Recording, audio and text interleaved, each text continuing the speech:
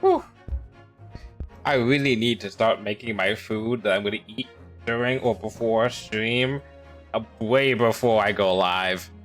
But I was already late to going live, so I was like, I'll just go live and then make my food. What do I make? Oh, I know. Let's make my frozen. Let's eat my frozen meal that takes 6 minutes to make. Not the smartest idea of me, but at least I have food now, and we're ready to start too. So normally we would do some Ace Attorney on Tuesday, but today is Monday. And normally, this is because I wanted to double up on doing some Ace Attorney streams so I can see if I can get all of Ace Attorney done by the end of this year, including weeks I'm not going to be able to play, account for those. But,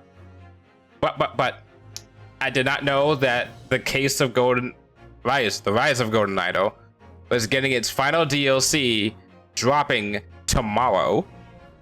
So, we're doing one Ace Attorney stream and it's this week. And then next week we'll do 2 Ace Attorney streams.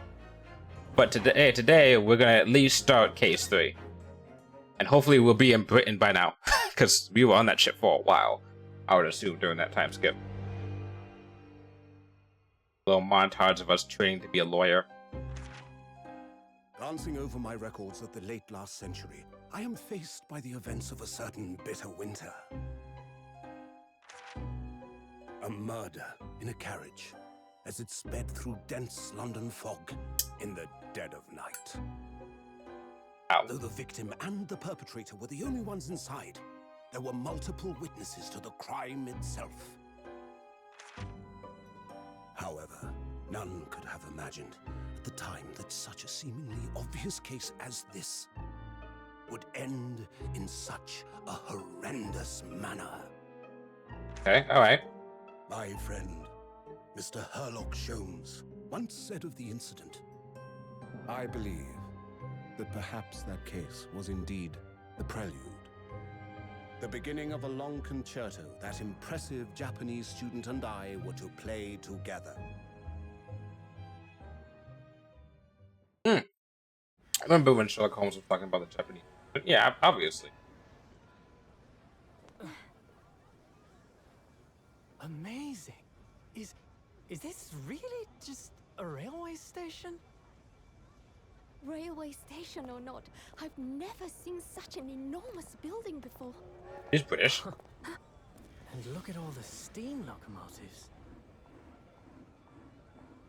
This country is incredible. British too. Okay.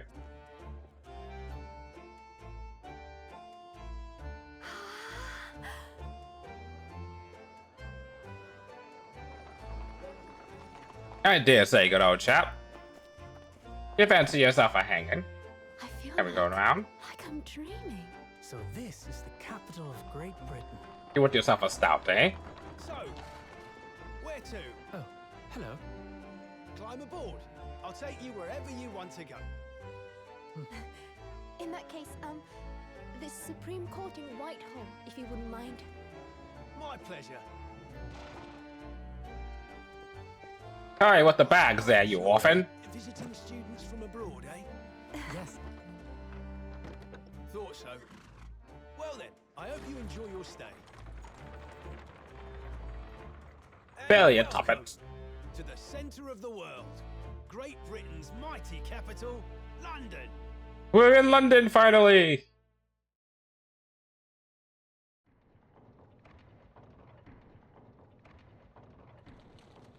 Get myself some fish and chips and some... Oh, line. Other food. Go. Quick. I can't think of any British foods. Oh no.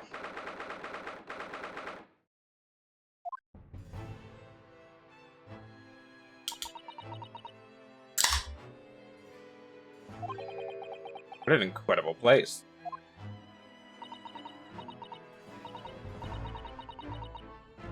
It's so imposing. It's almost suffocating.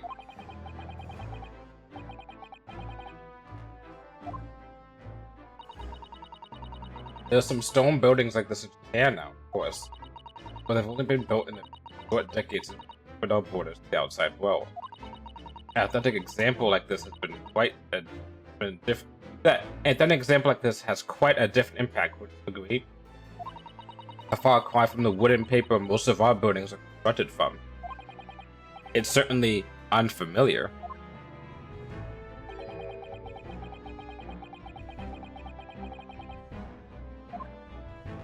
Yeah, the gears.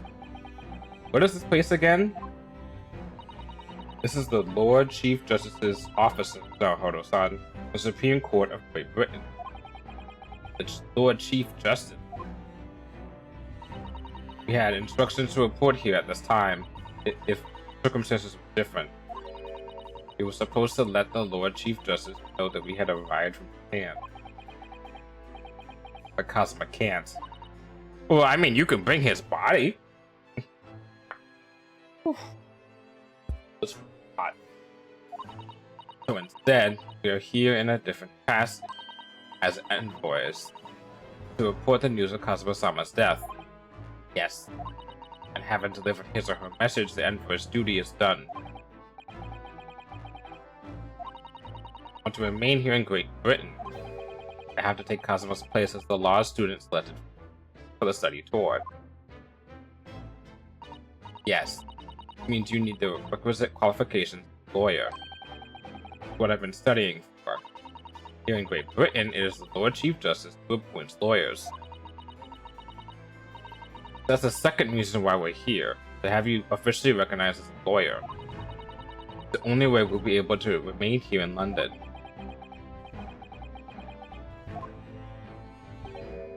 Ah, good morning. Sorry for keeping you.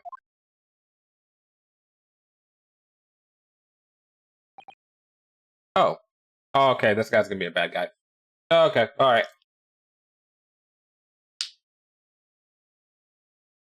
There's no way this guy's not gonna be a bad guy. Okay.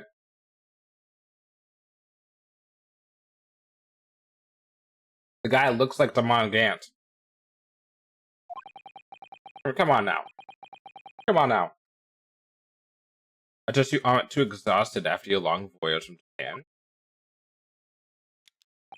Oh, come on, look at that hairstyle.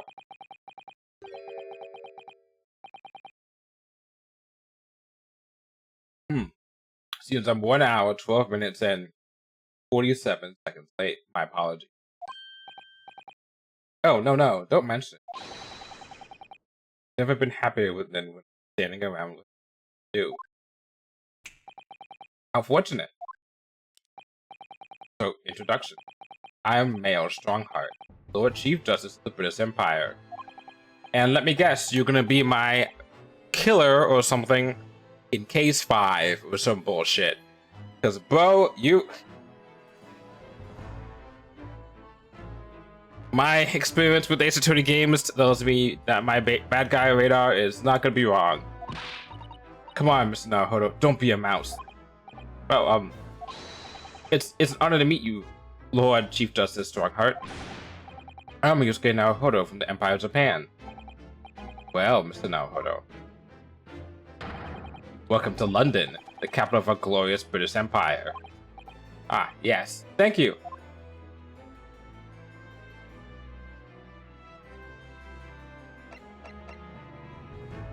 Let's look around first. Look at these menacing metal giants facing each other across the room. Those are knights. I believe they're suits of armor. Oh, right. Thought maybe they were like the lion dogs we have in Japan guarding shrine gates. No, not at all. In fact, in Europe, suits of armor like these are always possessed of evil spirits, you know. What? And they roam around in the middle of the night. Really? Is there nothing you don't know, Mr. Sato? The book tells me everything I need to know about everything. If you're ever unsure, just ask. I don't know everything, I just know what I know.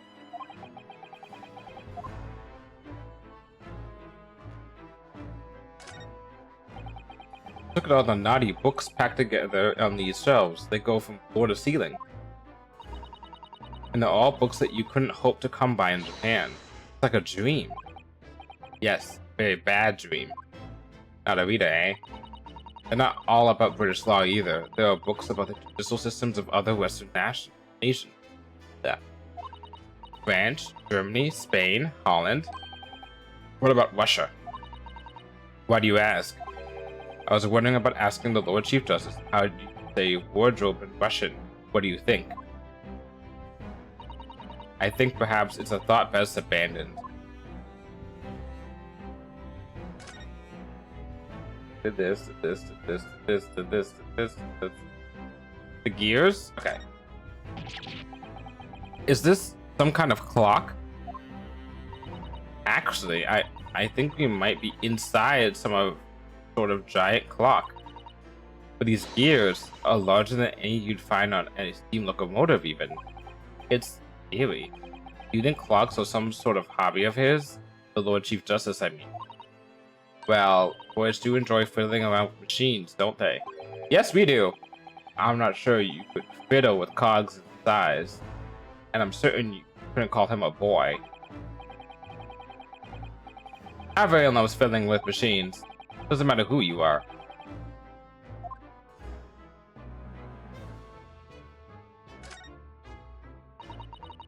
This must be the Lord Chief Justice's desk. I believe it's made of marble. Marble. Looks more like an over-the-top tombstone that's toppled over. I think that's your fanciful imagination at work again, Mr. Naruhodo. Feels like everything that's normally made of wood and paper at home, made of bricks and stone here. I know. That's why this place feels so overbearing, I'm sure. I think I hit everything, right? Okay. Oh, let's close this side. Okay.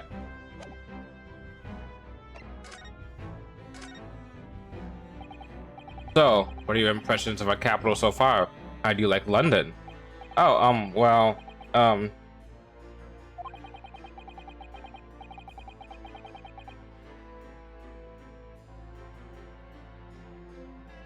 like when he thinks, it gives me time to eat.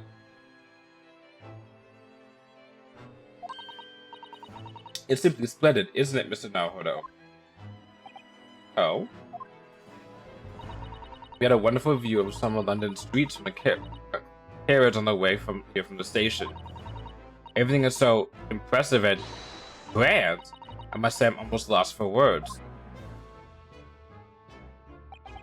I'm glad to hear you like it. The city boasts tramways, piped water and gas, even capable of supplying electricity. We spearhead every revolutionary new technology in the world. Every visitor to London is astounded. Oh yes, astounded is the word.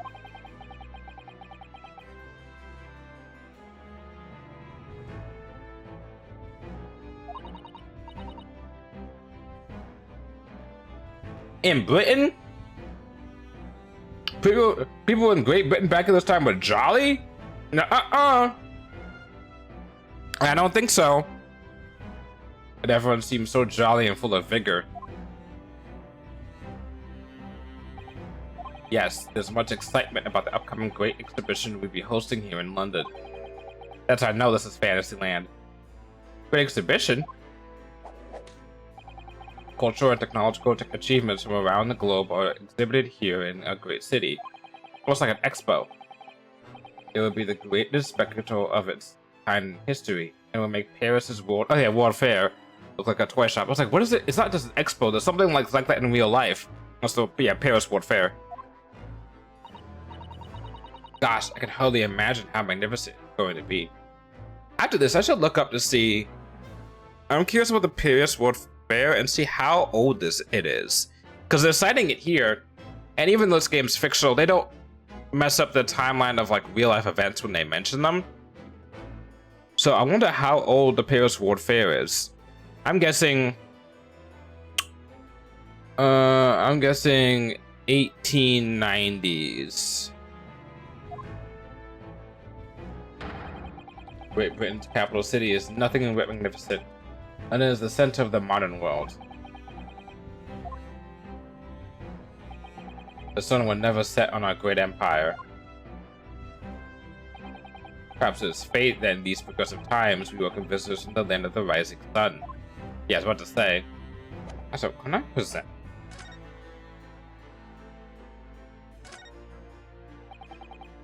Strongheart, may I show you this? Oh, he's not gonna care.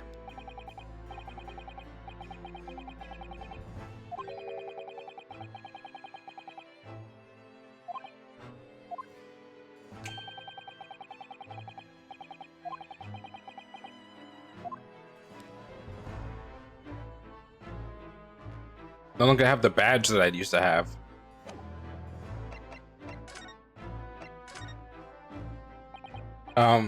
Lord Chief Justice, I think you were expecting a student of law for the study tour, weren't you? Absolutely. And Mr. Kazuma Asogi, if my memory serves. That's right. British government has already been telegraphed a full report on the situation. I understand the young man lost his life aboard the steamship bound for our shores.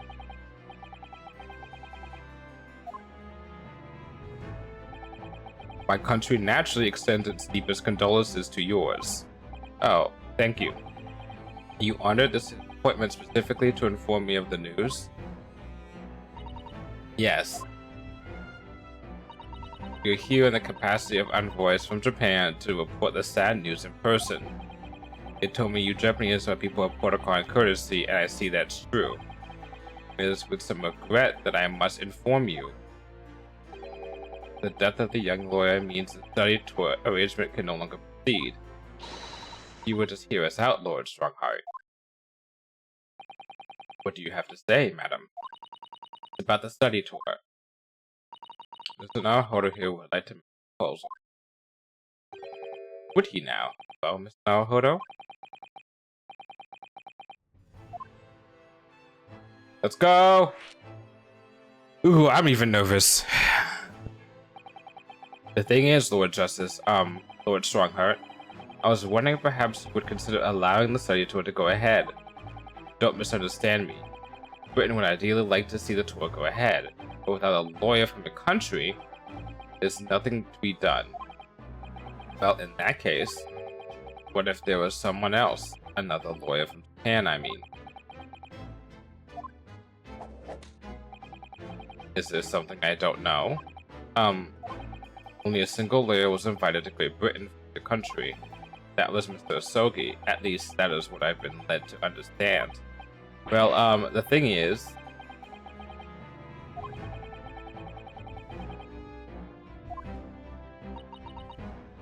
Mr. Naruhodo. Do I get a choice of what to say?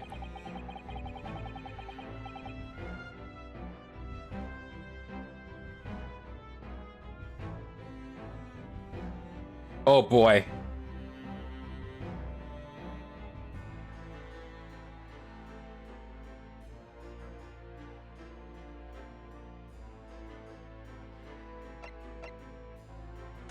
Try me.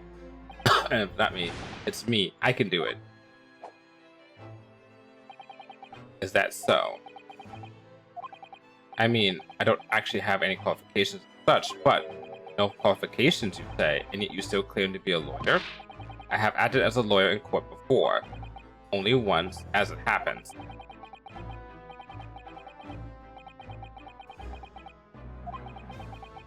I mean, you still won that case, dude. I've been spending every spare moment on the journey here to Great Britain studying. I've learned all about British law and court proceedings while I was on board the SS Buria. The voyage from Japan is some 50 days, I believe. Not what you might call a full education. To become a qualified lawyer here in Britain, not only do you need a university degree in law, you must also complete several years of training. I realize it's far too short a period of time, but I can't just go back to Japan. Kazuma, Mr. Asogi's journey had only just begun.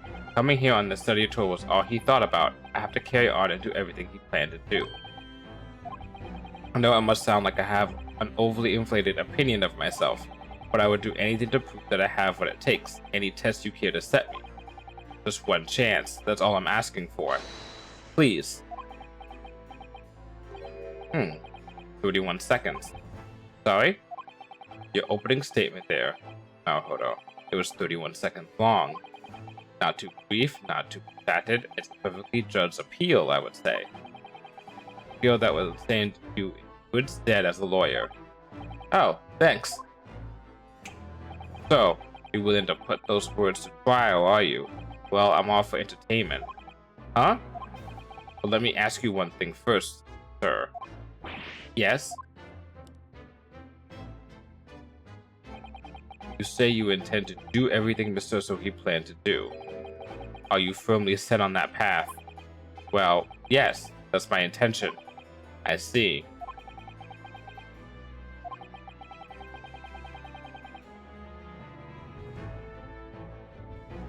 Ooh, maybe Mr. Sogi was there to help out with like some corruption stuff going on. Because a big thing in all the Ace Attorney games, especially when you get to the second trilogy, is them talking about the quote-unquote dark age of the law.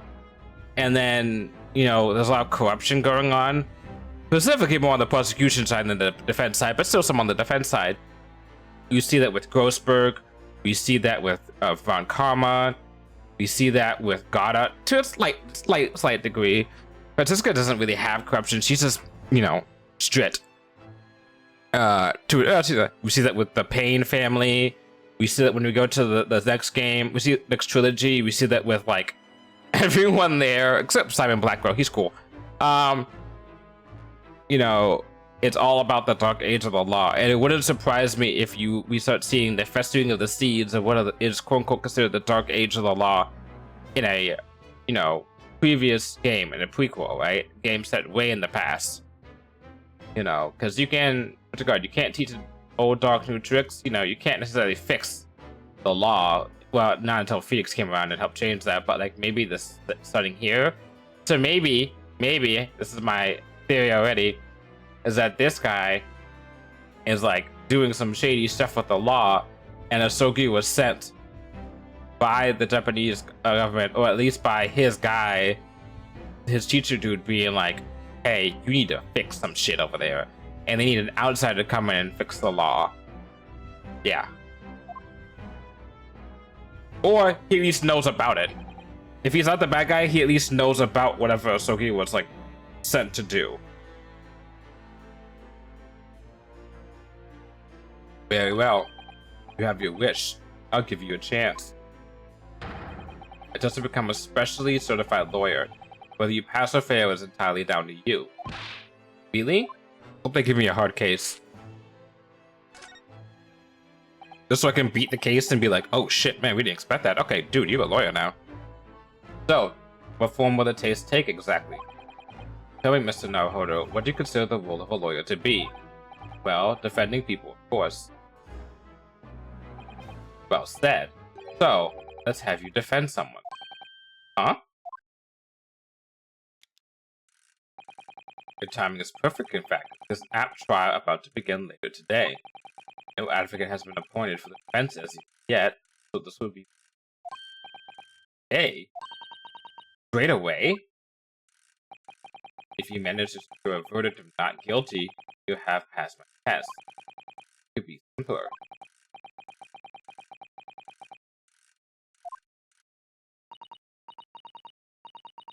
Well, could I ask, what sort of trial is it, Lord Strongheart?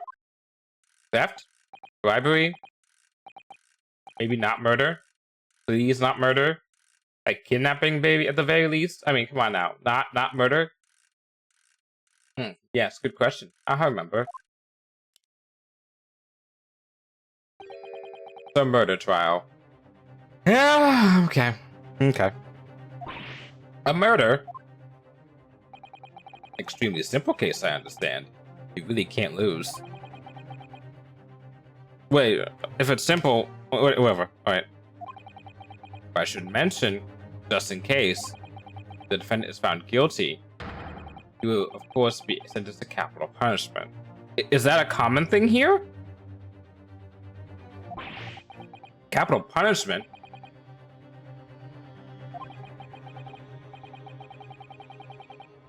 Here in Great Britain, murderers are sent to the gallows without exception. Presumably you read that much in your short, D-based introduction to British law. We can't possibly agree this as a test. We'd be toying with a man's life. I am the Lord Chief Justice. I've decided it's acceptable. But...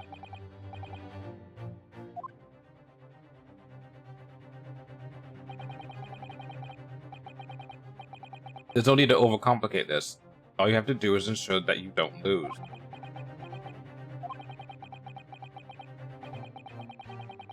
Also, we meet the guy, the defendant, and the defendant's like, yeah, I killed that guy. And I'd do it again. Send me to the gallows.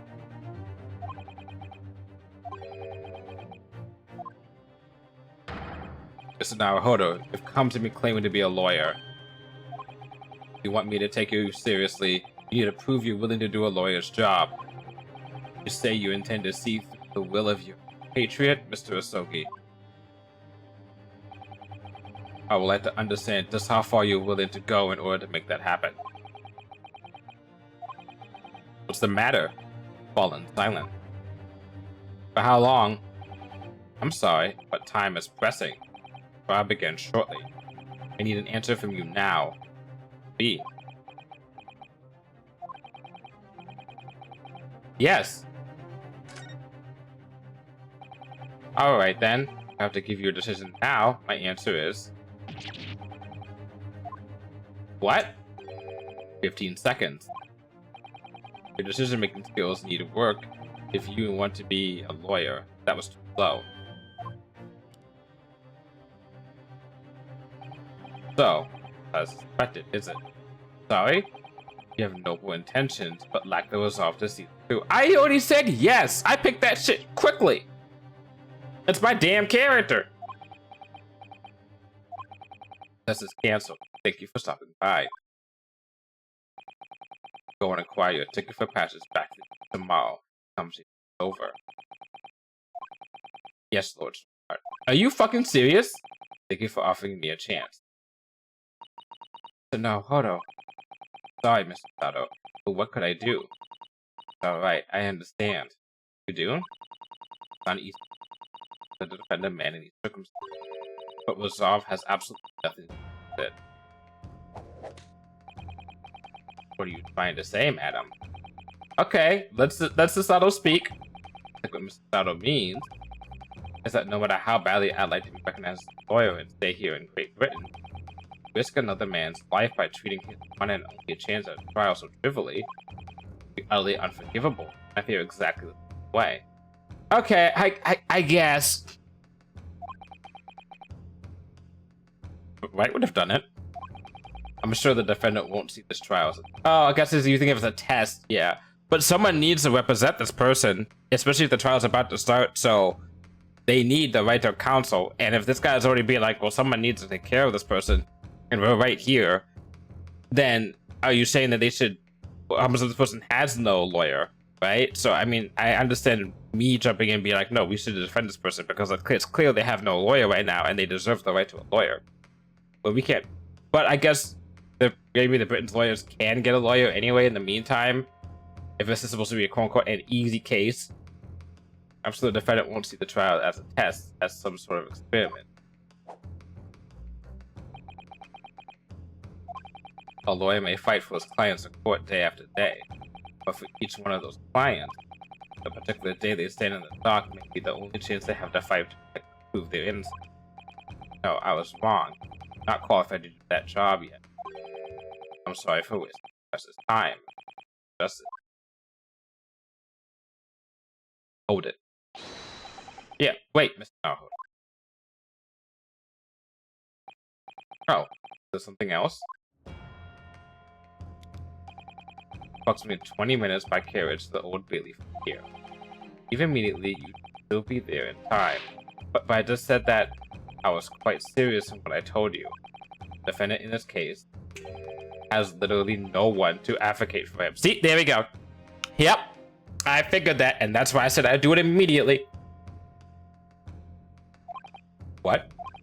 At this point, he can't hope to find someone to represent him. The trial will begin without a defense. If that happens, there's only one possible outcome. He will receive the most severe sentence the judge can pass down. But that's awful. But that is the truth. Why does it have to be?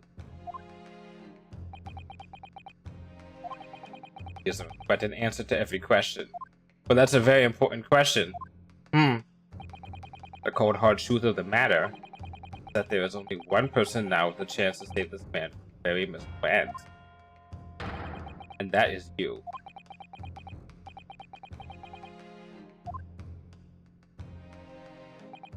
So, do you say now, madam? Me? What do you mean, Lord Strongheart? You said it wasn't an easy decision to choose whether to defend a man in this circumstance, and I agree. But in my estimation, it is purely and simply a matter of resolve. Oh! Our time is up here. I have a meeting to attend. I must leave in 2 minutes and a second. So, venture to a great city and enjoy yourselves. Or, yeah, just have fun in the city, or you could defend this person. Choice is up to you, but if you don't, he's gonna die. Gone. Bailey. We got so manipulated right there.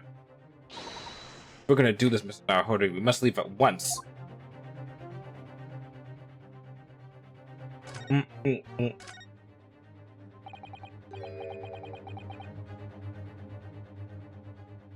That's because she's gonna attack me. Mr. Sato, can I just ask you something? Careful. In this position, the perform Mr. Sato take down in an instant. And no. Naruhodo, good Lord Strongheart. Trial starts imminently. If I need to throw you, I will. Throw me to Old Bailey, please. If you need to ask me anything, and it better wait until we're at the Old Bailey. Okay.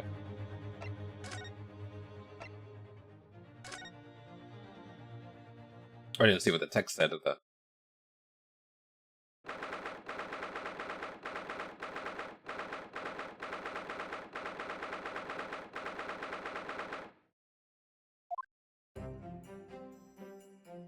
It looks so similar to our place in Japan. Like, very similar. Oh, thank goodness we're in time. There's still 15 minutes until the trial begins. Never knew horse-drawn curves can go so fast. Thought my teeth were gonna rattle loose. Did you hear what I said to the driver when we climbed aboard? Get us to our destination in 5 minutes, driver, and there's a guinea in it for you. One of my favorite lines in the Holakshom stories, and it worked quite perfectly. I'm not sure why you're so pleased. I thought we were gonna die, and we have to pay gold for the privilege. Well, at least we arrived here before the trial started.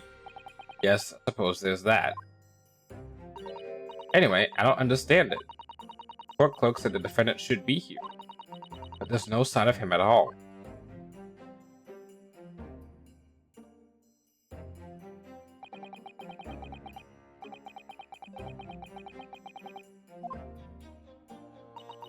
Are you alright, Mr. Naruhodo? I'm feeling tense, that's all. The place gives me the same sense of foreboding that I remember from the Supreme Court in Japan. An oppressive air, almost as if the building itself is going to crush whoever is about to be sentenced. Well, it wasn't only yesterday, dude. Yes, whoever the man you're to defend is, I imagine he's feeling very alone at this moment. Top of the morning to you, madam. Sir. What are you doing? Follow me here. Things are very desperate, are they? Sorry? Would you look at these expressionless faces? From the east, are you? We're from Japan, yes? Ah, Japan, is it? Right, say no more. So, how much do you need? No, we're just here because... No need to explain, fella. I've been made there myself, so I have. No place to go, nothing to eat. Barely a penny to your name, and all while a strange faraway land. Well, actually, I haven't found a place to stay yet, no. It's grand, it's grand. We start by giving you 1,000 guineas. Say nothing now. 1,000 guineas? Please, Mr. Sato, you don't have to shout. But 1,000 guineas is enough to build an entire mansion in the most prestigious area of Tokyo. What? There's nothing to me at all. I like to ensure I have sufficient funds to weather a rainy day, you see. I have enough wealth to buy the city of London 2 or 3 times over. But even so, we couldn't possibly accept such a large sum of money. Oh, ow. Don't get me wrong, fella. I'm not giving it to you, no strings attached. I'll be wanting you to do something for me. Oh? To be honest, a little embarrassing. The trial that's about to begin, you see, is for me good old self here. I'll be in the dock. Now, what I want you to do, come along with me and stand there beside me. Officially, you be my lawyer, but that's just a little detail now. Oh, well, the thing is, don't worry about a thing. All you have to do is stand up there next to me, nothing more. Otherwise, you see, the trial's going to start without me having any kind of representation at all.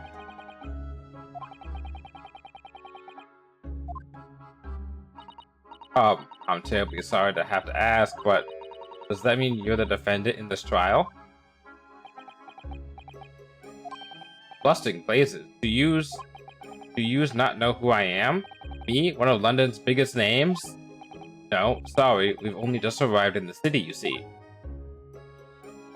I see. It wasn't altogether impossible. Well, just next to Hyde Park there, in the center of the London, is another beautiful park. Sorry, a park?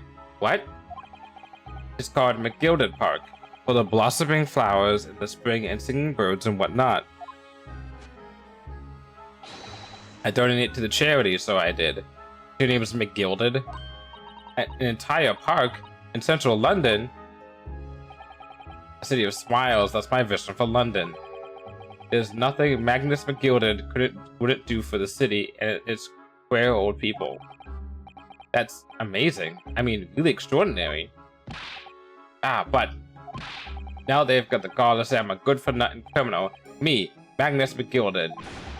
What does the matter with the London police, I ask her? I had to defend the 1%? God damn it.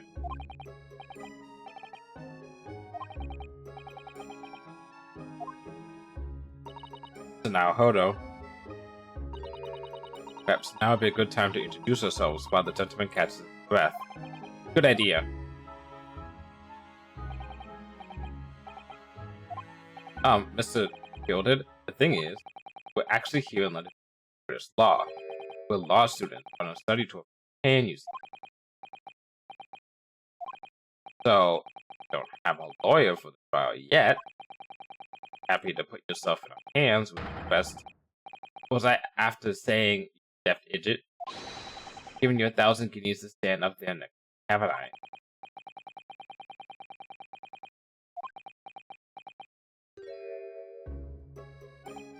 Oh, I think I see what's going on here. Sorry? I know what you're thinking. There's chance of a fella claims to have more money than the Queen. But if that's true, why the blazes can't he hire the finest lawyer in all of England? Actually, that's a good point. What the heck? Because he did it, that's the only explanation. Well...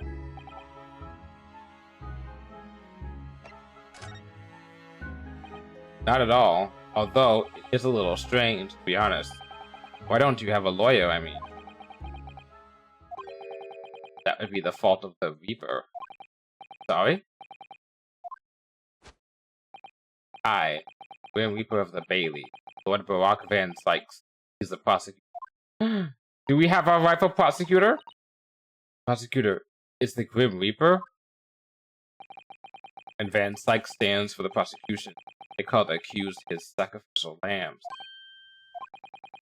They, in every single trial in which he's been the prosecutor, the accused has been damned.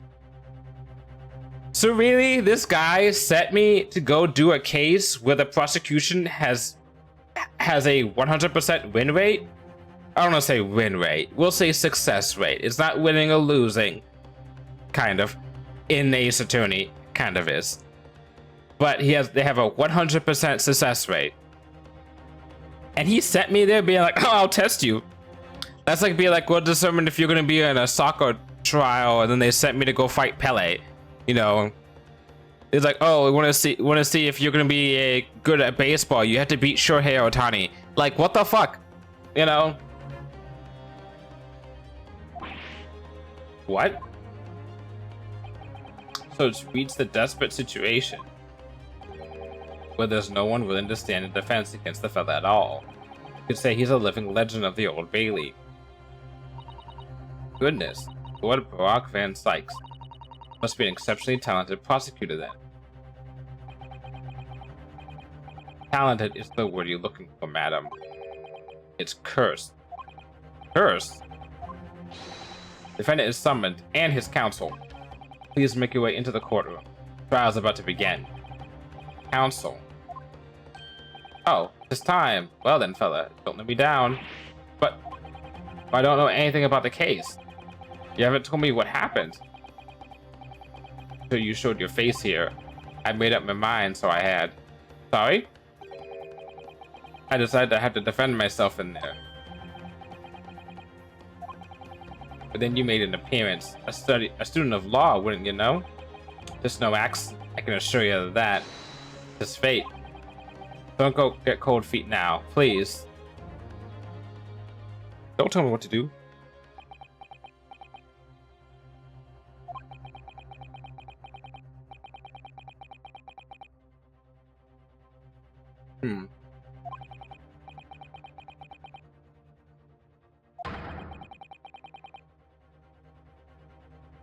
One of those guys actually guilty. That'd be a kicker.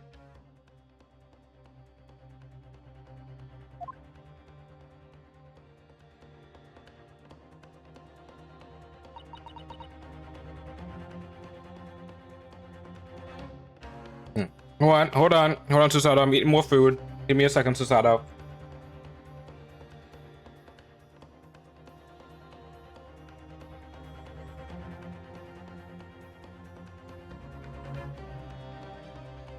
Okay. That's a little better. Mr. Naruhodo. The man has no one. Just stand alone in that courtroom, armed with nothing to defend himself. Yes, something that Cosplay would never have allowed to happen.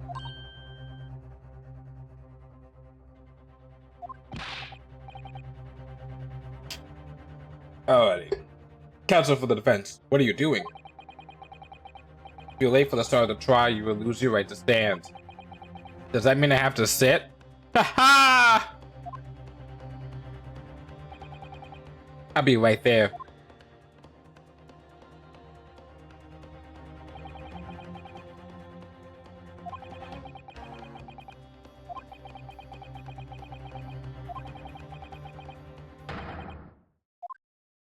Oh, Cosmos Ghost is probably looking back down at us and being like, let's fucking go. Well, no, you've already confirmed that ghosts don't remember jack shit after they die. It is canon in this universe that if you die, you just straight up just don't exist as a spirit.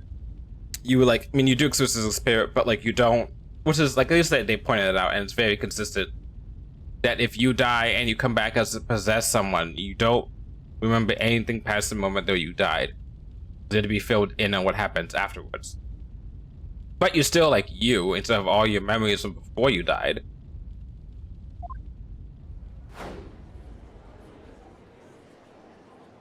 Wait, is there a jury in this? Oh boy. Oh god, if there's a jury. Oh no. This is the highest court in Great Britain, the Old Bailey.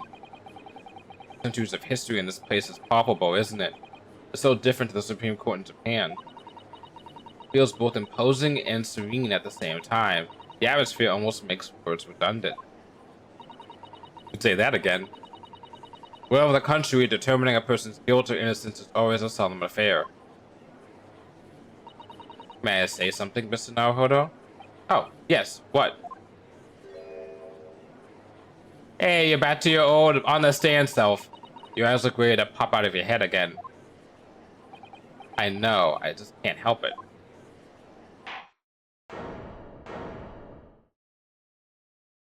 Aww, we got Santa Claus here. In the name of Her Majesty the Queen, about that, I hereby declare this court to be in session. We're here today to determine the guilt or innocence of Mr. Magnus McGilded. I now call upon the counsels for the prosecution and defense to declare their willingness to proceed. Prosecution is fully prepared. Well, looking like Dracula over there, alright.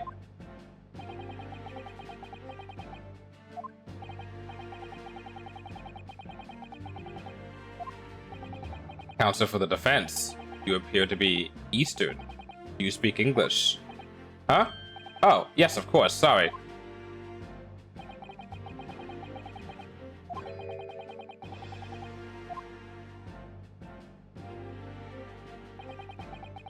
Those eyes please me, Japanese.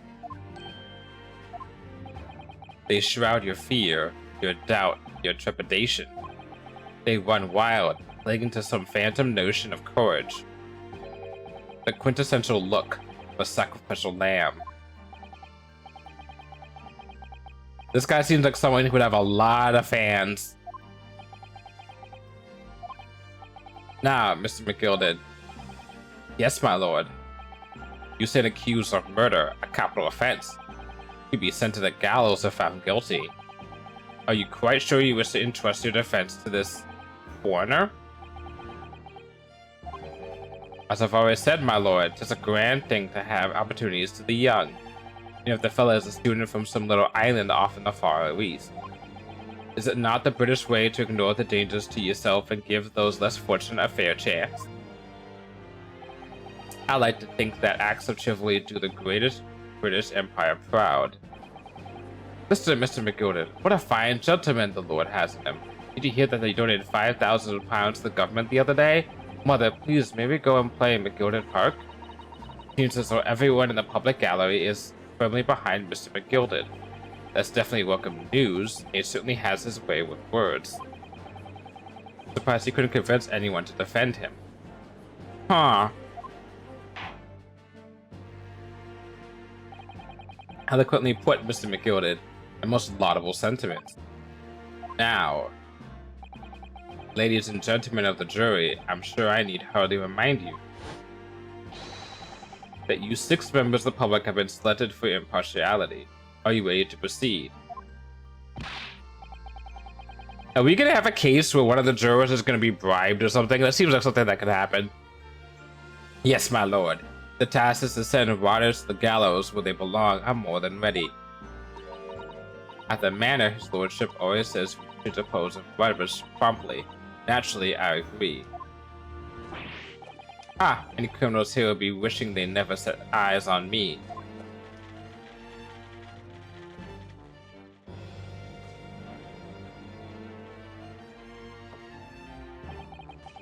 I feel a chill. Oh, don't mind me, my dears. I'll just be getting on with my knitting. Must finish these mitts for my grandson.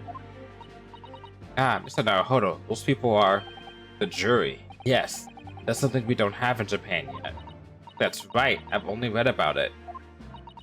But here in Great Britain, the court's final verdict depends on the opinions of the 6 jurors. The judge passes sentence according to the law, but the jurors determine guilt based on common sense. The defendant is ultimately judged from 2 completely different points of view. How exactly do jurors give their verdict? That I don't know, but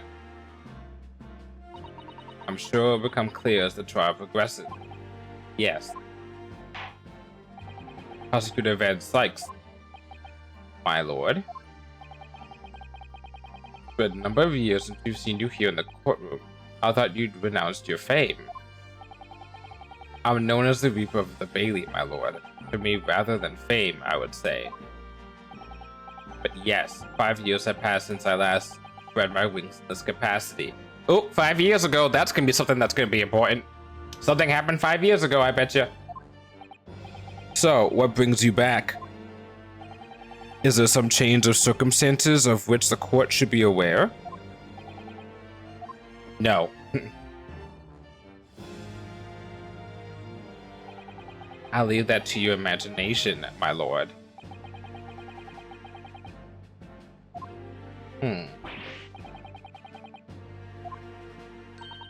Don't lose heart, Mr. Naruhodo. As you wish, sir, the court nevertheless welcomes your return. Now then, opening statements, I think. A summary of the case, if you please. Certainly, my lord. As your lordship is aware, this is a case of overwhelmingly simplicity.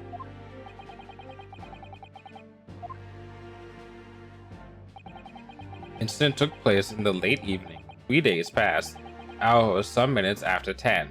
Okay. The victim was a maker of building bricks known in the community as thrice fired mason. Sorry, thrice.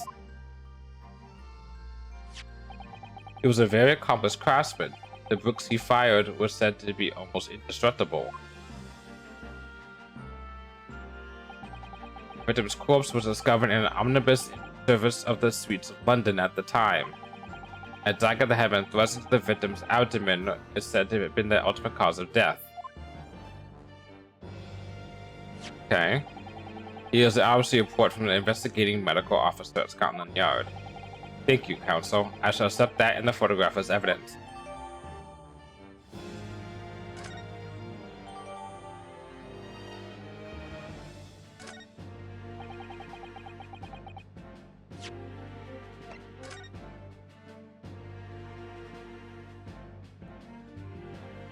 Okay. The day after Valentine's Day, 10 to 11 p.m.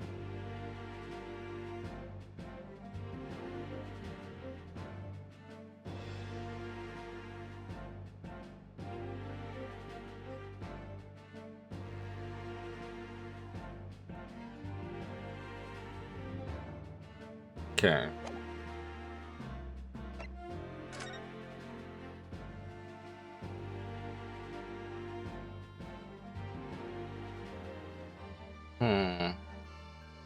Oh, this is gonna be important right here.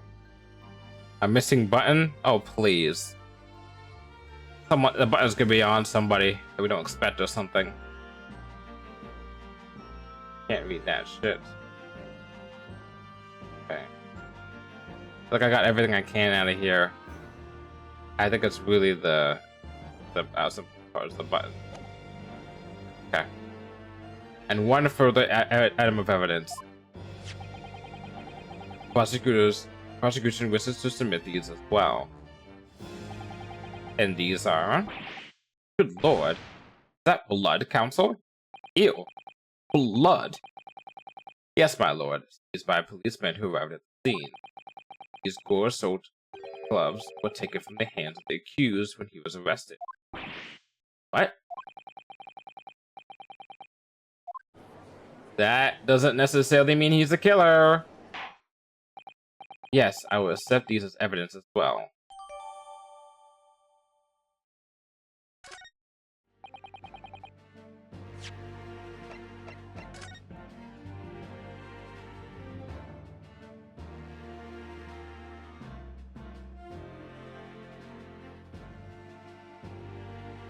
Nothing unusual about them.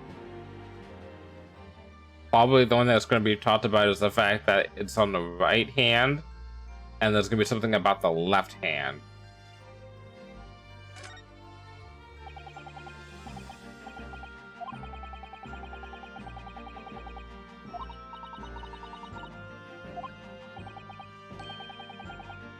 Ah.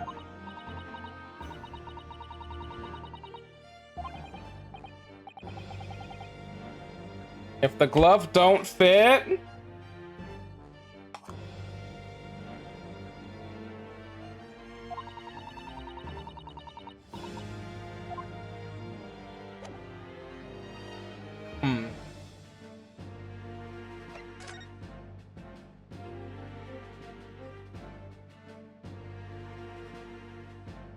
Hold up. How did the blood get on there? Pressing the hand to the chest.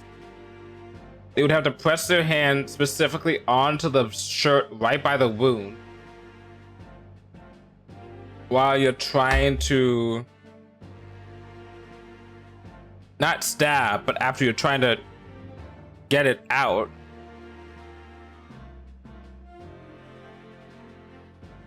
I could see it more like this guy, I could see it more being the victim's gloves. And then he was stabbed, and then he put the hand there on the wound, and then he tried either taking it out or something like that. It didn't say death was instantaneous, right? Internal hemorrhaging resulting in trauma. It doesn't say immediate death, right? And then don't explain though why a defendant would have the gloves, but I don't think these are his gloves. I think they're his gloves. Wait, hold on. But he's got something on. He's got gloves on. It makes no sense. Because it wouldn't be on the handle. It really would not be on the handle. Because if you're grabbing the, well, we'll find out later on.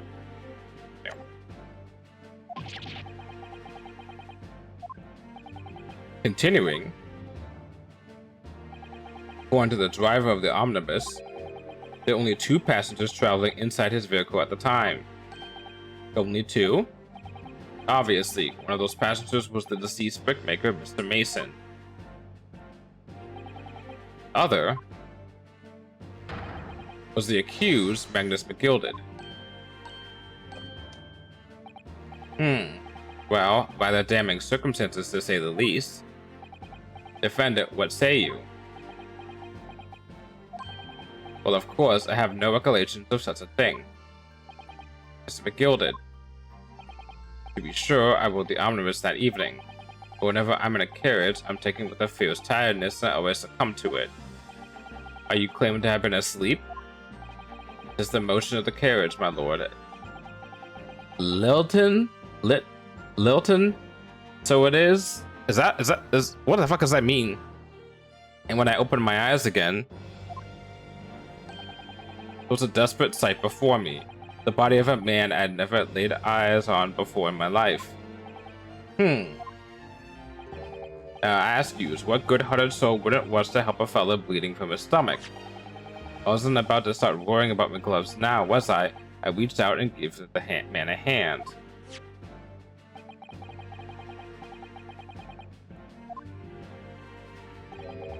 Fortunately, that statement of the driver is at the beginning. What? There were multiple witnesses. The precise moment in which the brickmaker was fatally stabbed. Okay. Order! Order! Order!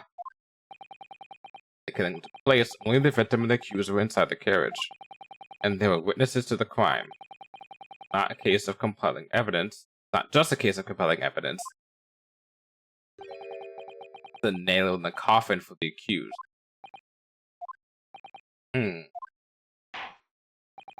Thank you, counsel. The circumstances of the crime have been made quite clear. I think we will hear testimony from these witnesses for all. My command. Bailiff! Bring in the witnesses at once. Oh, that's right. We have multiple witnesses on the stand in this game. Witnesses, your names and occupations. My name is, well, everyone calls me Beppo. I drive an omnibus in the East End. Who's fair play. I'm a banker in the city.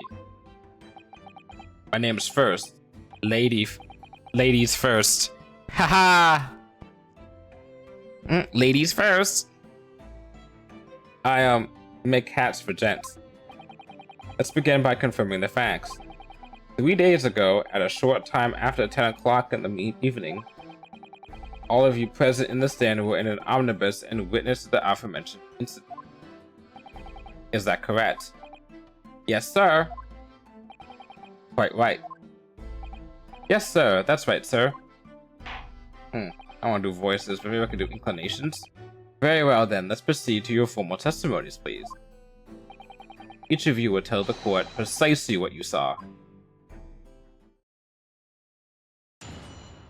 Especially after I had that spicy food I just have, it would be really bad if I had to. It was the last bus of the evening, so I had customers. I remember it well.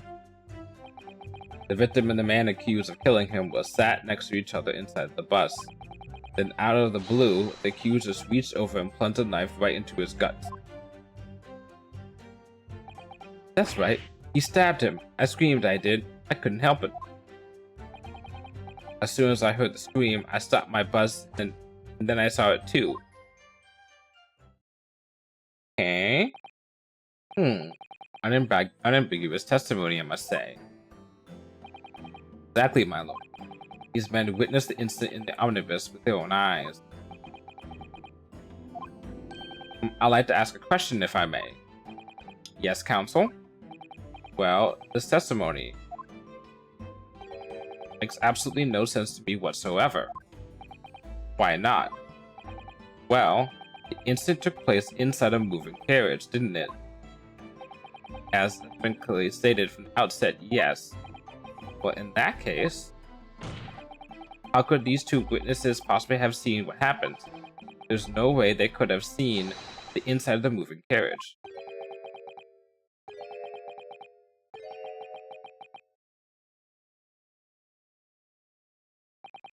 Out point. I'd read that civilization in the Eastern Island nation was a century behind our own. But you're here in London yourself. Are you really so ignorant about our omnibuses? Huh? Tell me, my Nepalese friend, have you even traveled in an omnibus? Well, no. We only arrived in London this morning. No matter. I've arranged for us all to see for ourselves. The actual scene of crime, that is. What? What do you mean? The carriage is designed to be moved, after all. Presumably you understand that much. Yes. The omnibus in which this bloody crime took place in here today, in this very building. Here? What? The entire carriage? Bailiff! Bring forth the stricken omnibus.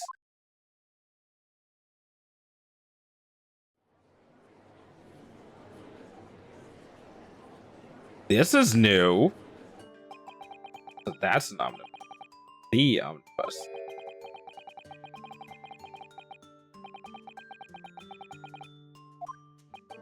As you can see, the omnibus is pulled by 2 horses. It can carry up to 8 passengers. Okay. 4 passengers seated inside the enclosed cabin and another 4 on the rooftop deck above. Every Londoner knows that the best views of the city's architecture and sights are to be had from the top of the omnibus. And I should point out to our foreign guests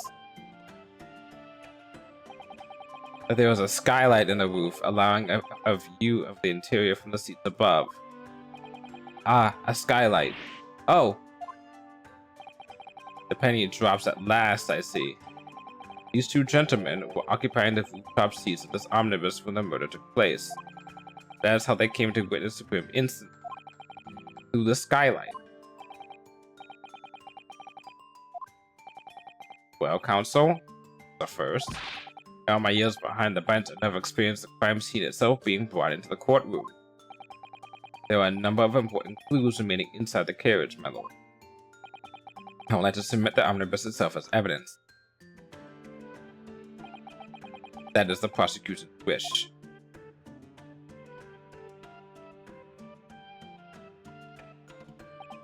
Very well, I see no reason why not.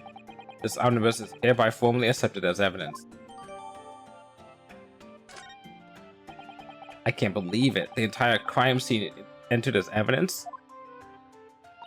Has that ever happened before? I don't think it has. Yes, Great Britain is simply extraordinary.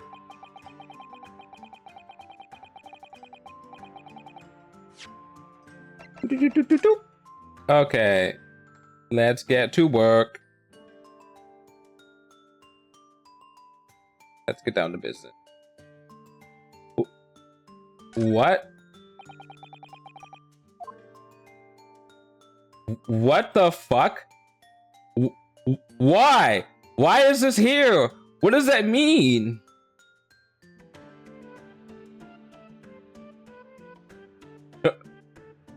Huh?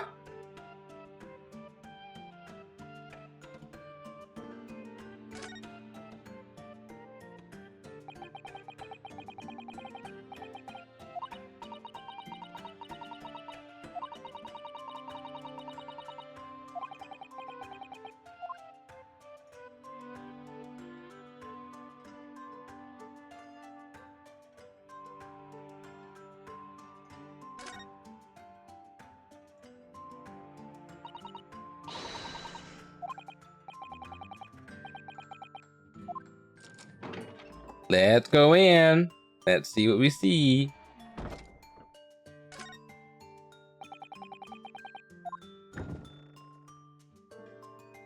Okay.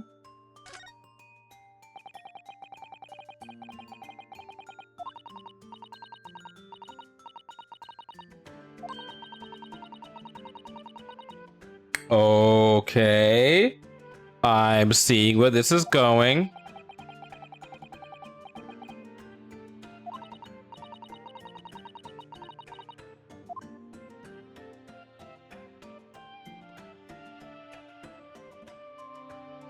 Or maybe not.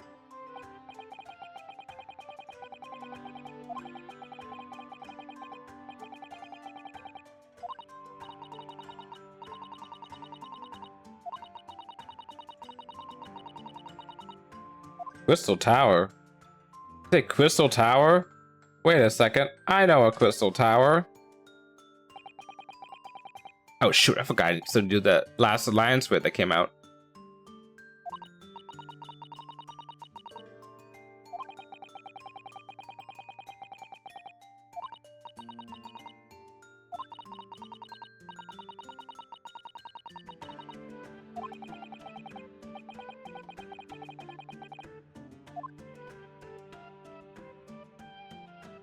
I wish I can compare this to other evidence, like the picture that we have.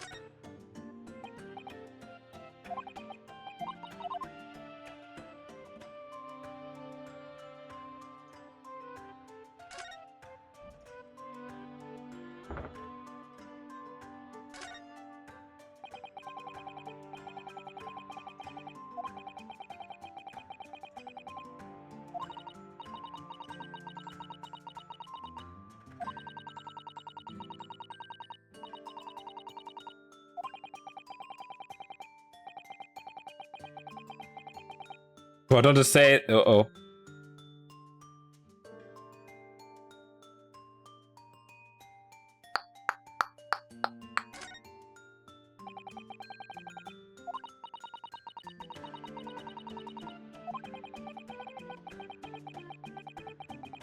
I think we got everything we can get out of this. All right.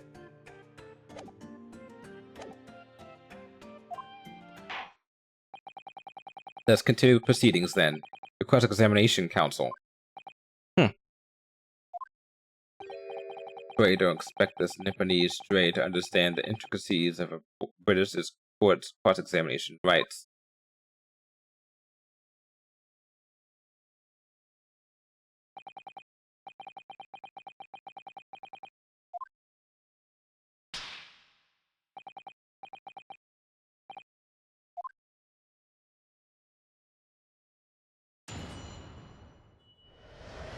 Yeah, that's a wonderful sound effect. Very familiar one. Feel nostalgic.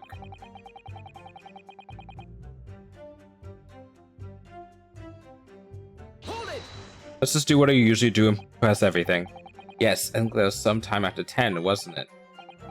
Oh yes, that's right, sir. Yes, ever so cold it was. Freezing, in fact.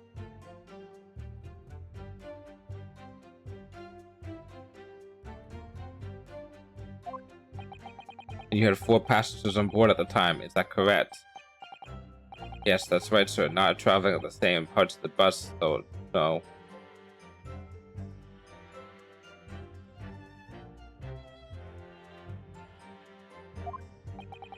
And there were no other passengers when the incident took place? Not when alighted, for example? Quite right with that, sir. No other passengers like that one. No one. None.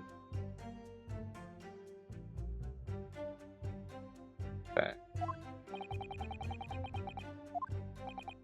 I have to say, the boss insistent running he does every morning. That's bus of the day.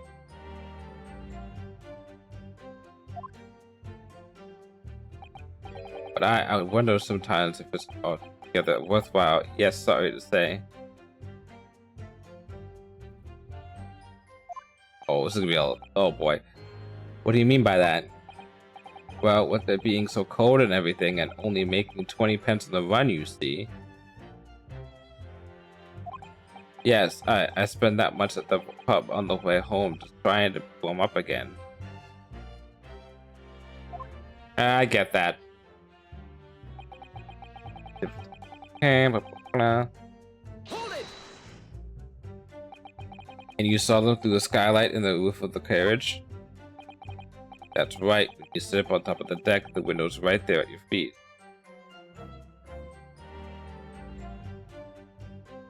Wait a fucking second. His gloves look exactly like the gloves of that we have as evidence. That probably doesn't mean anything. There's lamp on the inside, so I had a pretty good view. Okay, bullshit. Okay. The two of them were wearing hats. I couldn't exactly make out their faces. But there's not a shred of doubt in my mind that it was gilded. How could you be so sure? Well, I could put it politely. Mr. McGilda is a gentleman of rather small stature, but I've mistaken him for anyone else.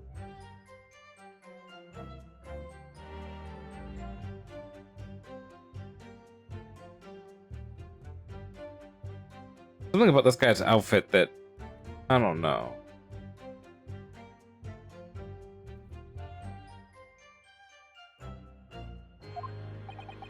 Let's not forget that when the vehicle came to a halt, the only people inside the enclosed cabin were the deceased Mr. Mason and Mr. McGilded. There's no room for doubt here. I really wish there was.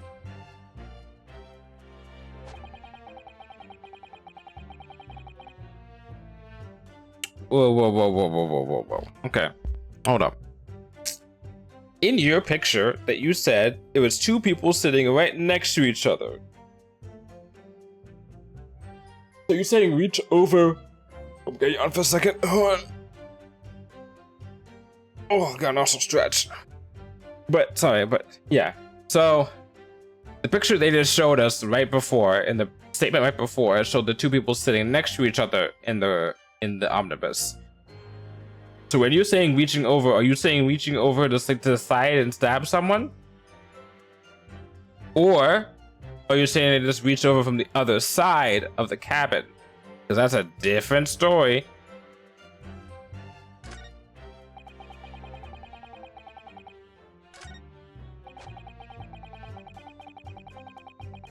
Hold it! You actually saw the exact moment it happened? Didn't I already testify to that? Or a fair, dinkum, hardworking city banker is not considered trustworthy these days. Oh, no, I didn't mean that.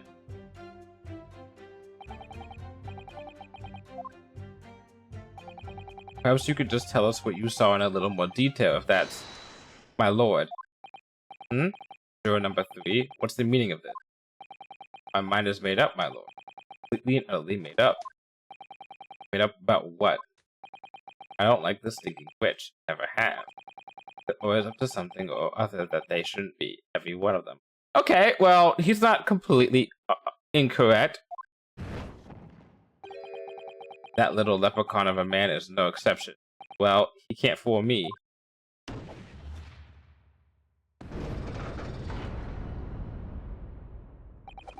Uh-oh. There's no point wasting time listening to any more of this. That's my opinion on the matter anyway. That's precisely what I was about to say. As for the foreman of the jury, it's my duty to set a good example for my fellow jurors.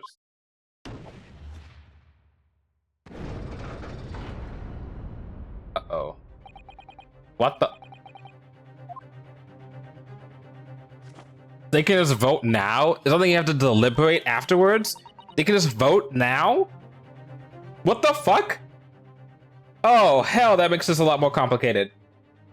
I thought it was just like at the end of the case, like, you know, the last case of Apollo Justice, where they're just like, okay, we'll just do stuff on the side and then come back and then vote guilty, not guilty, you know? No. This is, oh boy. Okay. All right. Let me see. Ah, yes, it seems that's how the members of the jury give their verdicts. With fire? Apparently, yes. White for innocent and black for guilty. As the 6 members of the jury make up their minds about the case, one by one they each cast a ballot of fire into the great scales of justice, as we saw a moment ago. So if those noble scales fall completely to the black side, does that mean... Let's do our very best to make sure that doesn't happen. So now 2 have already done it, so if another 2 do it, then we're fucked. Very well. The court acknowledges the change in the jury's stance. Counsel for the defense, please continue with the cross-examination. Oh boy.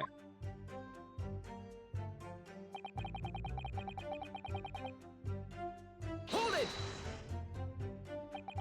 He stabbed him, you say? You were sitting up on the roof deck, were you? That's right, sir. I was up on the roof seats. No one else is making a... I remember seeing the little gent sitting next to the fellow that was stabbed. I've been thinking about a new hat design, you see, so I was just glazing absentmindedly around. But then I happened to look down through the skylight. It was sticking right out from his belly, that a huge great knife. Excuse me. Oh fuck, I didn't mean to do that. If I may, Mr. Fairplay, what are you fussing for now? That last statement appears to have given you pause for thought. Not really. By the way, you always seem to be looking to the side one way or another. Do you have some affliction? Not really. None of your business anyhow. Okay.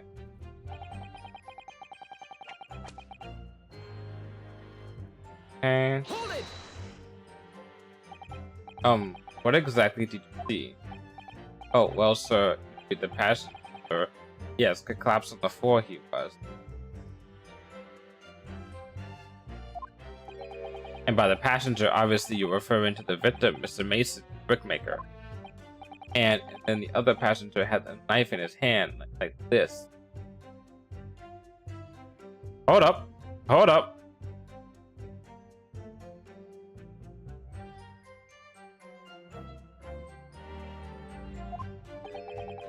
By the other passenger, obviously referring to the accused, Agnes McGilded. What are these guys' names again? Alright. Agnes McGilded.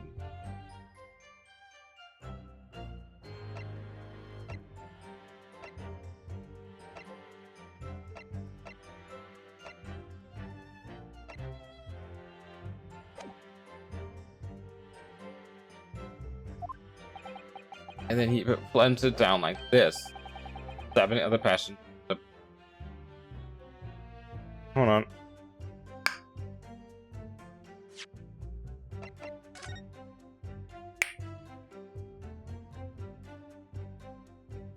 Hold on. I guess.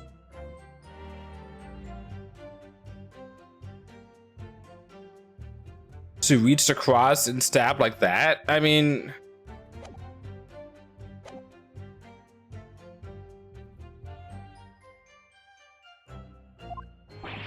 What?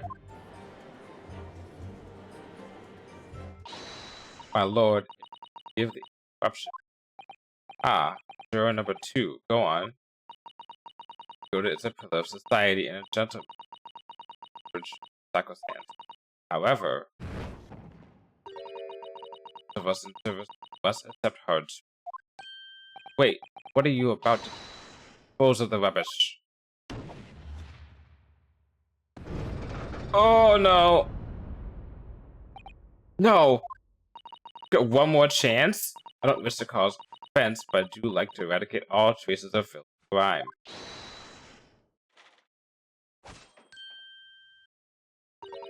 I have a painstakingly typed every word uttered here today and cross-reference all the facts.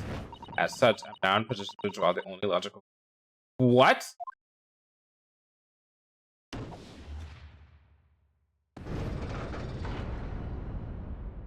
Is it majority rule or is it all 6?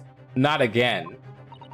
That's 4 out of 6 jury members who propose a guilty verdict. There are only 2 left.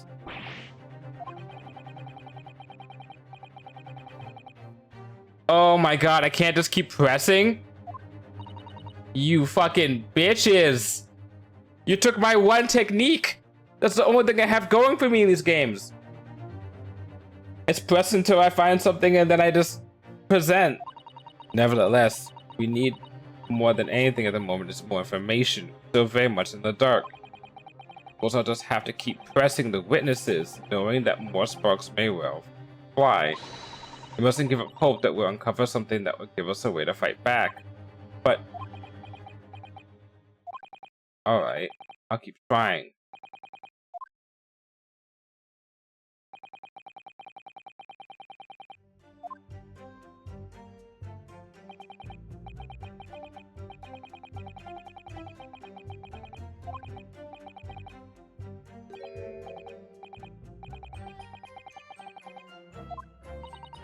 I don't like to be pessimistic, but we seem to be in a rather difficult situation here.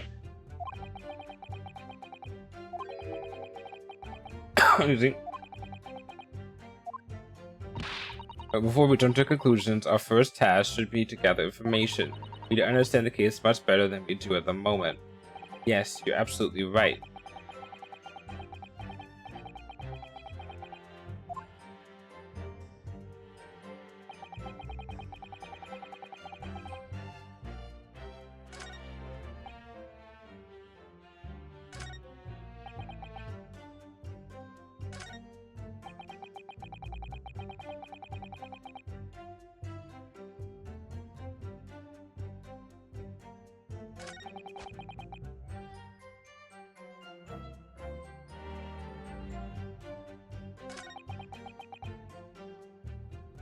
Okay, assuming that this is correct, this is the thing that's weird.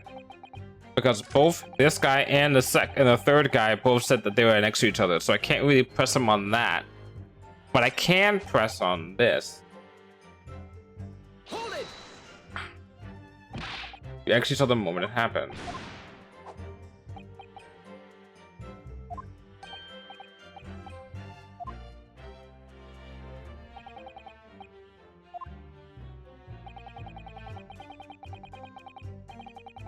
To find. Why do you ask that young man next to me? Oh, me? Oh, well, yes.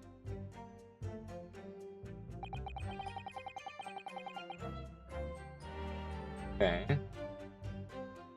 Hold it!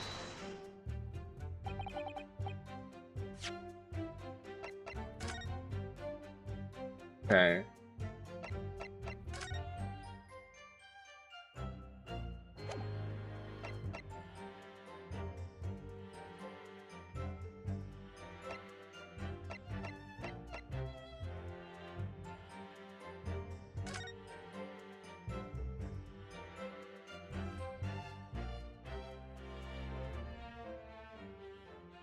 Hold up. Hold the fuck up. Were both of them sitting here? Oh, is one person sitting here, one person sitting here?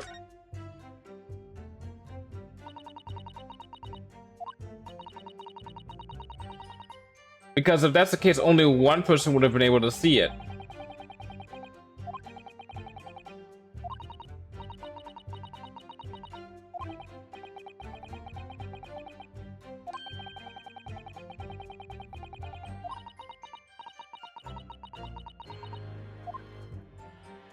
Yeah, because let's say you're sitting here, right?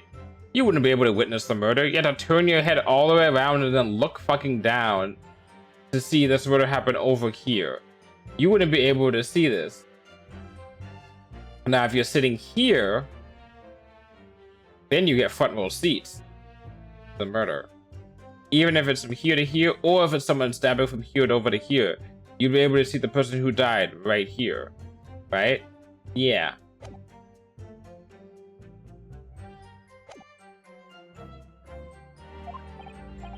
That's right, so I was up on the seat.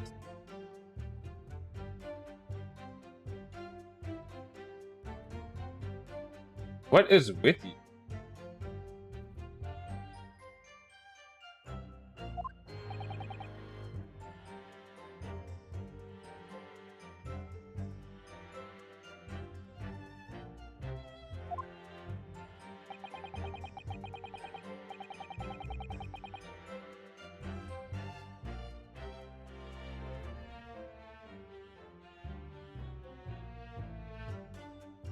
Oh, why are you still fucking cold?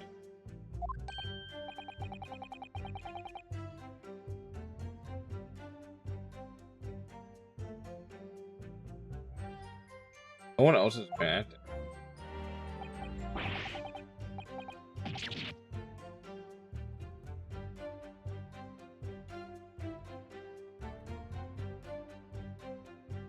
Okay, so either I have to present something to conflict with their testimony, or I have to press them and then look to see if someone else has conflicted them within their own testimony.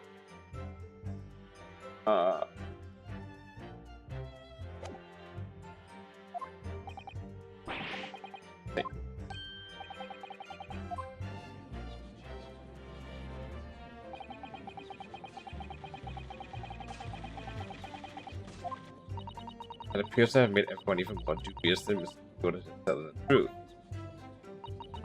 Only we had some evidence to counter their suspicion. Mr. First. Yes, sir? Is this the knife? Saw. Oh, good grief. Yes, that's it. The very one, sir. Is that? Yes, counsel. This is the blade that was driven into the victim's belly like a stake through the heart. That was a blade of considerable size, counsel. It is.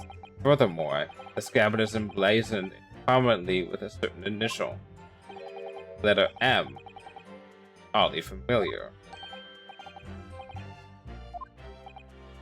M for Magnus, perhaps? Or McGilded, possibly? Take your pick. It seems this particular big name in London made a magnificent mistake. But there are mems everywhere. Yes. Like in Mason. Objection! This blade is far too extravagant for a poor brickmaker to have owned. No, this is a weapon of murder. It almost certainly belongs to the accused.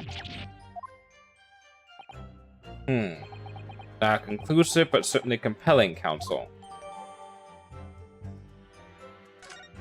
Okay. Although would I wish to speak?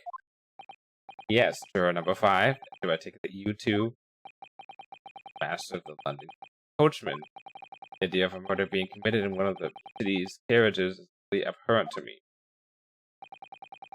Right to make a decision before hearing all the facts, though, I said to myself.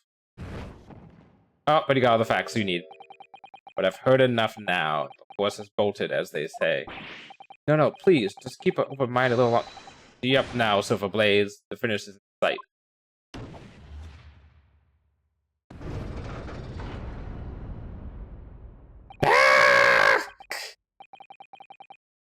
Webb was a long-standing member of the guild, and I trust what the man says. Thank you, sir. You're too kind, sir.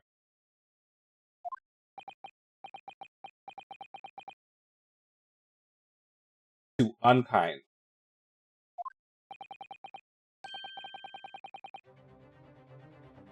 Which now means that 5 jurors agree to condemn this man.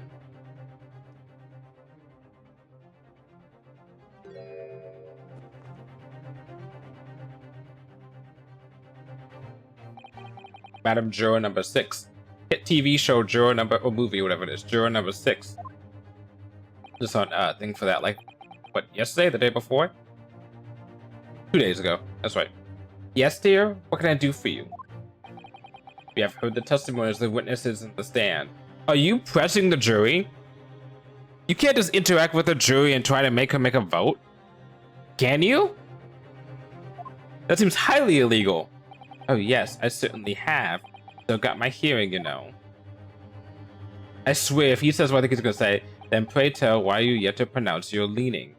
No, that is that is jury manipulation. Fuck the fuck off. You can't just be like, jury number 6, you gotta vote now. You know, you gotta do that. That's pressuring the jury. You can't do that as prosecution or defense. What the fuck? We have put animals on the stand. We have interviewed spirits. We have entered illegal evidence, or kind of been like wishy-washy, but honestly, this is the most fucked up thing to me so far in this series. Well, dear, the thing is, I'm a creature of habit, me. I always go to the park, because now we're fucking up the actual process of determining the guilt on like the human level. Like, yeah, this is fucked up. Anyway, guess we had to still have an uphill battle. It's the third case out of 5, so I mean, going into this, I knew this was supposed to be a little bit difficult. I always go to the park at around this time of day and sit on a nice bench to get on with my knitting. There's a lovely little park just near where I live. The Gilded Park, it's called.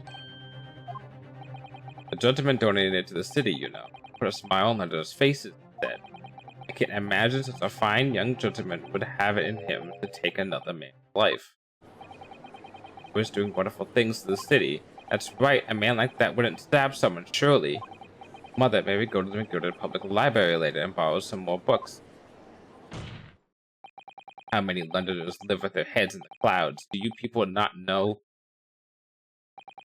what kind of man Magnus McGilded really is? What kind of man is he? The philanthropist Magnus McGilded has enough wealth to purchase the entire city he claims to value so highly. But where did all that wealth come from? Your client is a Shylock, sir, one with the very darkest of souls. What? Stone the crows. The Gilded lends money at extortionate rates of interest so his victims have no hopes of repaying him.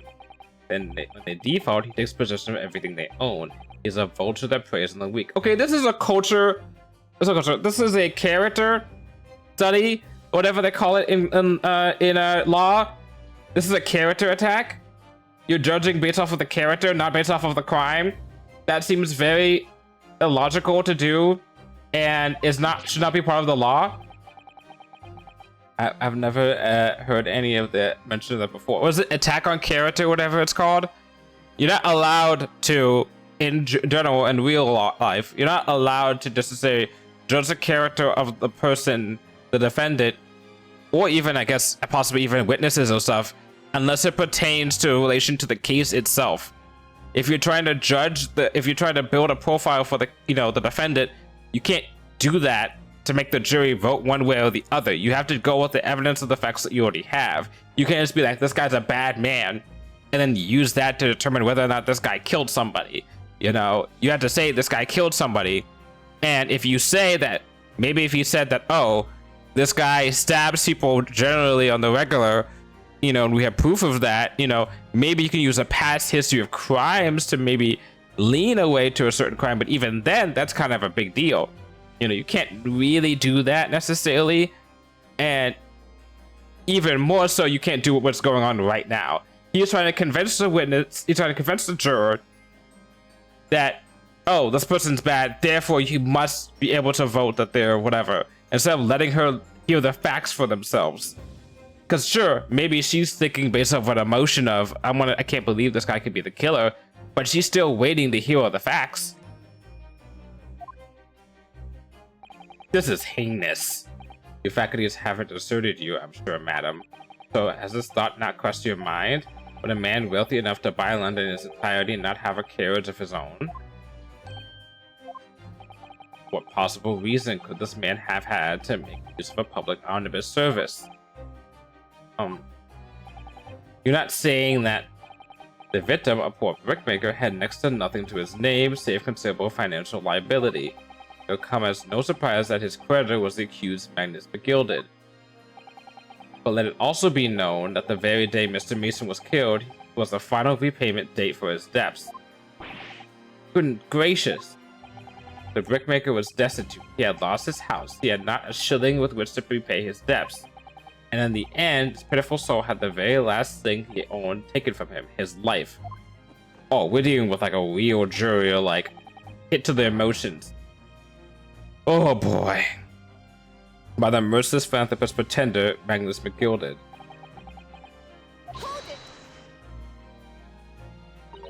If I might add something briefly, Miss Masato, you claim that the victim had been lent money by Mr. McGilded, but where is the evidence to support your claim?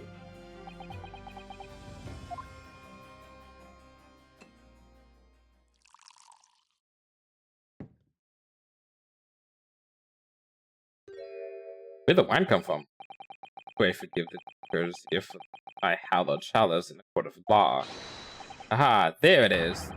Lord Van Seek's hallowed chalice.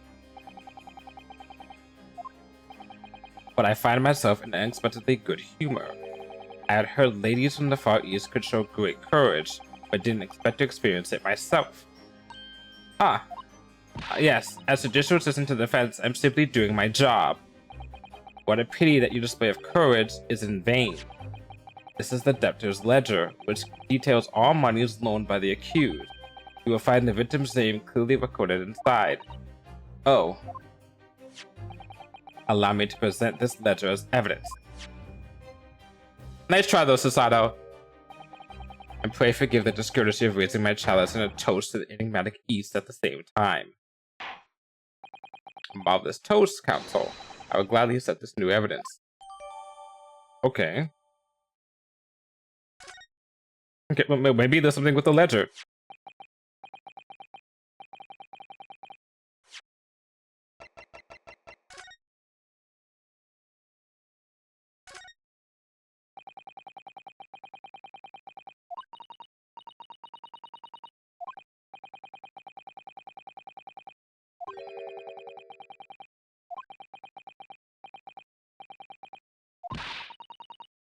Hmm.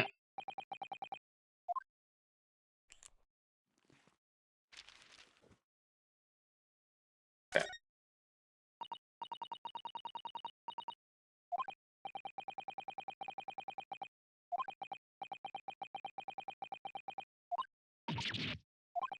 You had to be well off to be a gentleman. Oh, fuck it. I knew it. I knew one of these fuckers' names was going to be on here.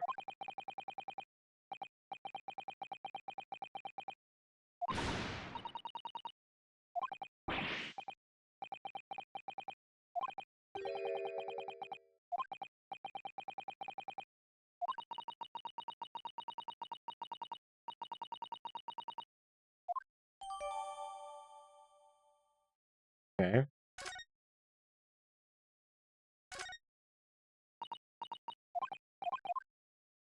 Okay.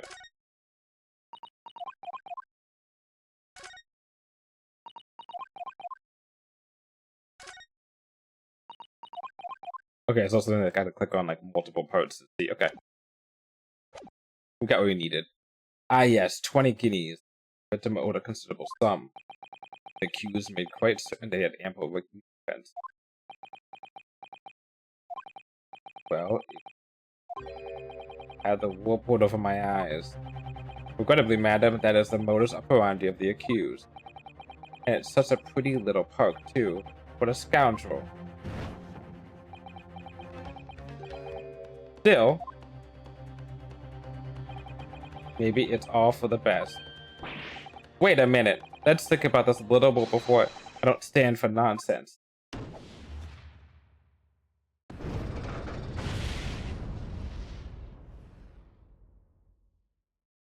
Ugh, god damn it.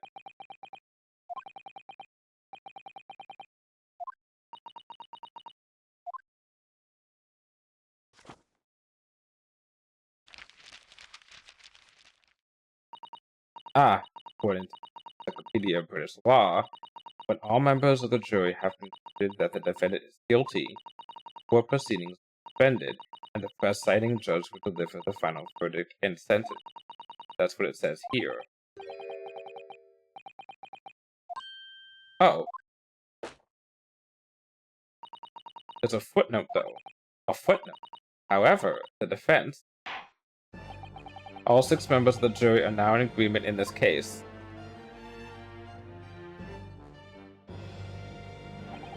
Allow me to convey my respect for your swift and righteous decision. According to the laws of this country, I will now conclude the trial by delivering my final verdict. I trust there are no objections. Susato? Mr. Sato, just tell me one thing. Oh, yes? You were in the middle of saying something before. The footnote in your Encyclopedia of British Law. However, the defense... What did it say next? Oh, yes, of course. One moment. When all members of the jury have concluded that the defendant is guilty, court proceedings are suspended and the presiding judge will deliver the final verdict and sentence. Then the footnote says, however, the defense has the right to demand a summation examination of the jurors at this point.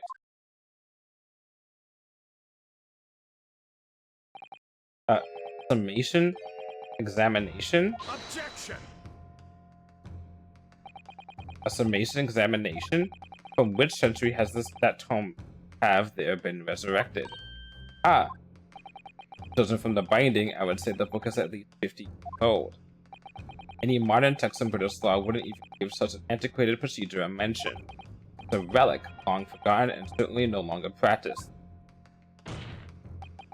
So you're out of luck. Uh-oh. What even is it, Mr. Sato? The so-called summation examination. Oh, one moment, and I'll read about it. And the right to a procedure before you even understand what it entails. Typical nip. Alright, racist. Alright, Mr. Naruhodo, I think I understand. It seems that under this procedure, you will be able to appeal to the members of the jury. Do what, exactly? Appeal to them to change their leading or reverse decision. It says here that if successful, the proceedings of the trial must be resumed. Yes, in times gone by, barristers would use a summation examination to attempt to influence the jury's decision. Which I should be able to do because you gave me evidence specifically after the fact that other people have made their judgment. Which means they're not making which means they could have changed their mind based on other evidence that have come out after the fact, and the trial was still going on. I should have the right to a summation examination. Fuck you, prosecutor. But that procedure became something of a formality with no practical benefit, but rather fell out of use. I wonder why. Because it was devoid of purpose. Changing just one member of the jury's mind would be hard enough, let alone several. No self-respecting defense barrister would ever even assert his right to try in their name. Still, I don't see any mention of the procedure actually being formally revoked. What are you suggesting? I'm suggesting that although it may be antiquated and forgotten, yet extinct. What do you think, Mr. Naruhodo?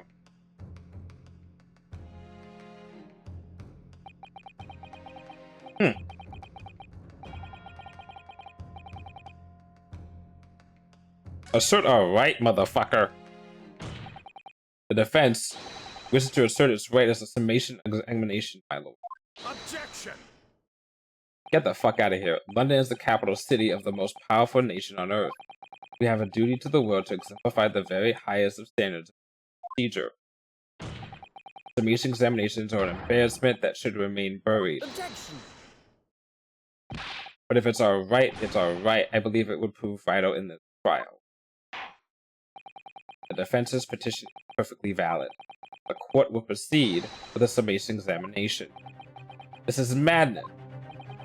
Foreman, are you and the remainder of the jury ready? Eh?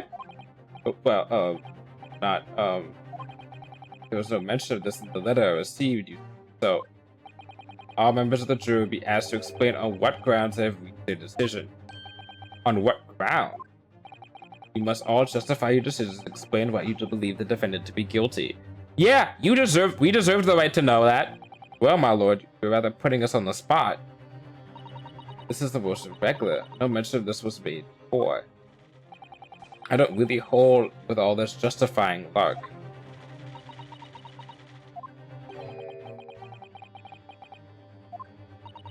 It seems none of them have experienced this before.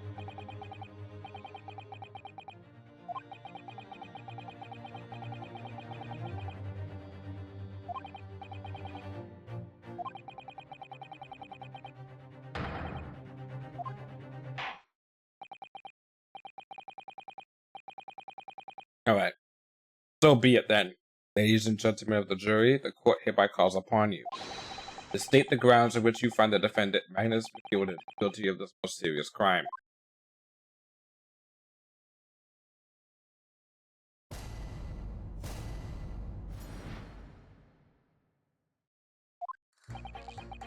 There's no one else inside the carriage at the time, so it has to have been him.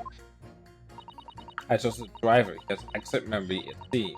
4 passengers, fares totaling 20 pence. Took the chap next to him just like this. Brazen, I must say. Absolutely brazen. I've simply typed and collated all the statements far and drawn a logical conclusion. You can trust the guild. Fair fares is our motto. We haven't raised the prices above 4 pence for years.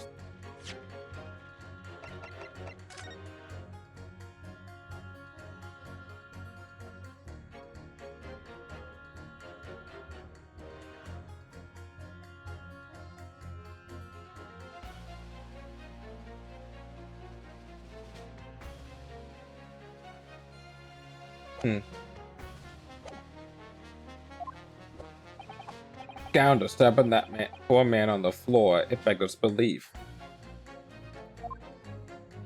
What?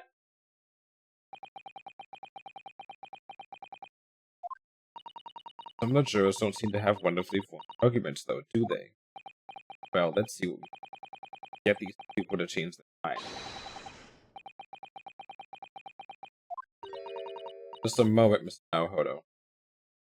What, you gotta be very careful, I guess? Going to my book, that's not quite how it works.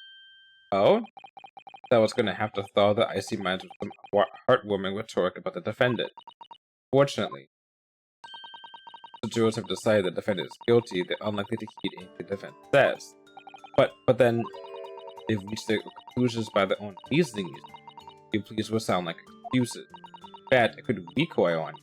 The more you try to persuade them, the more entrenched they may become. Then what on earth am I supposed to do? Oh dear. Citing what I've read about British law, Mr. Naruto. Right, I'm sorry. Do you have any idea how to make this work then? But from what I can understand, the key to this procedure is using the jurors' own words to make your argument. What do you mean? Well, 6 members of the jury are randomly selected members of the public. They may appear to present a united front, but the truth is, they are complete strangers who just happen to find themselves here in the courtroom together. And that's the way to break them down, you mean? Yes, exactly. You must listen very carefully to what each of the member of the jury says. See if you can identify any contradictory statement. And we then contrast the statement with the corresponding jurors against each other. I see, so it's a contradiction with what 2 or more juries say that we're looking for. In a way, then, this is similar to a regular cross-examination. Oh, yes, I suppose you're right.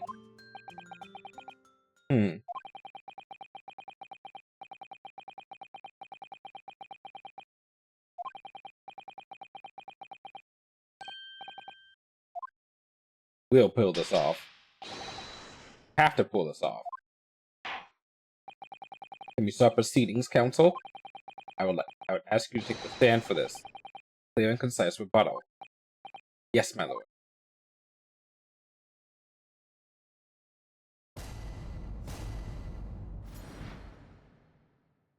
Let me have the sword in here too.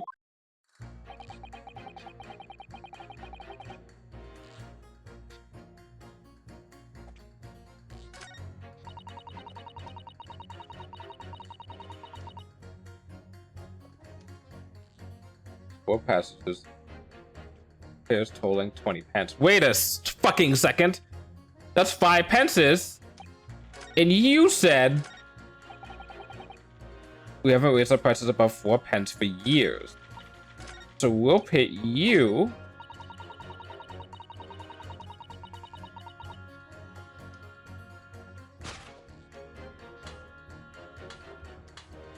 Objection!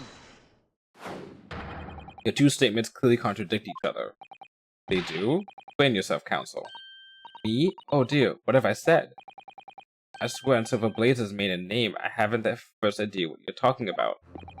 According to the group testimony we've heard so far, there were 4 passengers on the omnibus on the night in question. And according to the coachman, Mr. Beppo, he took 20 pence in fares. Quite right, I have those precise details typed here in front of me. And juror number 5 also told us the following. The fare for the omnibus is always 4 pence. That it is a fair and convenient price, just the way London's carriages should be operated. But that doesn't add up at all.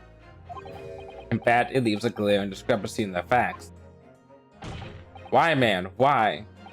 4 passengers paying 4 pence each. If you do the multiplication, it would be 16 pence. Exactly. As I said, it doesn't add up. The figures are different. By 4 pence, in fact. Or precisely 1 person fare. 1 person fare? Yes. Other words, an omnibus that night. Distinctly possible. There was another passenger we've heard nothing about. Good gracious. This can't be right. The coachmen of the guild are good, honest men, one and all. Trustworthiness is our watchword. The figures your coachman claims most certainly do not add up. Your watchword, good sir, is a fallacy. I beg your pardon? Mr. Guildmaster, I think you ought to consider that if this trial were to end now, the news will surely spread all over London. The news that one of your coachmen tried to hide the fact that he let nefarious characters ride in his omnibus. Alright then, how do I make it so this miserable trial doesn't end? We got him. Well, according to my book here, you simply launch a ball of fire onto the innocent side of the set of scales. Oh, now hold on your horses there, coachman. We're all in agreement. Why do you have to go and... Wait till I get my hands on you, Beppo.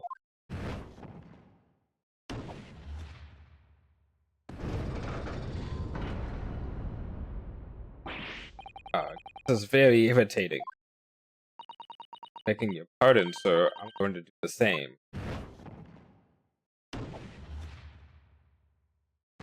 Because it's both of their statements that caused that, so both of them did it. For the love of Mike, not you as well. A penny can be the difference between a smile and a tear, after all. I certainly can't put my trust in someone who doesn't follow my exacting standards in financial matters. Oh, really? I, for one, think it's only proper that we hear from the witness again. Oh, well done, Mr. Naruhodo, you did it. We can manage to change 2 more jurors' minds. We can force the trial to continue. 2 more.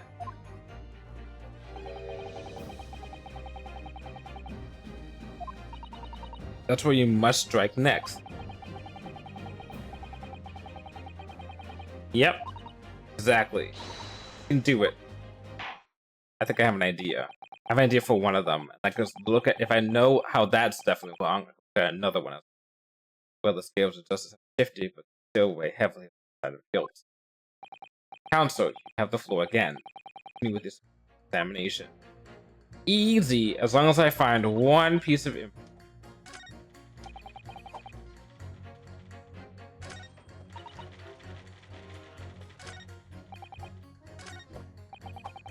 I think I know what I need to do.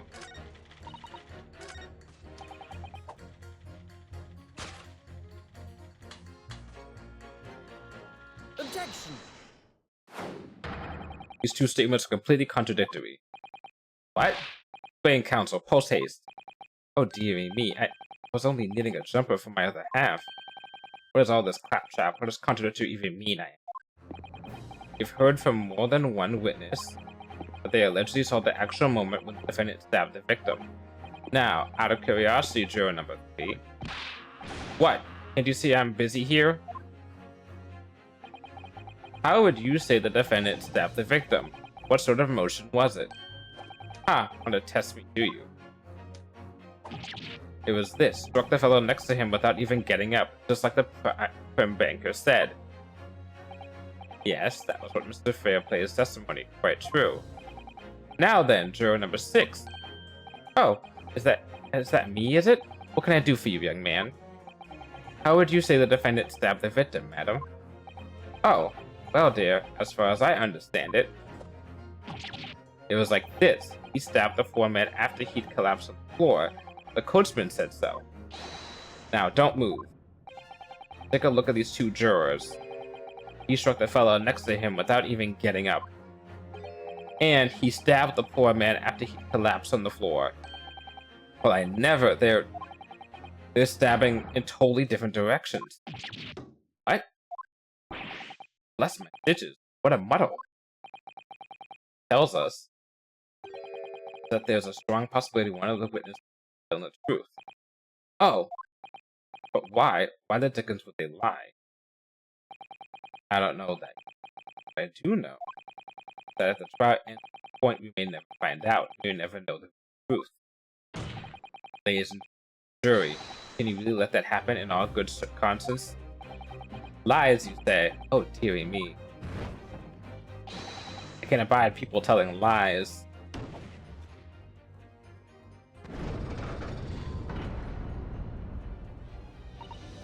True.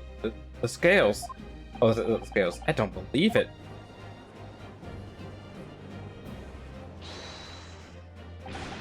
Wait. Now hear this, my fellow jurors. I warn you, you cannot listen to this man. Look at him in his black suit. He's clearly some devious Eastern sorcerer using magic on us all. Yeah, come on now. Answer me this, Dark Jinx. Huh? Me? What exactly is the problem? What of it if two witnesses have slightly different recollections of events? What of it? Let's say the Sherlock did stab the victim as he was sat next to him on the omnibus. This young dandy saw him do it. And now let's say the victim collapsed on the floor and the Sherlock stabbed him again. This old lady saw him do it. Well, what's to say that didn't happen like that, Who are you calling dandy, sir? Why I should take this knife to you? Who are you calling old? Why I should take this needle to you?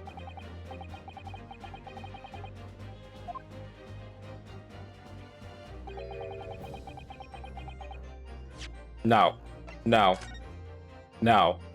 It's only stabbed once. There's no way you stabbed the same place twice. So either I have to present this, or I have to present the fact that it was one stab. Oh, stabbed once in the abdomen. Okay.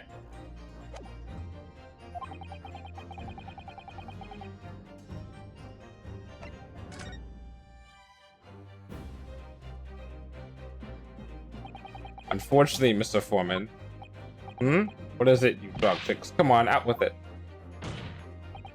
What you're suggesting is impossible. It's out of the question. What? What are you talking about, man? How can you possibly say that? You do realize that I'm only doing my job. As a foreman of the jury, it's my responsibility to steer everyone in the right direction. So where's your evidence, man? That's what we want to see. I said the two witnesses saw two different moments of the same crime. If you say that, then it's out of the question. Show me proof. Okay. Okay. As you wish. What? I'll give you the proof. Out of the question, the two witnesses saw the two different moments of the same crime, as proven by the autopsy report. This is the victim's autopsy report. According to what's written here, Mr. Mason was stabbed in the abdomen once. Only once. Only once? Quite simple. The victim was stabbed precisely one time. Which means these witnesses can't possibly have seen it happen two different times. Alright, I concede defeat.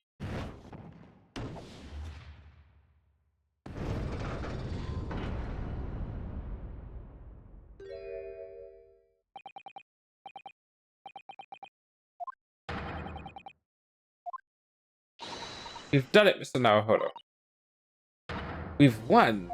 Well, we didn't win. We just forestalled getting more information. What are you playing at, you dandy fool?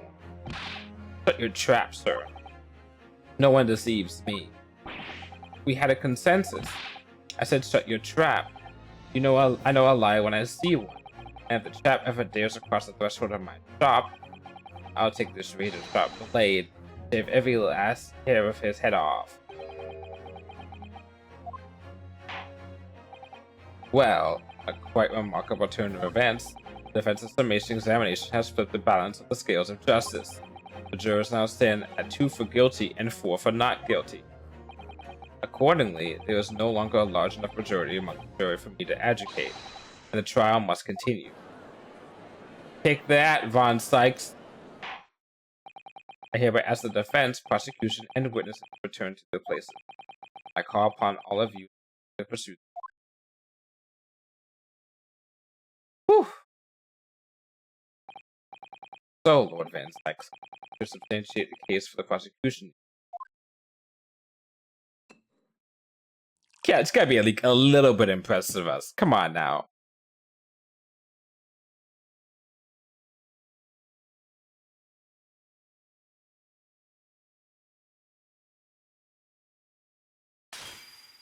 Uh-oh. Having savored the rich aroma of the carmine contents of this hallowed chalice, it may seem crash to crush it to dust. Pray forgive the discourtesy. Lord Van Sykes. Uh-oh. As the antiquated tome no doubt says, the prosecution may not speak during a summation examination. So I honor the deathly silence and listen to the charade. Seems to overestimate the intelligence of the jury. Well, no matter. There is nothing so hard to prove as the self-evident truth, it seems. Rock, oh my god. A fan, I guess? Yeah, I said earlier that when I saw his design, I was like, and his attitude, I'm like, oh, this guy looks like he would have a lot of fans. No. And why else would we grace the courtroom with our presence after all? Also, welcome in, Lin 4951. So, let us proceed to the next round of battle. Oh, he took off the cape. He's getting serious. Bring forth the witnesses once more.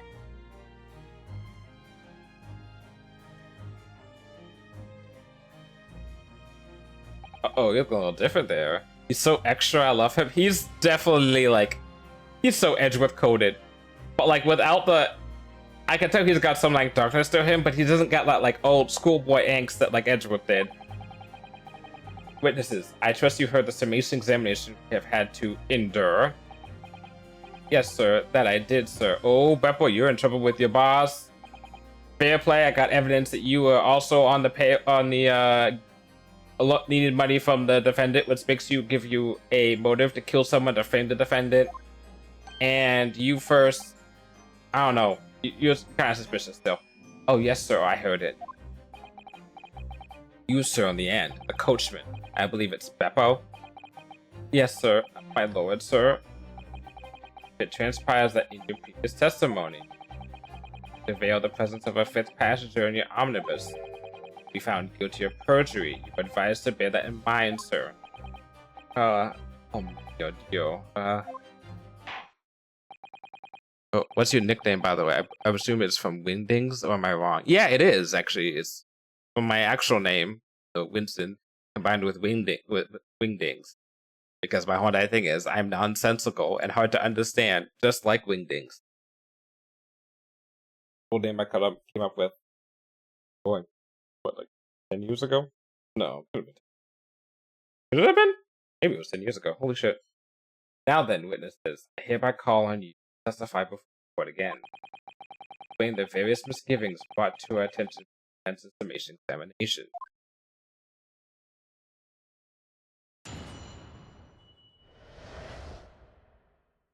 What do you like to be called? Oh, Windings works.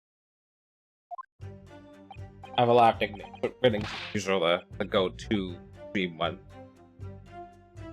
I only carried 4 passengers this night, I swear, but well, I for one was told I had to pay 5 pence for the bus. He fettered us on the fare, he did. Then I saw that blood-curdling sight as well. It's all too much. I tell you, I saw McGilda stabbing that man. Everything I said before stands. Yes, he stabbed him. Yes, he did. I think so. Yes. Yeah, alright. Have you played the other games? Yes, I have. So I have starting I grew up playing Phoenix Wrights 1 through 3 and Apollo Justice. And then also the Dual Destinies. And the first Edgeworth game. And then I grew up playing those, and then I started streaming them all over again. And then, so last year I did Phoenix Wright 1 through 3, and Apollo Justice. No, I did 1 through 3, and then both of the Edgeworth games. So I played the second Edgeworth game for the first time last year, and then this year I started with Apollo Justice, and then I went to Dual Destinies, Spirit of Justice, and then took a break, and then to play other Law spin-off games that are not Ace Attorney but very similar. Shout out to Timmy and Cuthbert. And then now I'm back to this for Great Ace Attorneys. So once I complete the Ace Series 1 and 2, I would have completed every available to be played on not the 3DS Ace Attorney game. The only one I haven't played is what I have on my 3DS is the Phoenix Wright and Professor Layton game. But I am gonna wait till I beat this and then play it off on the side, but not stream it. And that has been my Ace Attorney journey. I'm crazy. I'm glad I caught you here. Then, yeah, I've been playing these games for a while. Oh boy, I think I played like the original Phoenix Wright. Like it was on a phone port. It was like a port for the phone, and I played that first. Oh boy, when I was in middle school, and I'm in my 30s. Oh yes, he stabbed. Yeah, I think so. Yes. Okay. Okay. Council, make sense of this for me, please.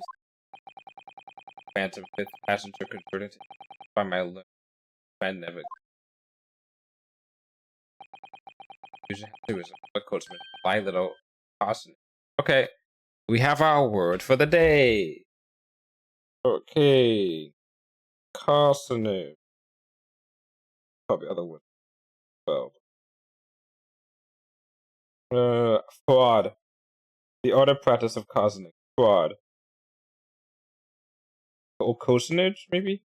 The fact or practice of cozening, cheating, deception. Yeah, okay. Word of the day. Beppo, explain yourself. I'm terribly sorry, Guild Master. Oh, you can see his eyes. The Guild's fares 4 pence across the board. The funny thing is, I used to despise Brook because he pissed me off so much in the first game.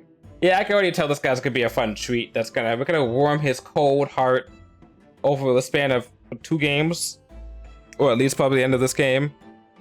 Like Edgeworth and Francisca and got it. I mean, Clavier was already warmed. He just was, he was just, you know, in our way, but he wasn't like a bad guy. And Blackwell was not really in our way. He was just punished. He was the punished man. And Nihatu, well, he was an asshole. Nihatu was a piece of shit to me. Nihatanu? Sadamadi, I'll say. Yeah, Sadamadi is easier to say. Village fares 4 pence across the board. You know that. I don't understand that you've been overcharging our passengers by a penny a fare. Boy, so cold, and the last one of the day is rather half empty. I've been dishonest, coach. Sorry. You're a disgrace, Beppo. A disgrace. Your actions have brought dishonor on the entire guild. If I may, sir, I had to pay 10 pence on the board just last week. What? 4 passengers at 5 pence each is, yes, 20 pence. I've done the arithmetic 10 times already, but I can't make this result come out differently. Now that figures. That's how math works. Well, it would appear that one of the aforementioned misgivings is explained. So, counsel for the defense, cross-examination. Already had the pleasure of a projected examination today. I see you intend to continue the parlor games. I do. Susato, yeah, she's so nice. She's also like willing to step in for us, which needs to. I still do miss, absolutely. I miss the Sogi though. Getting Mia fade.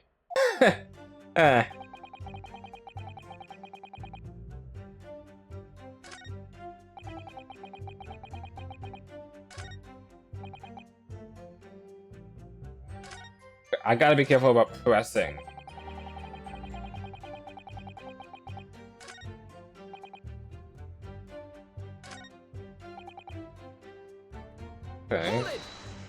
Okay, we'll start with you. There are only 4 passengers on your carriage, but you didn't charge them the standard 4p fare. Is that right? Well, see, now he's looking this way. Before, the guy was looking to the left, but now he's looking down right. Okay. This guy looks more scared than before, I think. It's impossible to make the last run of the day. Hey. Okay. I was so cold, all I could do was stop myself from passing out. Getting chill blames just listening to you. That's a word too. That was terrible. I was wanting to give myself a pat on the back for even keeping the bus running. Did you stop at any point? Doesn't a dedicated coachman deserve an extra penny per passenger? You're digging a deeper hole for yourself here.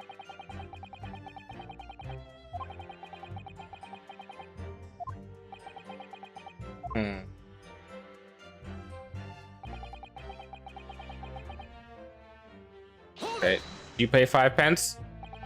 Does that mean everyone on board that night paid 5p instead of 4? Well, I paid 5p too, sir.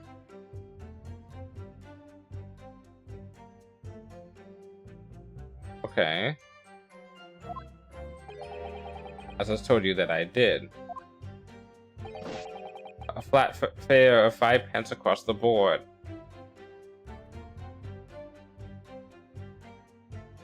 Okay. So-called discrepancy may learned friend identified was nothing of the sort. Which case is this, though, to be I low-key forgot? It's the third case. Is that we just arrived to England after the case with the ship of our friend being killed accidentally. So now we have to basically take a test to determine if we can be a lawyer in Britain. And now we have to deal with the fact that our case is getting stacked against the best prosecutor in England, I guess. Thanks a lot, Chief Justice. As I said before, it's like saying, here, try out for, you want to be an athlete? Sure, try out. You have to beat the best athlete in the country. Good luck. Much like the phantom killer you so desperately needed, it's gone, dead and buried. It's okay, we get to see Barack. That is true.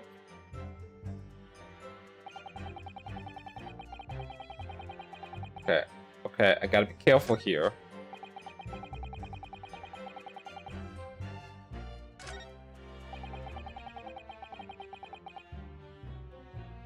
What do you mean, I think? What do you mean, I think so? Earlier, you testified that you saw the moment when the defendant allegedly stabbed the victim, didn't you? Wait, hold on for a second. You're the coachman. How the fuck did you see it?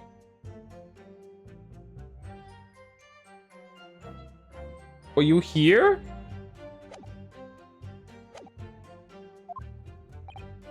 Yes, that's right. You said that the victim was on the floor and described the scene that holding the knife in an ice pick grip.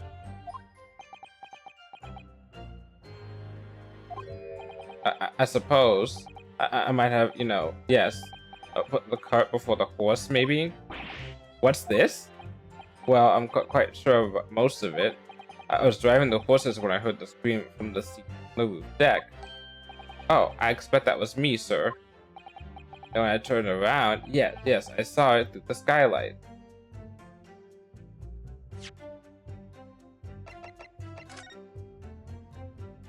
Oh, you're up here.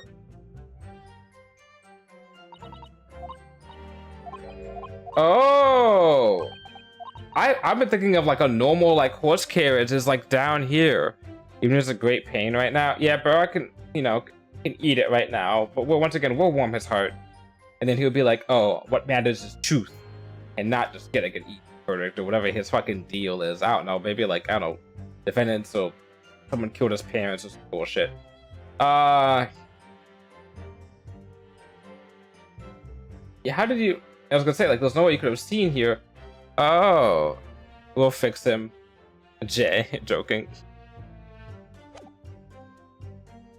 We'll fix him, right? Right? You saw it through the skylight.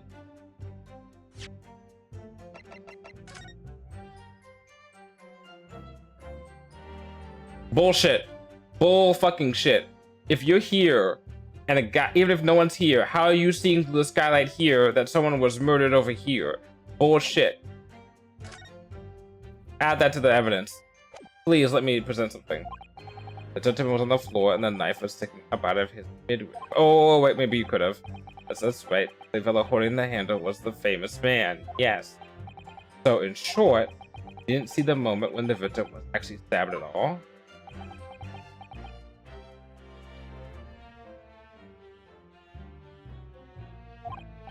I really thought I did, but when I go over it again in my head, no, I suppose I didn't actually see the precise moment of the stabbing, did I?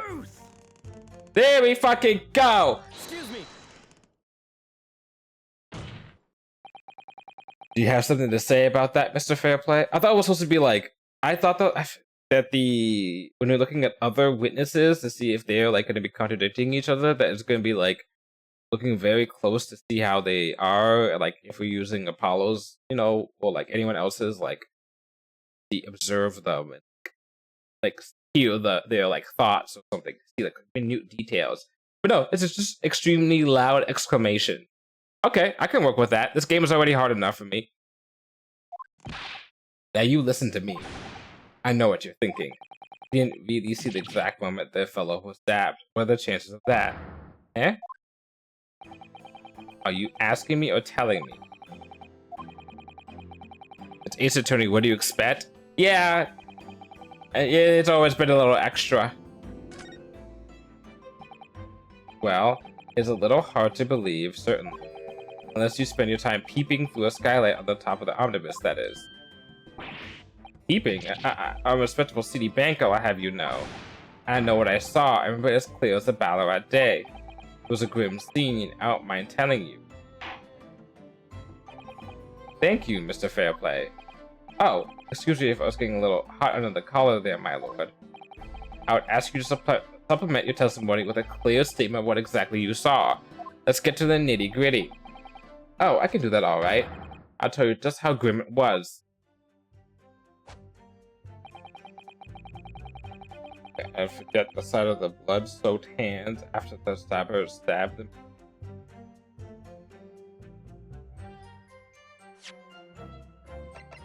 Objection. Okay. Blood-soaked hand? Well, I admit that salt might not be laying in a little thick, but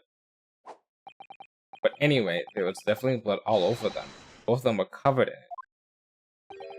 Well, I'm very sorry to disagree, Mr. Fairplay, but that's more than a little peculiar. What? Here are the gloves for the defendant, Mr. McGilden, on the night in question. Oh, yes, right. There certainly does appear to be a sizable dark-colored stain there, but as I'm sure you can clearly see, it's only one on the right-hand glove. Chewing on your cane? What the fuck, dude?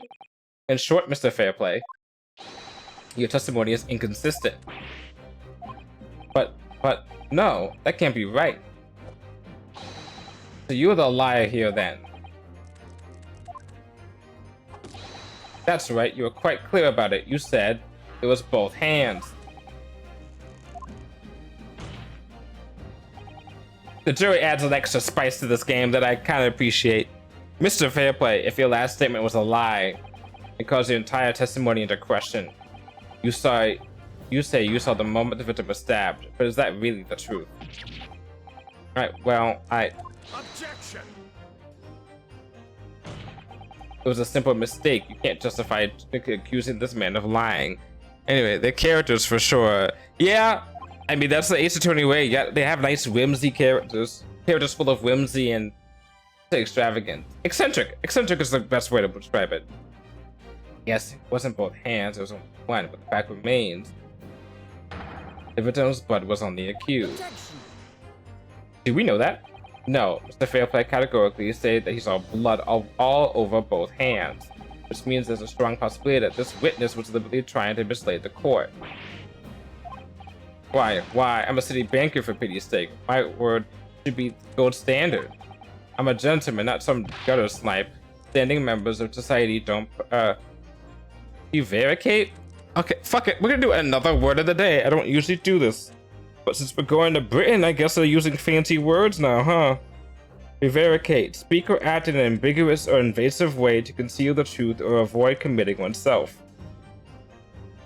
Okay, so just be dodgy. Okay.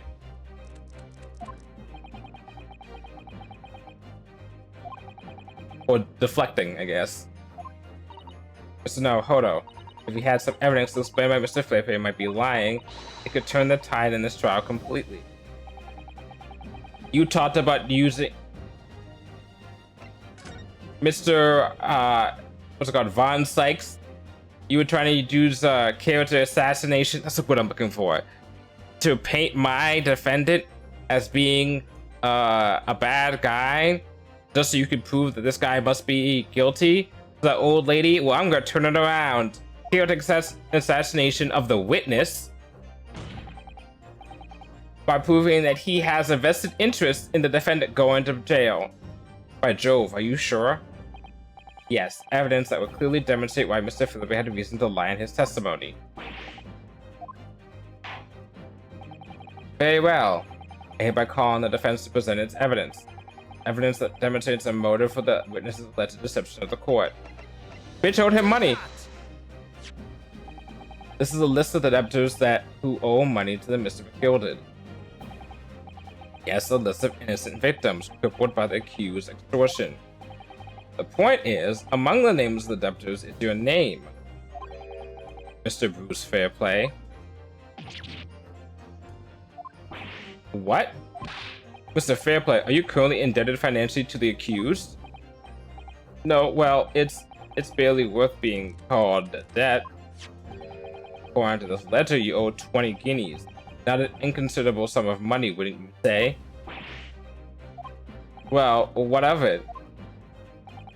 Let's suppose Mr. McGilded were to be found guilty of murder.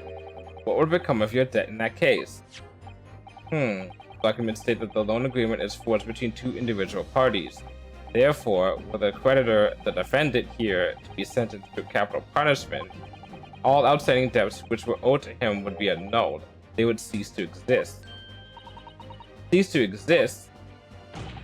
Mr. Fairplay, is it not the case that you claimed in your testimony to have seen something you never in fact saw, in a devious attempt to annul your debt of 20 guineas to the defendant? This witness cannot be trusted.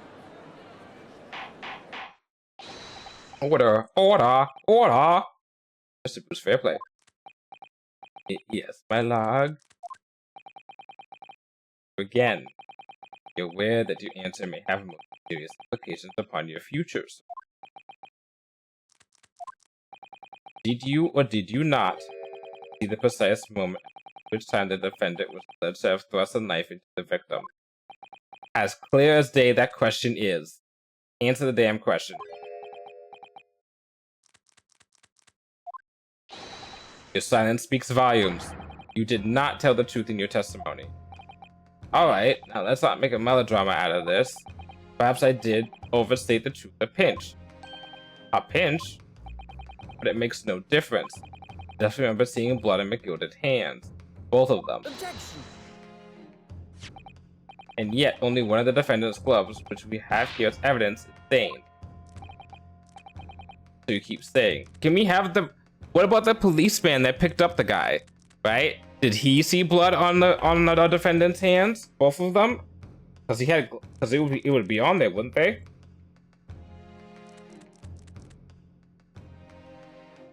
We'll finish one quickly.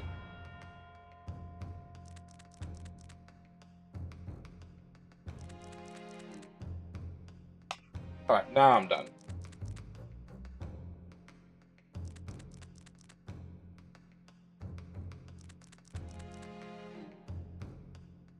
Alrighty. So you keep saying.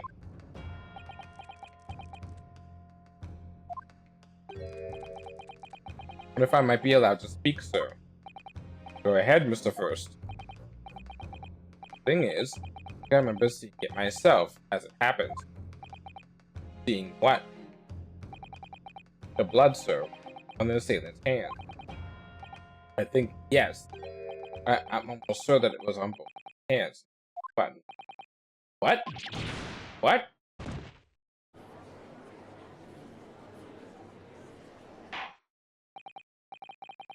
Here that we're going. The testimony. All you witnessed. This time, I would like to know precisely what you did and did not. Do I make myself perfectly clear? Yeah. No, hold on. This is good news. The course of the trial seems to have shifted slightly at last. Yes.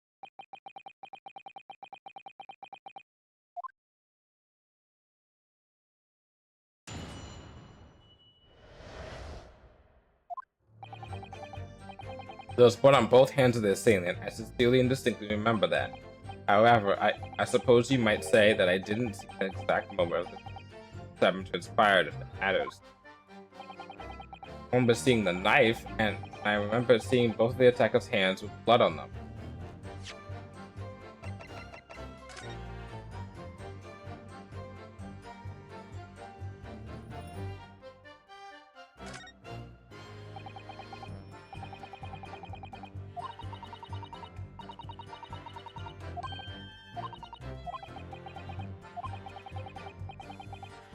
Yeah. Turnabout cases. Ha, that's funny.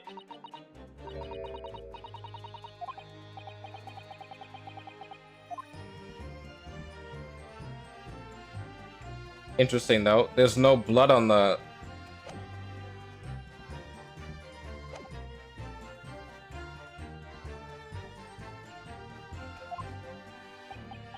I didn't actually see anything myself. No, not until I heard that scream. Anyway, the fact remains, it couldn't have been anyone else in that carriage else we all would have seen. Okay, I got this.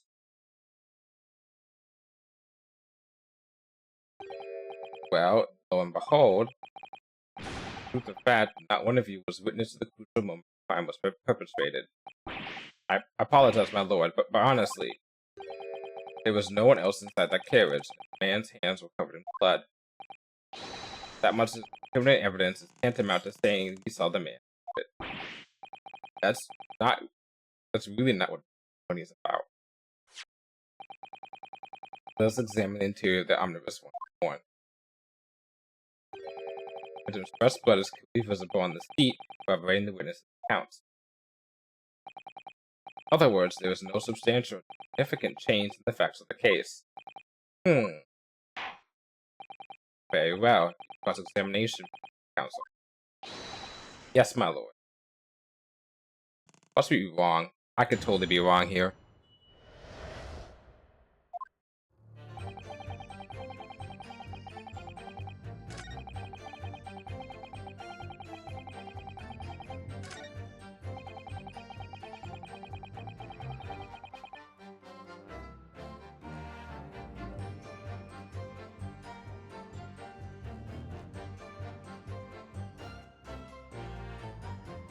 Wait. I can't say.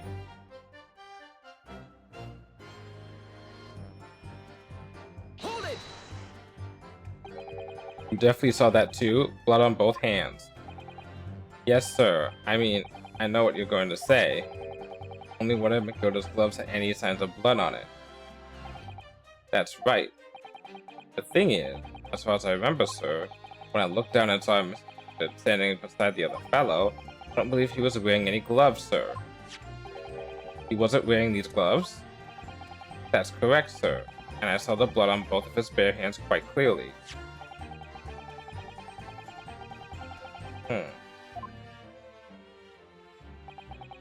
I should point out that the police officer who apprehended the accused the night in question reported that there was no trace of blood on Mr. Makoto's blood-gloved hands. This is puzzling indeed.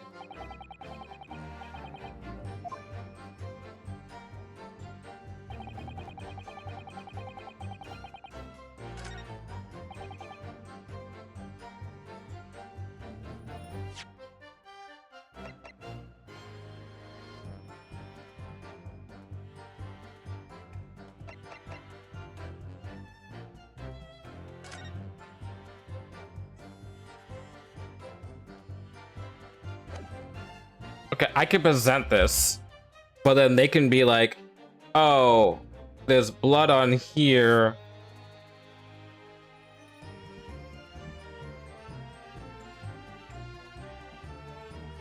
My theory was like, why is there no blood on the handle if he's holding it with his bloody hands?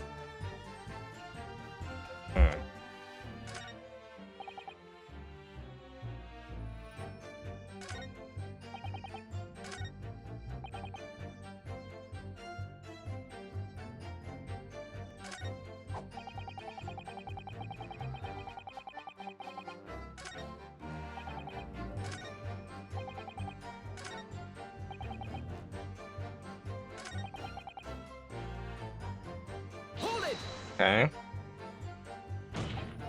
No, the evidence tells us otherwise. We have the gloves the defendant was wearing on the night in question court record.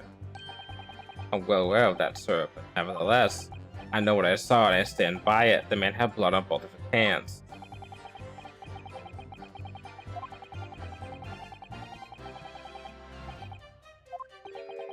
Your reasoning is dire. One hand or two, the salient point remains unchanged. And it's after the grim crime the victim's blood dripped guiltily from the fingers. Hold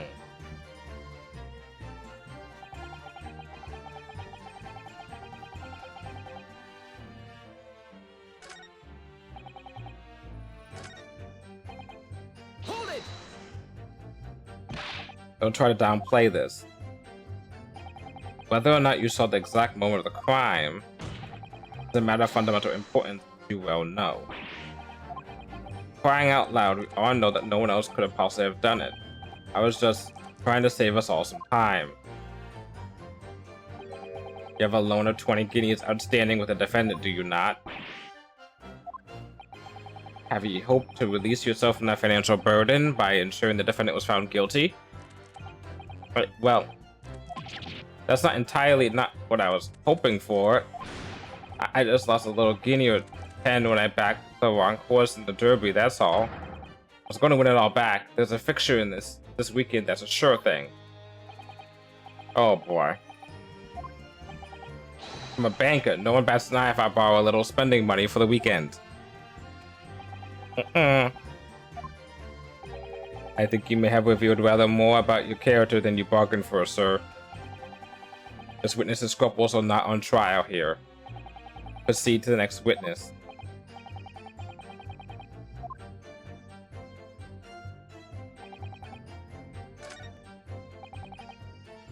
Hold it! Didn't see anything? Oh yes, sir. That's to say, no, sir. I did it. Very sorry for what I said before, sir. Very sorry. Yes. It was very wrong of me to make up stories and say what I saw him stab the man. Wouldn't you agree, sir? I know what you're insinuating, but I certainly wasn't making up stories. Still, to say you saw nothing isn't right either, is it? No, sir, I saw nothing at all.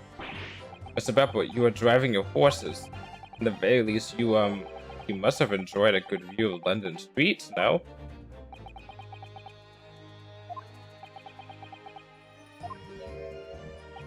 Oh, please. You didn't even see that? It was so cold that night, see. That was all I could do to keep from passing out, sir. Yes, my head was fairly frozen solid. Sorry to say, sir. It would seem prudent to avoid travel on the last omnibus service of London's cold winter nights. Beppo! Ah!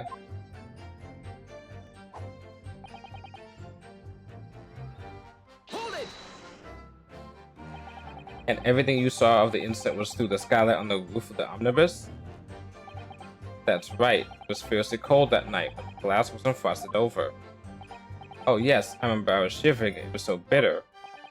Which rather begs the question of why the pair of you were sitting on the roof deck in the first place. Well, I don't know about this young fellow, but I couldn't enter the cabin. Oh? Wait, why not? It was locked from the inside. I tried knocking, but no one opened the door. It was locked.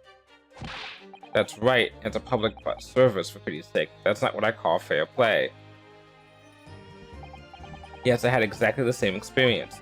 I tried knocking, but the jet inside just gestured at me to clear off. So I had no choice but to climb up the roof deck and lock down longingly into the warm cabin below.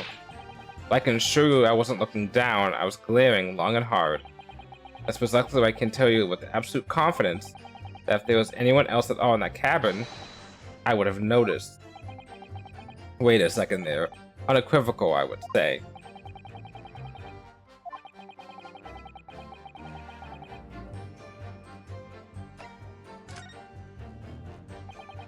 Allow me to confirm one thing, Mr. Fairplay.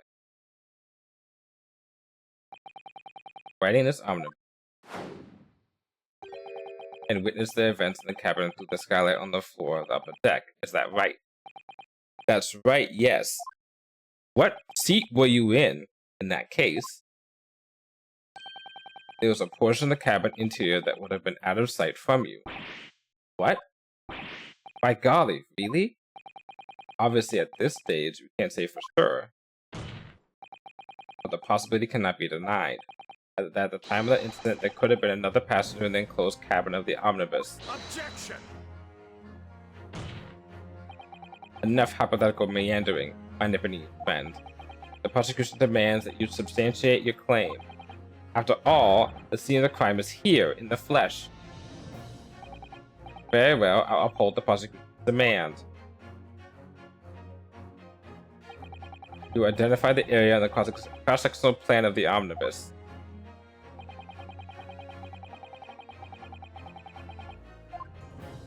Well, this place. Both rows of seats on the roof face the direction of travel, whereas the seats in the enclosed cabin face each other, which means the visible part of the cabin which passengers on the roof deck can see through the skylight is as of drawn here. Yep, you've had to sit in the back. Ah. That's right, my lord. As you can see, the seat opposite the one on which the victim and his attacker is sitting is obscured from view. In other words, if someone had been sitting on that seat, it's quite possible that these witnesses would have been completely unaware of it. Objection! It's quite possible some phantom was sitting there. Your Japanese friend has a forbidding habit of obscuring the truth in ambiguity. I concur with the prosecution's rejoinder. In a British court of law, evidence is paramount. I cannot entertain this conjecture, counsel. That is, unless you're able to put a name to this mysterious passenger to whom you allude. Can you, Mr. Naruhodo? Yeah, I can.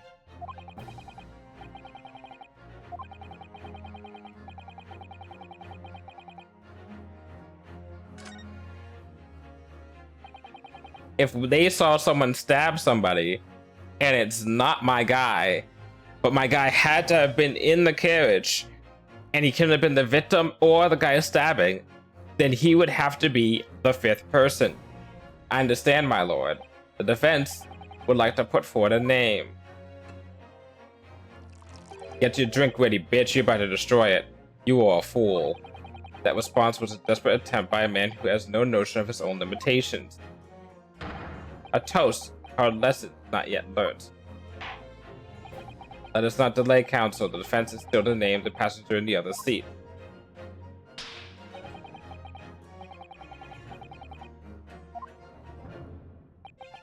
On the night of the murder, the person occupying the seat in the omnibus cabin that was obscured from the view was my defendant. The passenger in the closed cabin that the witnesses in the roof deck failed to see has to have been Mr. Magnus McGilded. Mr. McGilded? What are you talking about, counsel? That's the name of the defendant. Objection! If I desecrate this chamber by smashing his hollow chalice, do forgive the discourtesy. Talk about being extra. Lord Van Sykes. People talk of the tiny island nations of the Far East having learning and culture of their own, but I see they use the terms ill-advisedly. What are you trying to say? Let me explain in terms that even a student of an artless backwater such as yourself could understand. When the bloody scene unfolded, the victim and his assailant were sitting side by side. Multiple witnesses have attested that is the very premise on which this case is built. Objection. But that premise may be wrong. What? If the victim really was sitting beside Mr. McGilded, that can't be reconciled in any way. What inconsistency, counsel? The defendant's gloves, my lord. Both witnesses made the same testimony. They claim that there was blood on both hands of the person sitting next to the victim. Objection. Yet we know the truth to be otherwise. Glove bears the Tory remain. Objection. Point is, even in the face of the irrefutable evidence, both witnesses have maintained their stance. Yes, their testimony remains unchanged. Exactly. They both adamantly swear that they clearly remember seeing blood on both hands of the assailant.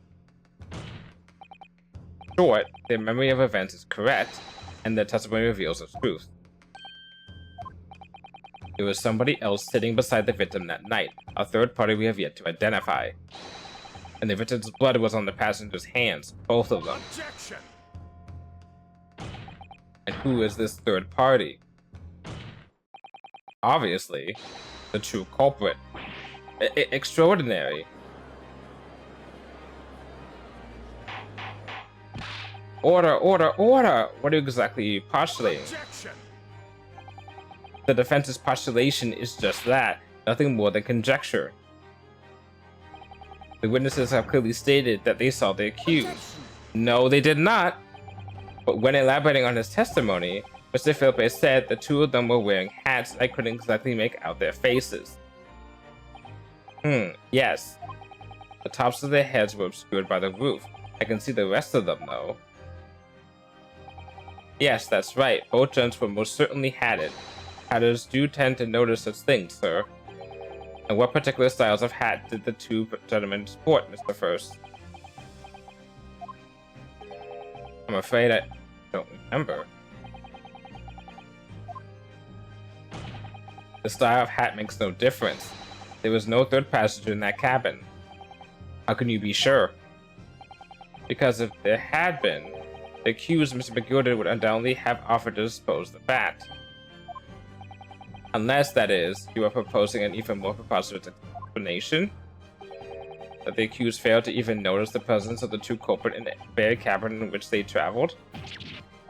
Yes! Yes, he did! He said he was asleep!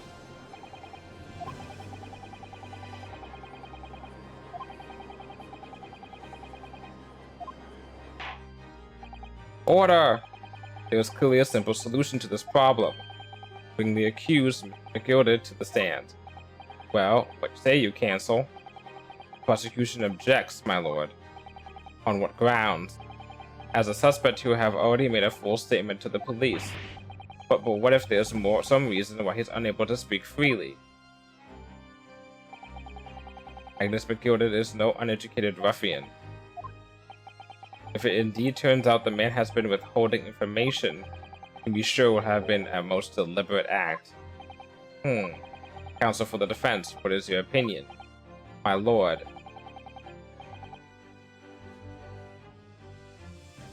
No, defendant's testimony.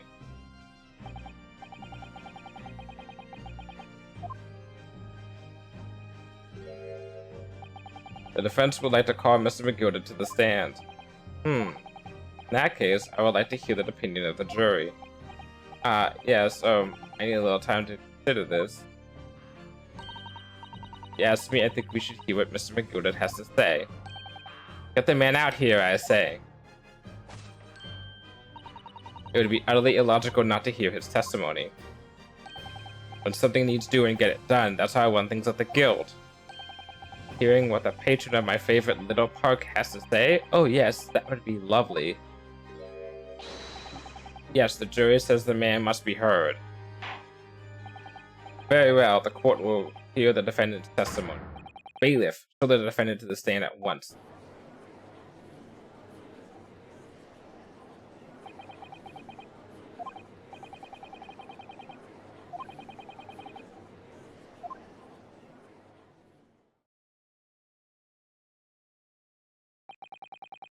proceedings be resumed. McGilded, have you been listening to the discourse of the day? To be sure I have, my lord. There are now two matters of which the court desires to hear from you.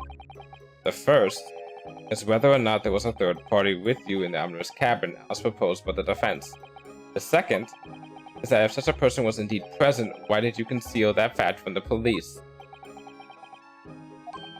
Begad, no, it is not my nature to hide anything at all.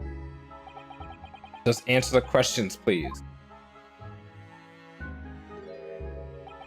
The truth of the matter is, I've been desperate about this all along. Do I tell you all, or keep me mouth shut? Tell us what, Mr. McGilded? The fine fellow representing me is absolutely right. The carriage on the night of myself and the other man, there was another passenger. It's true? Aye, and 'twas me who helped the little urchin get away after it all happened. You... What?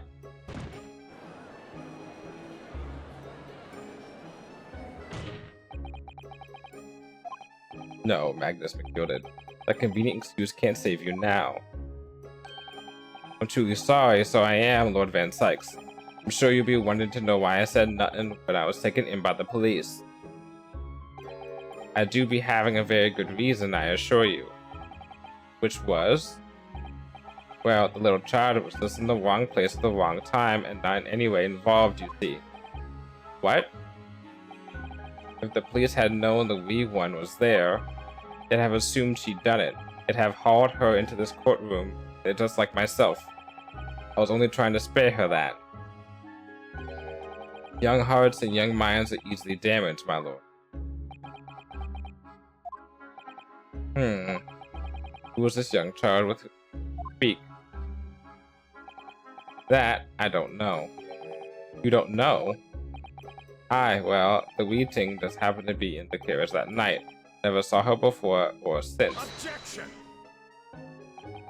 We have absolutely no reason to believe this man. Prosecution calls for the witness's statements to be disregarded by the court. You know, I wouldn't be surprised. The urchin isn't here in this courtroom as we speak, listening to the proceedings. What?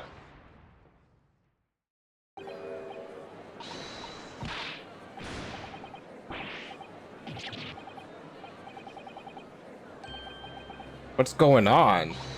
Be careful, Mr. Naruhodo. Cover your face. Bailiff, don't let the accused escape. Secure the omnibus.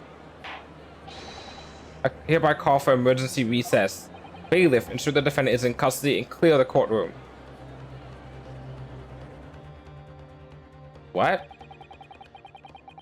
Slowly removed from the smoke-filled courtroom by the bailiff. Amid the scenes of chaos as people stumbled over one another in their desperation to flee the chamber.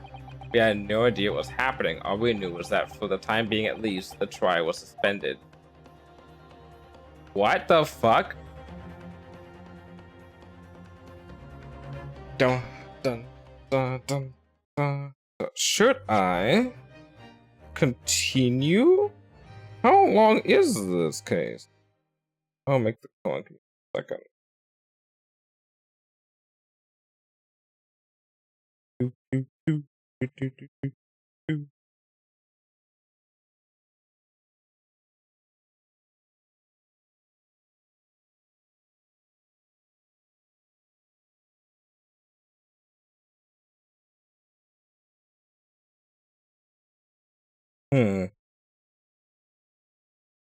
I say we continue.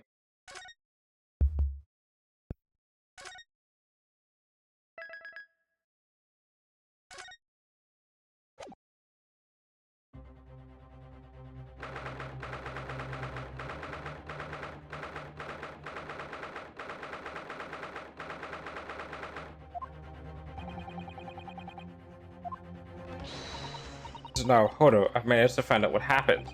Mr. Sato, I was told it was an advanced form of smoke grenade, a type of exploding device that releases smoke. A smoke grenade? It sounds like the kind of sort of thing ninjas use. They're just making sure everyone's safe now. Everything is safe now. I think the trial will start again for long. But who would have done something like that? The police managed to catch someone who was trying to flee the courtroom, apparently. Flee the courtroom? Why?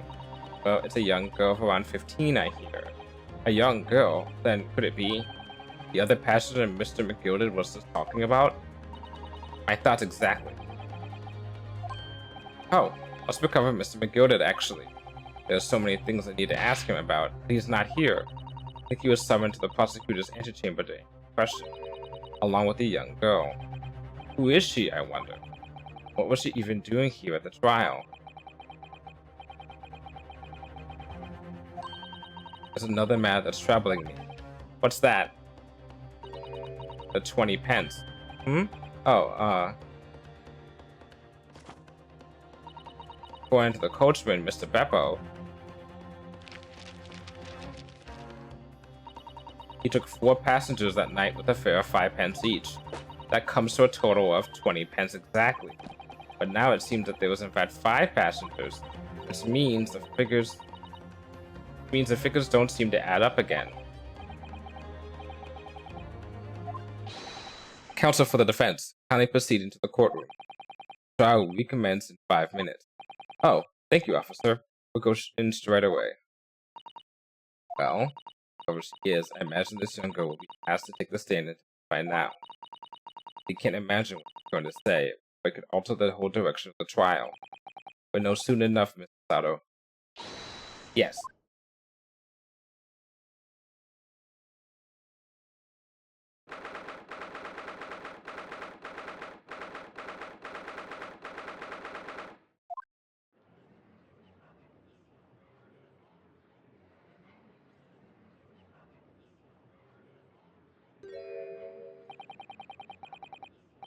She looks like...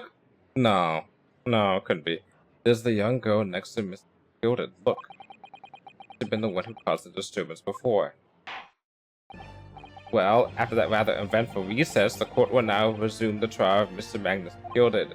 Now then, Lord Van Sykes. My lord? I believe you have established the cause of the smoke which veiled proceedings earlier. It seems to have an advanced form of smoke grenade, a sort of typically employed by the army. Good gracious, the army? What in the devil's name? It was an elaborate attempt by a young girl to cloak her escape from the public gallery, where she was caught, and now occupies the stand. Your name, girl? Are you responsible for the smoke grenade which induced such pandemonium here in my courtroom? What is the meaning of this? What is the meaning of this deplorable behavior? Got my tongue tied. Wait a second, I'm a robot. How do I have a tongue? If I may, my lord. Yes, Mr. McGilded. I think perhaps I ought to explain here. Why is it that this wee lass was here in the first place and why she tried to bolt like that? It's all tied up with the events of that night, so it is. Very well, Mr. McGilded, give your testimony. You explain to the court exactly how this young woman is involved in this case.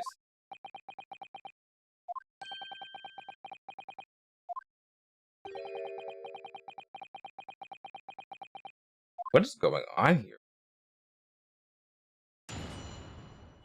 This is making my defendant actually look guilty. On the night in question, I took the back seat in the omnibus and promptly nodded off. Then Pagoa, a loud thud and a wee scream woke me up with a fair start.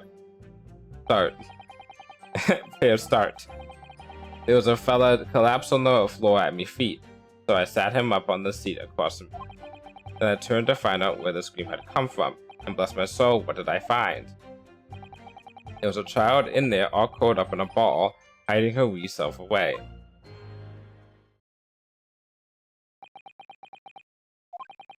I remained somewhat baffled, I confess, when I gather on the night in question, this young girl was indeed riding in the omnibus. Is that correct? Exactly as the defense counsel said. This last was the 5th passenger, my lord.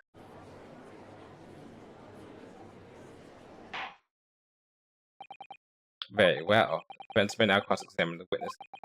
Are you ready, counsel? Yes, my lord.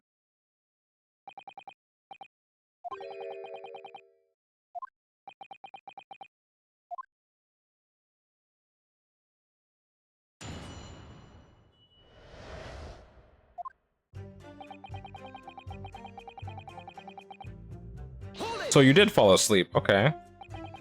When you first got onto the omnibus, were there any other passengers already on board? There were not. The cabin was empty and there was no one on the roof deck either.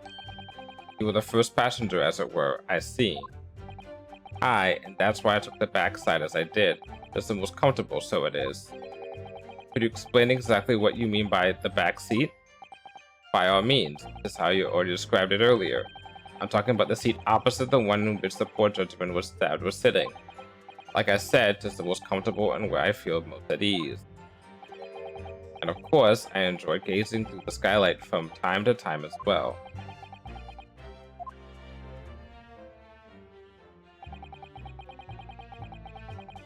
Hold it! A loud thud, you say? Scream? Aye, that right. How can I explain it? It was like the sound of some falling to the ground, that sort of noise. Do you think it was the sound of Mr. Mason falling to the floor having been stabbed? Well now, you'll remember I was asleep at the time, so I wouldn't like to say. And when the sound woke me and opened my eyes, there wasn't a soul to be seen in the carriage but fell on the floor. You didn't see anyone. But at the same time, you did hear a scream? From the seats above you on the roof deck, I presume. Not above me, no, my lord. It was inside the cabin. But I wasn't altogether thinking about the scream. No, I was too stunned by the desperate sight before my eyes.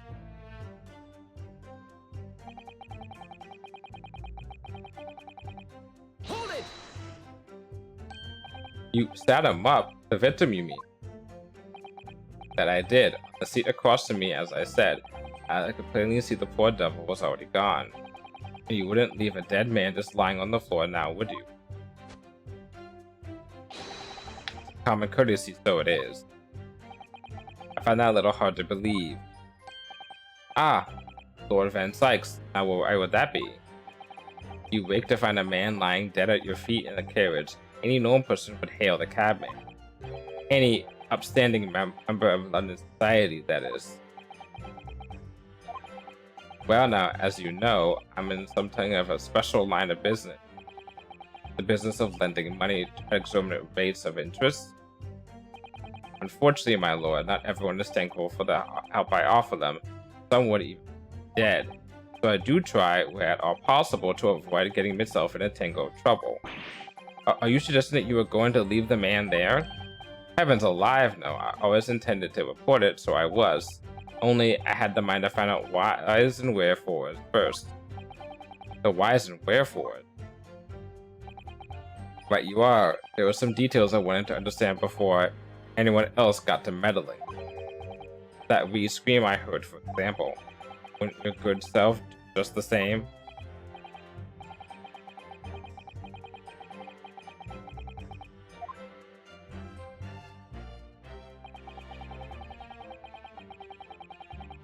Hold it! I'm afraid I don't understand. So you told the court that there was no one else in the carriage except yourself and the victim. And so I did, sir, so I did. As far as I can see, that is. What do you mean by that? Well now, it's a queer thing. The wee scream I heard as I woke up. It came from, if you excuse the vocal expression, under me backside. Good gracious. Under your backside. And when I lifted the seat on which I had been sitting, I found there was a wee cubby hole there for storage. So now, hold it, we can examine the omnibus ourselves, remember? Yes, of course. The whole bus was submitted as evidence. This would be a very good time to have a thorough look around inside. And that's when I found her.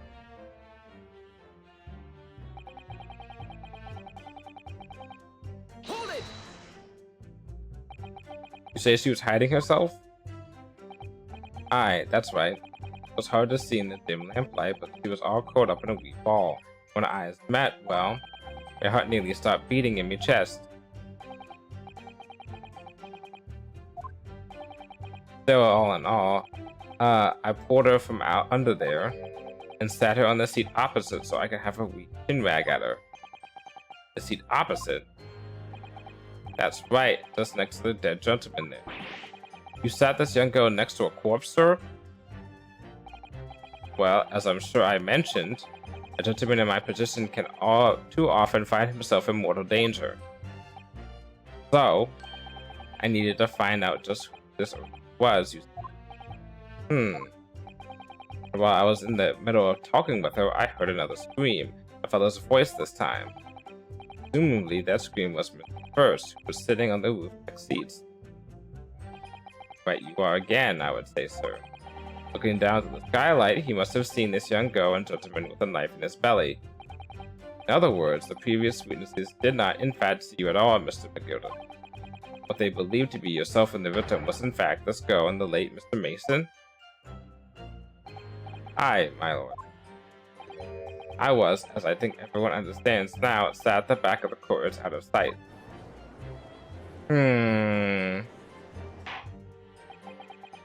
Certainly plausible. The defendant is somewhat diminutive in stature, and readily confused perhaps with this young girl. After that, of course, the scream from the gentleman over as the driver realized something was wrong and pulled up the horses. Thank you, I've heard enough. The events explained are clear in my mind. However, at least one conundrum remains. Who is this girl? Name, Gina Lestrade, my lord. The chancer, crossed among large crowds, relieving people of their purses. Commonly called a pickpocket. What? This girl here? A petty thief? Order! Order! Who, Miss Lestrade? Miss Lestrade, you answer the question. How dare you? What is the meaning of this? Go! She's gone! Open your eyes. I'm over here. Good gracious, how? I know you what you like thinking grown-ups are all the same. Just do a little dipper, you'll say. Slipped up and got caught on the job. She got herself backed on the corner, so she knifed the gent. Go on, that's what you are in your heads, ain't it? No, not at all. This is a court of law. We're here to determine the truth, not cast. Great. Look, knives are for cowards. Only thugs use weapons like that. All I will do what is to do for these fingers. I'm a professional. Why am I going into like a different accent when I'm saying it? Come on. Please, sir, may I have a tuppence? I'm a professional, alright? Being in your eyes, but I got point about what I do. Let me guess, you don't count smoke guns among weapons for thugs. Oh, this? Yeah, this was in the bag I lifted the other day, down where they keep the four-wheel drags. It's nice, isn't it? I like the pink best. Wait a second. That gun! That's Sholmes's gun! Do not wave that thing in my direction again. Wasn't he shooting shit when we first met him? I suppose the little contraption that he had in his backpack, whatever. So, you admit that you were riding the omnibus on the night in question?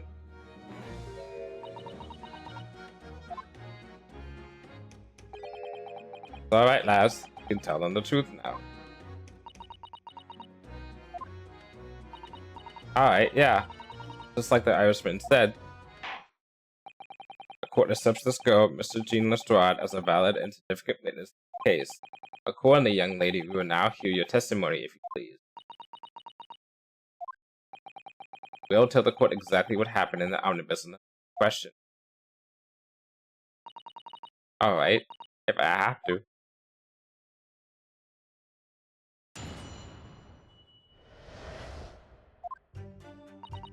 So I stuck inside the carriage before they looked up the horses, as they always. It was right old waste of time. I got nothing to show me troubles that night. I'll tell you, you can't see a blind thing in that hiding place. It's pitched in there. And after a while, I hear this loud bang. Nearly jumped out my skin, I did.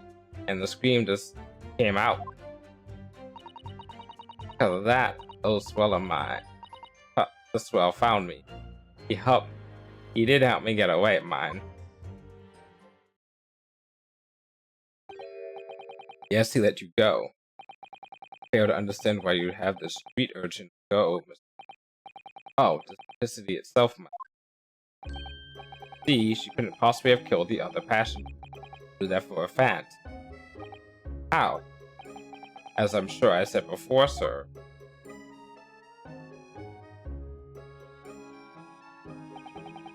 I was sitting right on top of the place where she was hiding herself. I think a demonstration is called for. This is where she sat that night. And the cubbyhole of which you have spoken, underneath the seat, I presume?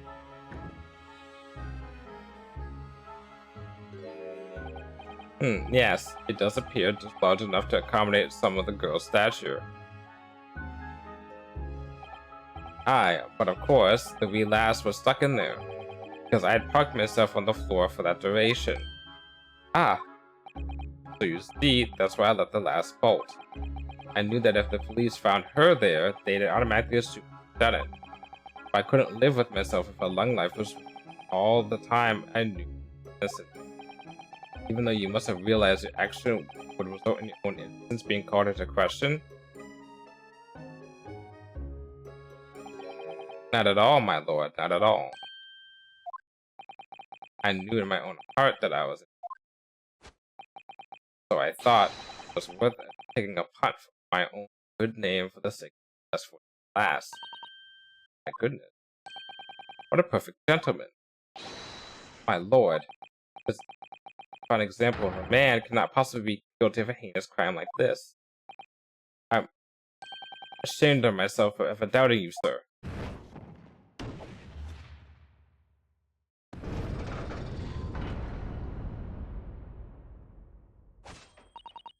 Calm, calculated reasoning, one arrives clearly at the truth every time.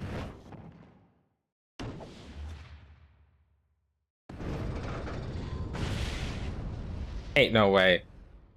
There's no way we just won. Saints alive. All 6 members of the jury consensual vote in their leading to a verdict of not guilty. So now hold up. It must mean what? That we're victorious. We've won? You sure? Objection! Yeah, this is too easy. Whoa, check it out, his fucking grippers, okay. If the sight of my iron-headed developing offends, pray do give the courtesy.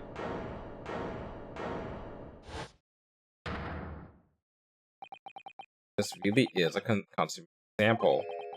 The one monumental flaw in the British practices. For evidence and reasoning should be paramount, emotion rules the day. Bitch, it is your fucking fault. You're the one who pressured the old lady based off of facts in order to use her emotion to make her switch the case. Emotion?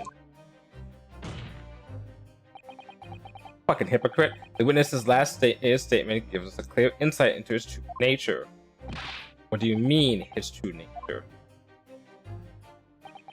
Do you really think Scotland Yard would have made such a glaring omission? After the incident, the omnibus was comprehensively searched by officers of the police. Obviously, the interior of this cubbyhole, as a witness put it, was included in their investigation. The compartment under the posterior seat was full of the coachman's belongings.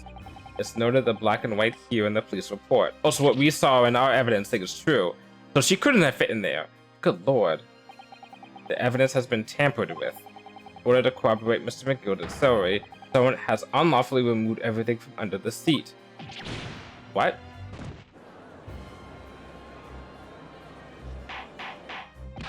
Order, order! How could such a devious convenience possibly have been infected, counsel? Naturally, you must acknowledge the deficiencies the constabulary in allowing to have happened. However, I assure you, when the omnibus was wheeled into the courtroom this morning, the compartment under the seat was not empty. Well, my Nipponese friend. Me? The carriage was submitted as evidence. Doubtless you examined it in fine detail, as with any self-respecting practitioner of the law. Pray, what did you find the condition of the undersea compartment to be? It wasn't empty. Oh, to be sure, the young gentleman will be able to clear this up in a jiffy. Sorry? Go ahead. You tell the court now, fella. How is this all elaborate excuse for the desperate Lord Van Sykes? Well, counsel, do you have something to say on this matter?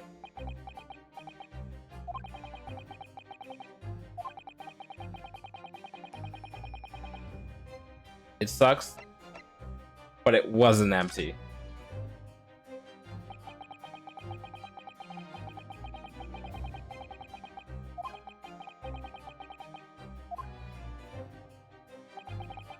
When I first examined the compartment, I gotta tell the truth.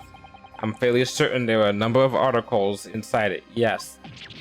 Are you sure, counsel? Oh, gee whiz. What are you saying now, you daft dog? I thought you were on my side here.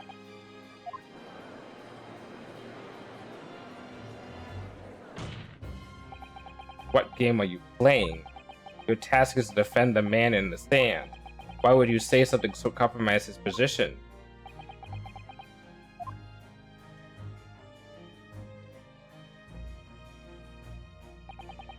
As an advocate for the defense in this trial, I confess I'm still not entirely sure where I stand, but it seems to me that I should state what facts I do know as clearly and honestly as possible. Interesting. And that's when he starts to gain respect for us. It's not altogether pleasing, fella. I'm simply telling the truth, Mr. McGilded. Well, don't forget you're supposed to be representing my best interests here, lad. Now then. Fella's memory is a curious thing and not altogether unreliable, so the court must consider the facts. That the cubicle under the seat is as empty as the devil's heart, so it is. Do you think perhaps it would be in your best interest now to admit that you might have been mistaken?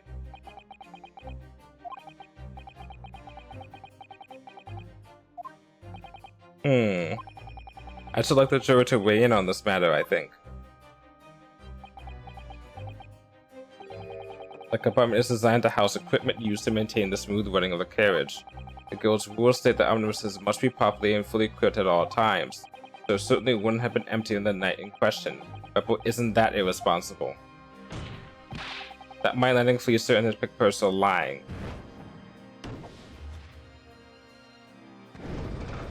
Oh! Ah! I can't believe I was nearly taken in. The sticking rich are always thinkers. Nothing but cowards, the lot of them. What? Trick. Of course it's a trick.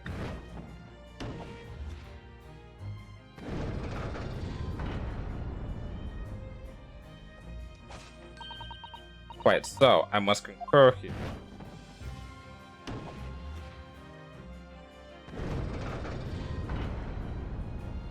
If one more person goes, with calm, calculated reasoning, one arrives clearly at the truth every time.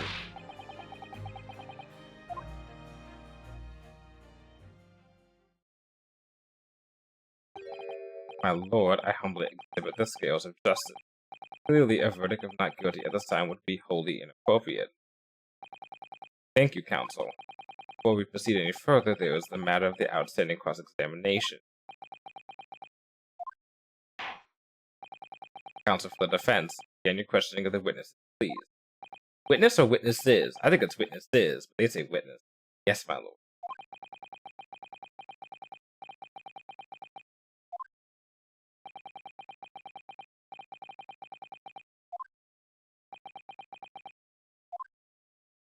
Bro, I handed you that, bro.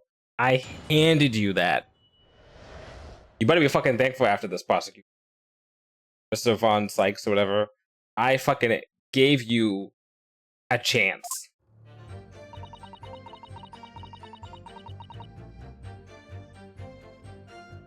Okay.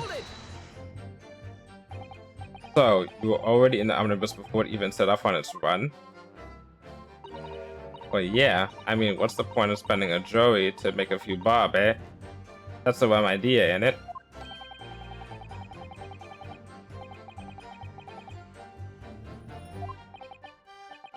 Counselor, may I remind you that this girl is a petty thief. Kindly refrain from entertaining her tenants. Well, that does clear up the little mystery of the fares and all.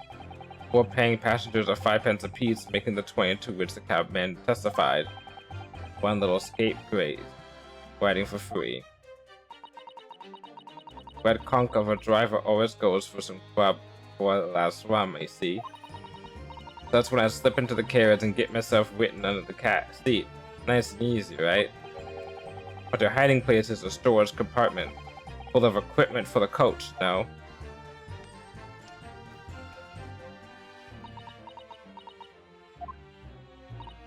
Yeah, there's brushes and buckets and whatnot in there, sure. I always chuck all that out and cram it in a corner somewhere. No one ever seems to bother much. And yet, according to the report filed by the police officer who first arrived at the scene, the compartment was full of such paraphernalia. Well, I don't know nothing about that. Like I said, I moved all that stuff out so I could hide it under the seat. That's all I can tell you. Seems to be the end of that line of inquiry. Continue.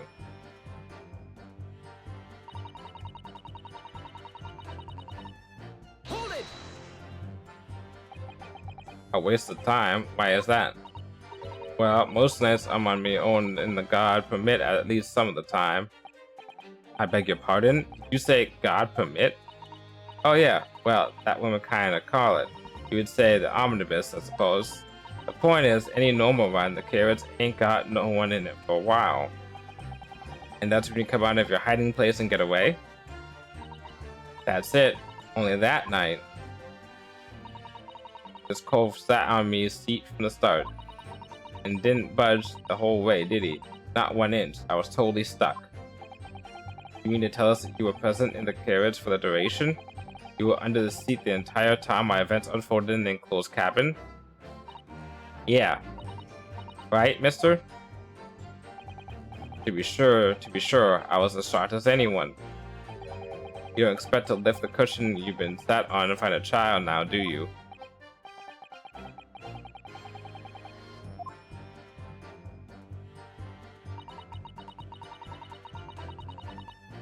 Hold it! So you couldn't see out into the cabin at all? Not a jot. Most days I push the curtain up with me dad and look in the crack. Then I have a butcher's at who I'm gonna fiddle. I thought you were a pickpocket, not a butcher. I mean, I got a look. The seat I get under ain't as plush as the other one, see? So most of the time, the passengers plant themselves opposite. But for some reason that night, this Irishman spent the whole journey right over my head. And for that reason, you weren't able to push the cushion up to peek out. See? Truth is, I ain't too happy in small dark places. Feels too much like being thrown in the clink. But it's the only place I hide in the carriages, so it's obvious choice.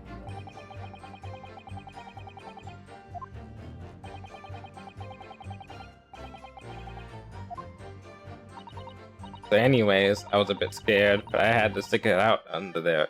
Nothing else to it.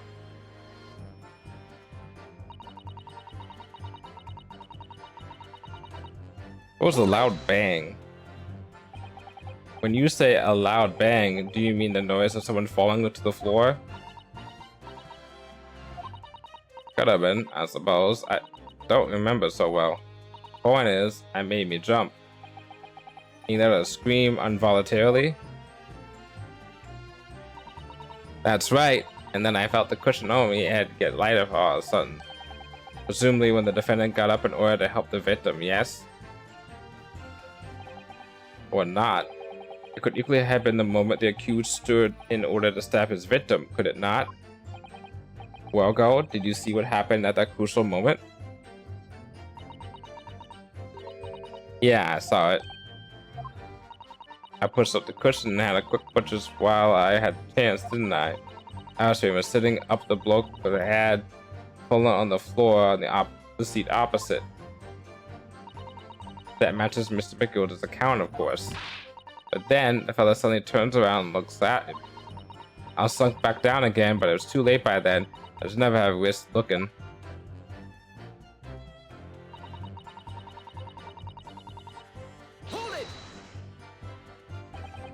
And when Mr. McGilda discovered you, he pulled you out from your hiding place. I was scared stiff, I was. Dragged me out and sat me down in the seat and all. Next to the victim, Mr. Mason? Yeah, the bloke had a knife in his guts. He was still bleeding. And the carriage lurched a bit and he ended up falling onto me. Ugh, how awful. Both me hands got covered in blood. It made me feel sick as a dog. Okay. After that, I believe you talked with Mr. McGilded for a while. Is that correct? He asked me some stuff. Wanted to know my name and what I was up to at that. Then I heard something off above. Someone screamed. Yes, Mr. First on the deck, one would presume. But I don't want no one seeing my face, so I didn't look up. Then the horses were drawn up smartest, and this here Englishman says to me, Irishman, get back under the seat. I'll see what you can get away later. All 6 members of the jury have decided the defendant was innocent. For one brief shining moment, yes. Still, they're all still very unsure. If we could just find some conclusive piece of evidence among this new testimony, so we can consider the verdict we want. Yes, I think you're right.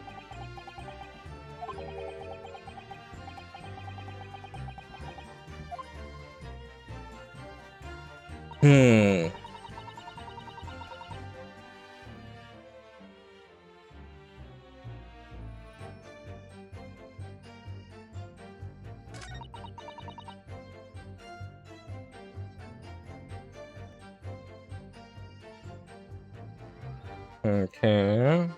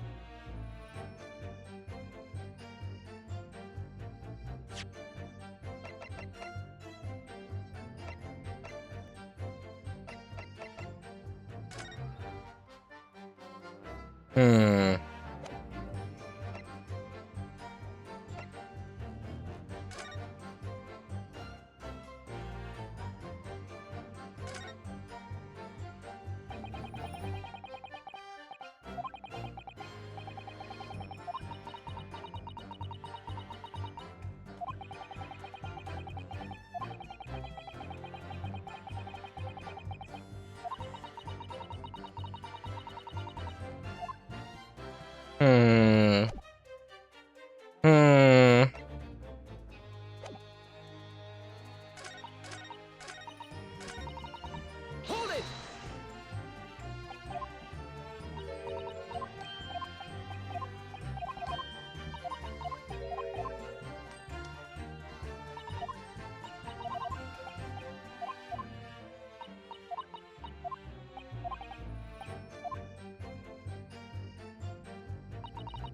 Hold it! This one.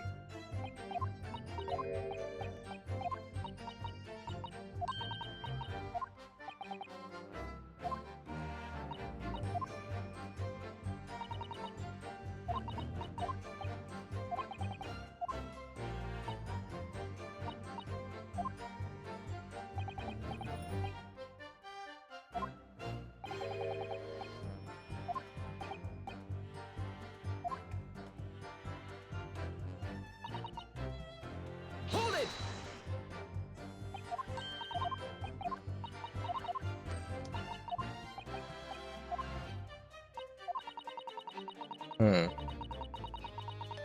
Well, no.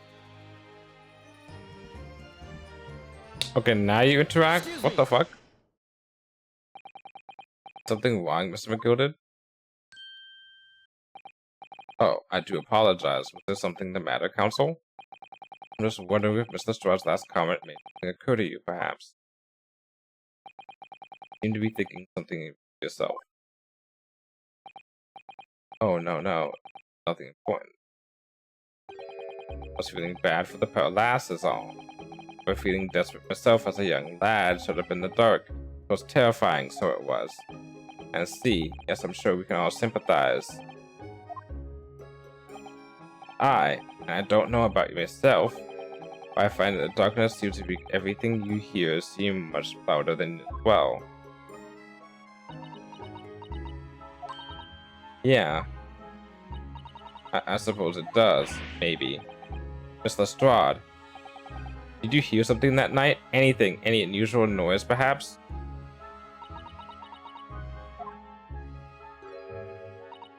Nah, not really. All I could hear was the Irishman snoring. For jabbers, there's no need to tell the whole world of me foibles, you little scamp. What a pity. If only Mr. Strahd had heard something, it might have given us a final new clue. Yes.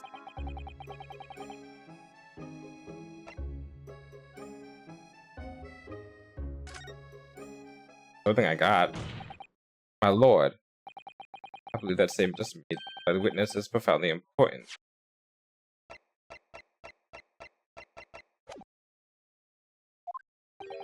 Profoundly important, but all she said was that she heard nothing.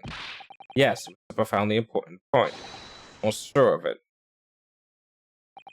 Sure that I don't understand the inner mind, Counsel, nevertheless. Dean Lestrade, you will supplant your former testimony by repeating your last statement, please.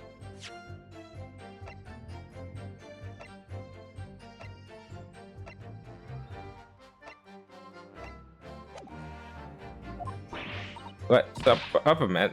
What are you on about? Don't give me your fancy talk. I know what you're trying to do. It won't work on me. She's very animated. I mean, like, legitimately 3D animated. She's very animated. Hold it! So you were strained to hear what was happening the entire time? This is the moment you hid yourself? Not exactly, no. Sorry? Well, there was no one in the cabin to start with. I could just push the cushion up and have a butchers to see what was what. But then, when I saw the swell getting on, I got me down and so he didn't notice me. And Mr. McGilded sat on the seat under which you were hiding, correct? Yeah. Would you amanieve eh? What a mug. So then all I could do was listen. I was waiting to jump out there as soon as I heard him leave, see? Would he? Not likely. Even though we stopped here and there, I never heard the door open.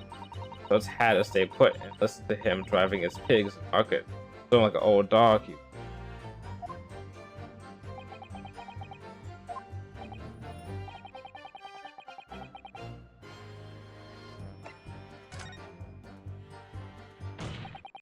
Mr. Lestrade, what you have just told the court is clearly at odds with the facts. Ah! At odds? Are you sure, man? Absolutely. Seems my learned Nipponese friend is not as though we feared. If they were, they would have heard the fact of, this is my theory, this guy mentioned before that he tried to open the door to get into the cabin, but he couldn't do so, and he was like talking about banging on the door, I think, or some shit, and then he went to the top door. If my guy, the defendant, was the first guy, well, I guess second guy, into the cabin after this girl, then that would mean that she would have had to have heard the guy who came afterwards bang on the door, but she didn't hear that.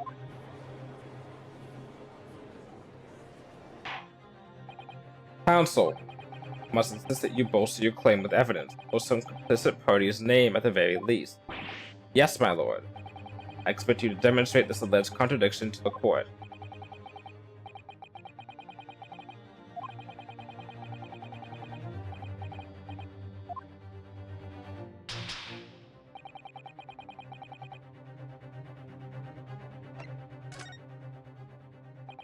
Very well, my lord. Allow me to elaborate on a particular sound that Mr. Strahd could not have failed to hear on the night in question. The sound very clearly explained by the presence of the following person. Take that! He would grant it at work again, this time in my Nipperdean friend's ears. I concur. No sound is apparent to me at all. Oh, wait, never mind. Oh, wait, no, hold on.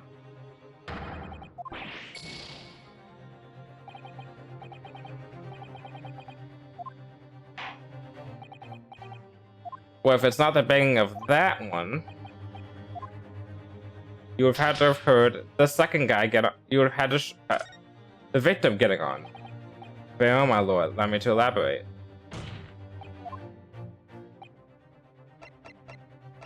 Take that! Thrice feared Mason. Yes, my lord. The sound that Mr. Strahd cannot have failed to hear is that of the victim, Mr. Mason, boarding the omnibus. Well, there's also the one of the guy before trying to board the omnibus but not being able to. I guess maybe you can't hear from the inside if a guy from the outside is trying to open the door but it's locked. Order, order! Explain your reasoning, counsel. Mr. Strahd, allow me to confirm something. You claimed earlier that you were the first person on board the omnibus, is that correct? Yeah, of course I was. I got on while the driver was in the pub, didn't I? And next person on board the omnibus was Mr. McGilded? That it was. Not a soul was in the cabin when I climbed aboard. At least not in plain sight. So you were, to all the intents and purposes, alone in the enclosed cabin of the omnibus at the time? Did I not just say as much? I wasn't traveling with anyone else, if that's what you mean. Yeah, I saw him get on, remember? The crack under the seat cushion. He was on his own for sure. And, from what we've heard, the carriage made a number of stops all after that on its onward journey. During which time, did you not hear the door opening or closing at all? Nah, never heard it. That's exactly what I was listening for, weren't I? Waiting for the swell to leave. In which case, when and how did the victim end up in the carriage? Ah! We know that the victim collapsed inside the enclosed cabin of the omnibus. Therefore, Mr. Strahd's statement about what she did or did not hear is at odds with the facts. Yes, the petty thief's statement was clearly flawed. Lord Van Sykes.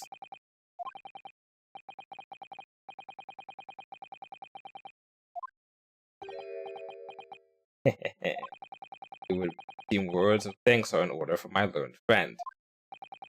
What are you on about? The first, you provided me evidence that I needed. Oh, you provided me the ammo that I needed to get your defendant guilty. Hoo-hoo. You have demonstrated matters impeccably.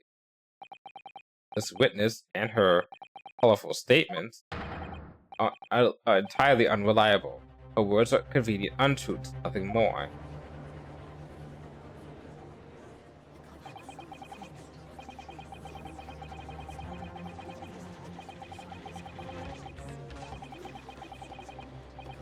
Oh, yep, she's gonna go because she hates liars.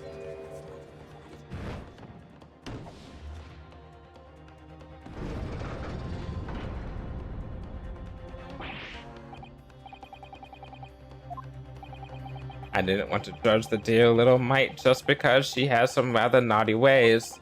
But I must say, I can't abide liars. Yep. And neither can I. The foreman didn't want to judge the girl just because she has some less than salubrious ways.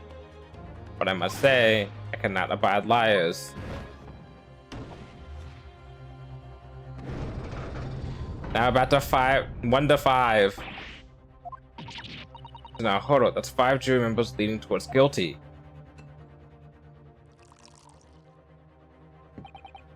Well, your consideration for others is refreshing, my Nipponese friend. The considerable troubles you have spared me.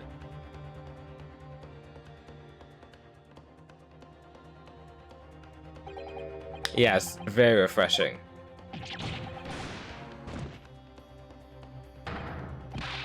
What are you playing at?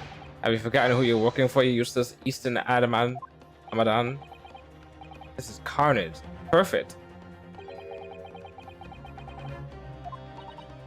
Now, Hodo, the way this is going...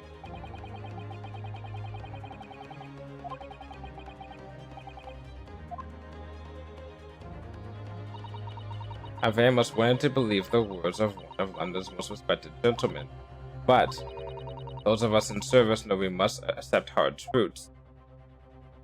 Hold it!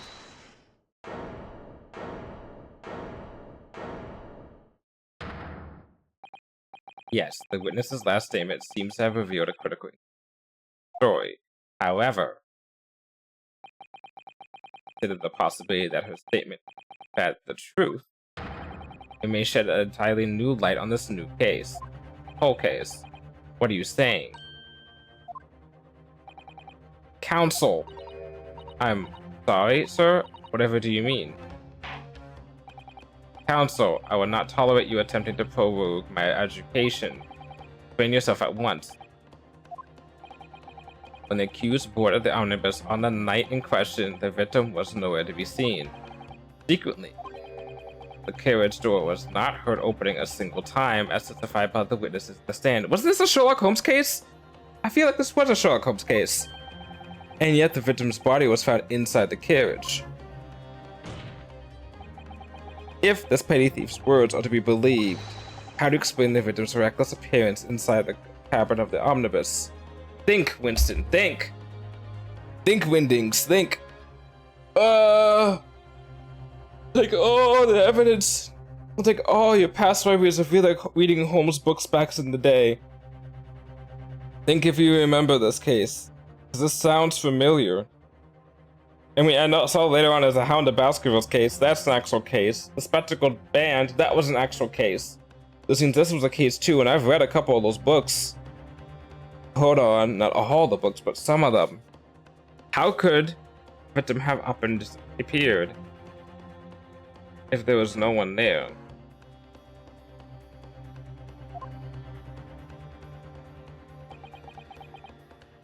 Wait, hold on. Wasn't it possible? No, that she would have seen that both of them. I'm going to explain how the victim came to be inside the carriage.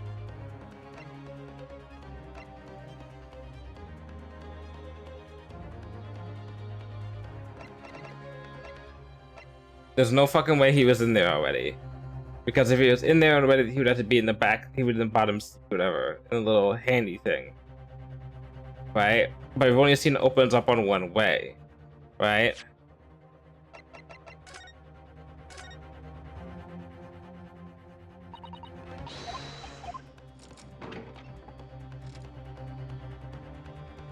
Whoa, whoa, whoa, whoa, whoa. There's blood on the floor? Is that always a thing?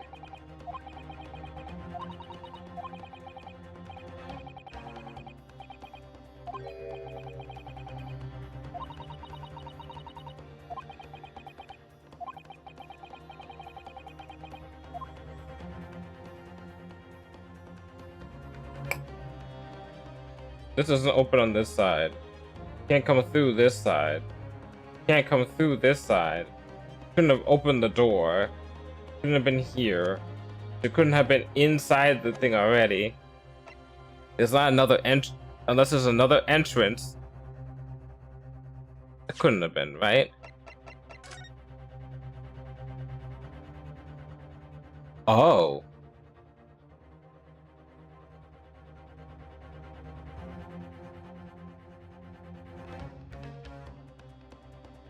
There is another entrance.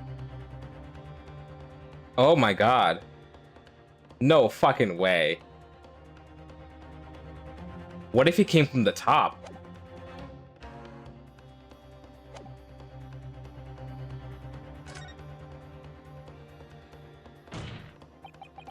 The door wasn't open even once. The only explanation is that the victim entered the enclosed cabin some other way.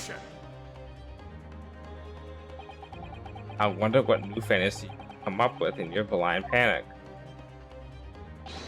But oh, the omnibus is here for all to see. Only one side of the enclosed cabin is furnished with a door. The other only has windows. 6 windows which cannot possibly open. In short, there's no entrance to the cabin other than the door. Holy shit, I'm fucking right. But there could be. There's one possibility you haven't considered. Oh, really? Yes, one other way inside that isn't the door. Another opening, the use of which allowed the victim to appear inside the closed cabin. Alright, counsel. Defense will identify the location for the court. Here's the omnibus in which the incident occurred. Grant Earth's entrance by which you propose the victim enter the cabin. Take that! Holy fucking shit, I was right. The answer is obvious. It can only have been in the skylight. I say, the skylight? Objection! Your ludicrous proposal almost has to be lost for words. However, Objection! the skylight may well be large enough for someone to pass through. Objection! So you claim you have a shred of evidence. Whoa, whoa, whoa, whoa, whoa, whoa, whoa. Oh, I can tell what happened there. My switch just fucked up for a second. Hold on.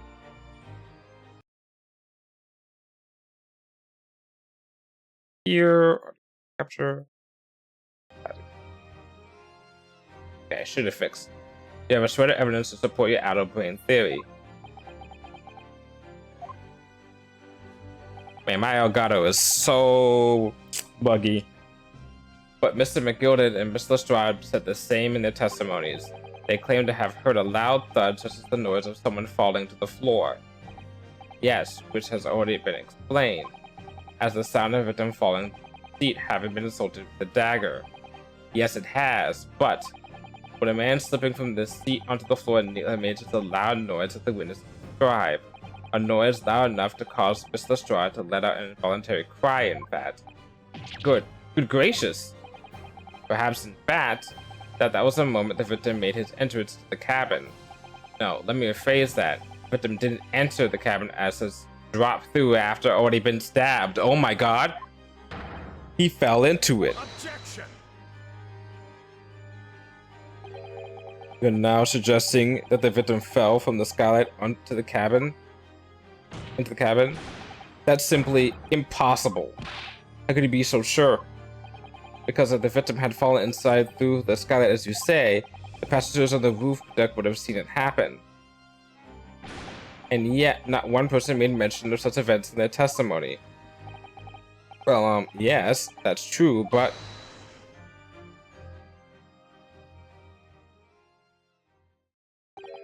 Might I, humble fella, make a wee comment here? Mr. McGilded? Sure now, the two fellows who sat on the roof that testified before said nothing of the victim falling through the skylight. But it seems to me, my lord, that it's not so much a case of them not saying, but... A case of them being unable to say. What? I think perhaps the two fellows do be having something telling reason not to mention what happened. Would you not agree? Finally, to the jury. Goodness, surely not. Those two chaps on the roof?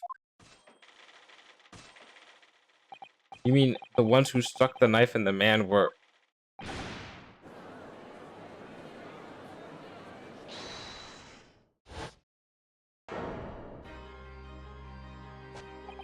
Just what exactly are you insinuating here, you blitherer?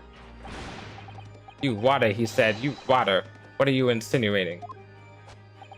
This is a flaming outrage. I have a good mind to give you a blinker in a minute. He'll give you a shine in a minute, he said, and so will I. Mr. Fairplay, you're effectively accusing me, a set of gentlemen and a well-respected banker? And me, a very angry hatter. Suggesting that someone like me could have stabbed that man in the guts. It's a disgrace. It's scandalous. It's I protest in the strongest possible terms. That's right, I protest too. About you, you rotten scoundrel. Order, order, order! This is not the time, witnesses. I will not permit this wanton invasion of the stand. Return to the anteroom at once. But this is beyond reason, my lord. It's outrageous. It's very hurtful, you know. My lord, if I may comment.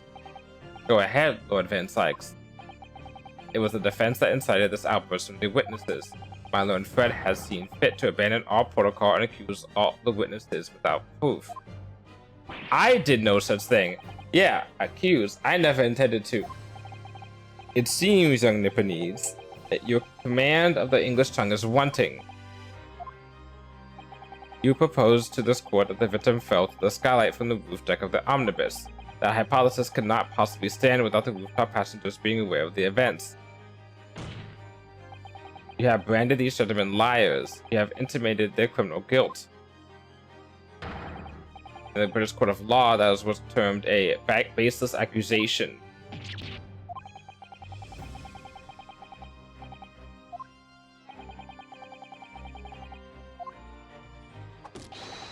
What are you wasting time for? Get them to testify. Thought there was something fishy about that hat from the moment I laid eyes on the fellow. We have to see this matter through now, one way or another. If there's filth and rubbish in our midst, we must dispose of it at once. Dispose. What the fuck? Is this what the court of law is like here in the Brits, in London? This isn't a court of law. This is an arena. What's happening, Mr. Naruhodo? It's a theater, I say, a theater! The spectators in the public gallery they're in a complete frenzy. The fair play, Mr. First. Oh, my lord? You would take the stand again and make another formal testimony. Reference to the indictment brought by the defense. Yes, my lord. I didn't come here for this.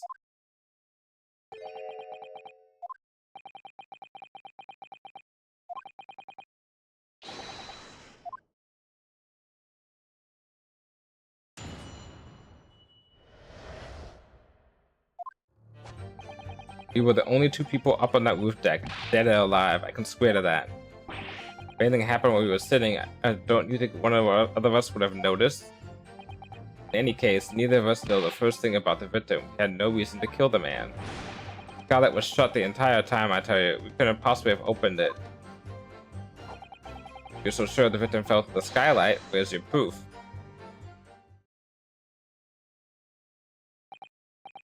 I must say that on listening to this testimony, it is somewhat hard to imagine how either witness could have performed any malevolent act on this rooftop deck, open rooftop deck, the other noticing forthwith. That's right, see? We're innocent, I tell you. Although logically, of course, the argument falls down if the two of you were in cahoots with one another. What? Eh? According to investigations by Scotland Yard, the two witnesses share no common dealing. Interesting that you did that, but you didn't have the evidence to show that this guy knew the defendant. Interesting. Bullshit. Bullshit. Huh. Well, I don't trust coppers any more than I trust the stinking rich.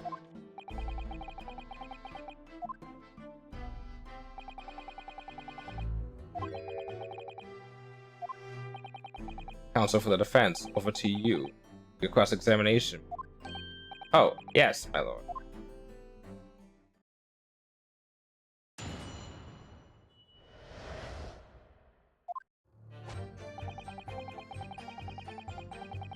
Hold it! So at no time did the victim, Mr. Mason, climb up to join you on the roof deck? Not again. No question about it, he said. None at all. Oh, but yes, of course. I remember seeing them both. So the victim hid inside the enclosed cabin talking with this man here. Is this true, Mr. McGilded? Dear me, my lord, at the risk of repeating myself, I boarded the omnibus alone and nodded off inside almost immediately. That's an outright lie. Without doubt, you were engaged in... Let me stop you there, fella, and ask, do you have any evidence at all? At all? Ah. It's all about evidence in the courts these days, so it is. You do well to remember that. I saw you with my own eyes.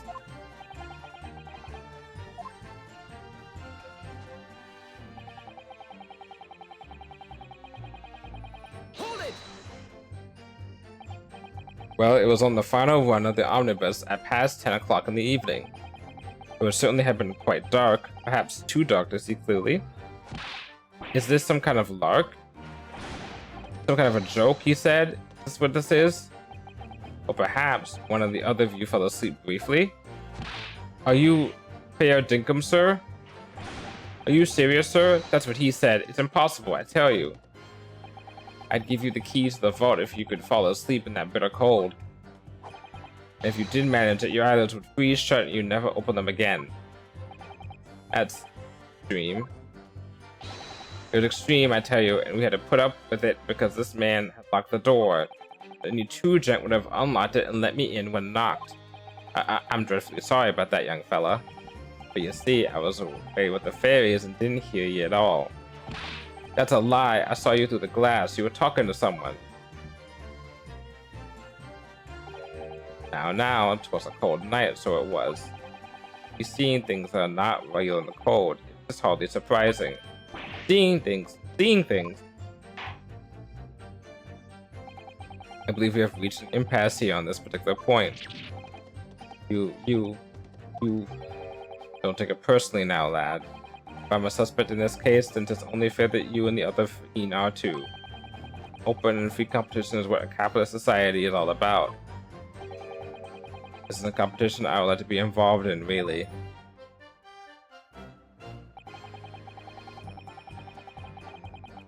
Hold it! So, you have never met Mr. Thrice-Fired Mason before? Oh, Loon, no, not once, never. He never met the man before, he said, never. And you, Mr. First, had no prior dealings with the victim either? That's right, sir. Hatters don't have much to do with brickmakers, to be perfectly honest, sir. No, I imagine not. You see, how many different ways can I put this? Neither of us had the remotest attention to the judgment inside the cabin. Excuse me. Mr. McGilded? Yes, counsel. What can I be doing for you? Did the witness's last statement give you pause for thought somehow? Not the remotest connection. Is that right now? I wonder. What are you insinuating now? Ah, Mr. Fairplay. Long it has. Eh? If I'm not very much mistaken, I believe fast approaching is not your repayment date. I beg your pardon? You borrowed 20 guineas from me, sir. At an unconsociable rate of interest. You tricked me. It's extortion. Well now, is that a touch of begrudgery, is it? The sort of begrudgery that might motivate a fellow to pass his crimes off on another? What are you insinuating? And young Mr. First? Me, sir? What do you want with me, sir? This feels like in Detective Conan, there's a whole other thing where they're like, oh, you know, you see what happens is that the formula for Detective Conan is that they go a place, they meet 4 people, 1 person dies, and the other 3, in the midst of, you know, being like, I'm not the killer, someone's always like let's say person A would be like, oh, I'm not the killer. Person B would be like, oh, well, person A, I saw that you and the victim had this problem. And then person A would be like, oh, or person B, don't you be trying to say that because I know you and the victim had this problem. And then person C would be like, guys, let's not fight. And then either person or person B, A or person B, would turn to person C, and then they'd be like, oh, well, I know you had a problem with the victim, you know, and then thus establishing that every single one of them has a motive, no matter how dumb it can be sometimes. God, there's some dumbass motives. dumb at the time to kill the victim, and then making the victim look like a complete asshole. They always, I have most of the time they kill an asshole, you know, and you're like, I don't feel that bad about you dying. I mean, you shouldn't have died, but like, you know, I could see why these people wanted you dead. God, this dumbass cases though. You do making hats for a living, do you not? That their top hat sliding about on your head. Is that one of your own creations, is it? Oh, well, I'm just an apprentice, you understand. I'm learning to find the perfect fit for whatever fine gent walks through the door. A perfect fit, is it? Well, it's a very distinctive design, so it is. Many customers like it, I tell you. They like a distinctive touch. Customer, such as twice-fired Mason. Ah. There was a photographic print the victim submitted as evidence before, my lord. This. I can't help but thinking the poor fellow's hat looks distinctly familiar when you say, oh my god, I didn't think about that. Oh. That's one of my hats. That it is. So it seemed the brickmaker was a customer of you. I feel like my defendant's guilty. That sort of customer outrager could have had a weak quarrel with over the distinctiveness of the goods. Oh no, sir. Absolutely not, sir. Well, there's nothing more to add. Wouldn't it be right to say that the two fellows here haven't the remotest connection to the victim user? Yeah, it's a stretch with fair play. I rest my case. You little weasel. What is this 3D shenanigans? Oh, welcome on in, Mary. Welcome to new Ace Attorney. Well, I guess that kind of new Ace Attorney. The great Ace Attorney. Back after Ace Attorney went to 3D. Give him a good day. You little weasel. Gosh, Jordan has certainly been through in his t-shirt, hasn't he? Well, it's kind of the old Ace Attorney when I think about it. Oh, I got that reward. Please don't make me little interpretation hold up their proceedings.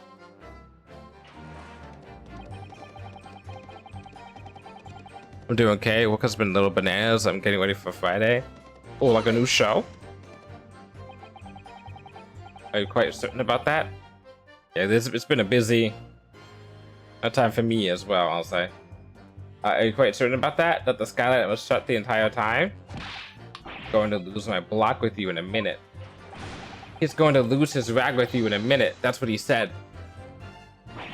Take a look for yourself. Go on.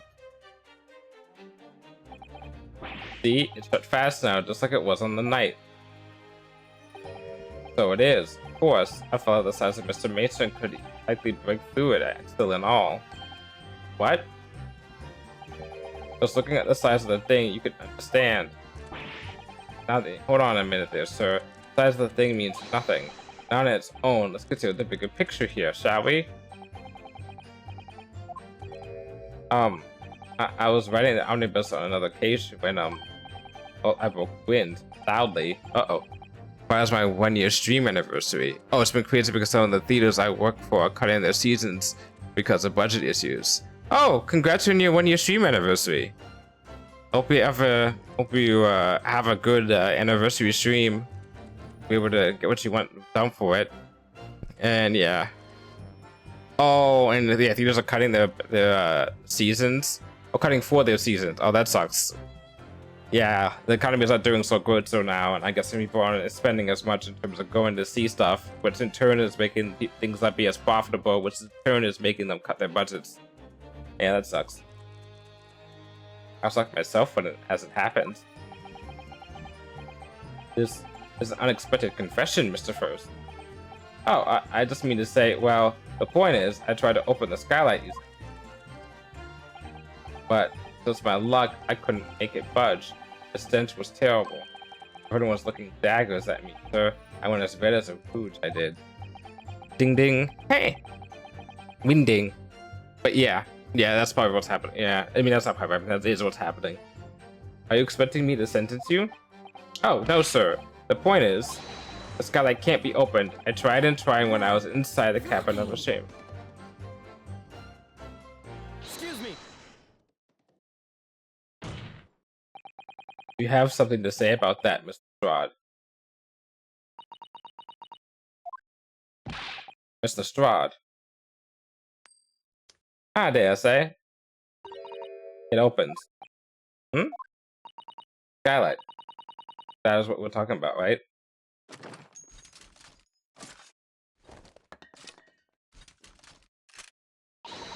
All them skylights open. Dead easy. That's a lie, I tell you. Otherwise, when I broke window, I can't do it from inside, you mug. Does he just have a gun? Yeah, she has a gun that she pilfered because she was a pickpocket, but she took it from, I think, the Sherlock Holmes XP of the game. Mr. Sherlock Sholmes, who hasn't been in this case, but is somewhere around in Britain after we were on a ship together with him, and he helped us find out what our best friend's death is going on. Yeah. And Sherlock Sholmes can be described as, not dumb, but not smart, but not dumb. Very good observation skills, very big leaps of logic with said observation skills. Yeah, that's a good way of putting it. Look, a few weeks ago, I was up on the floor deck of one of them drags. And great hell, I mean, I had purses coming out of me ears. Mr. Strahd, this is not the forum to be illusionizing on the subject of your criminal activities. Well, anyway, I had a bit of a scare. When I lifted the last bloke's purse, he got wise to all four of them surrounded me and I couldn't off the bus and leg it. So what I did was I used the skylight, opened the catch and jumped right through. What? Yeah, the catch from the skylights is up on the top side. That's why we can't open them from the cabin. The skylight opens from the roof deck. Bailiff. Climb up to the roof on the omnibus at once and verify what this claims. I mean, we knew it the truth because you can literally see the latch right there. Oh, look at that. Like I thought. Oh, my hat. See?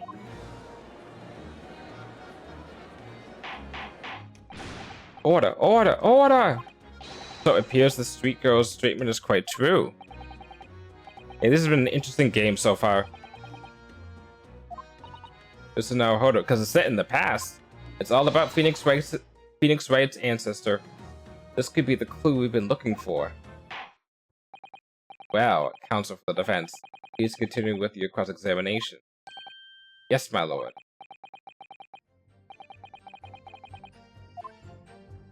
We should investigate for ourselves.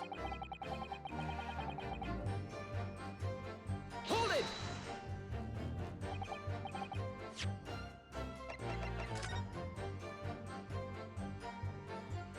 Okay. The skylight was fastened shut before, but now the catch has been undone. We should be able to open it. Yeah, don't do this, but...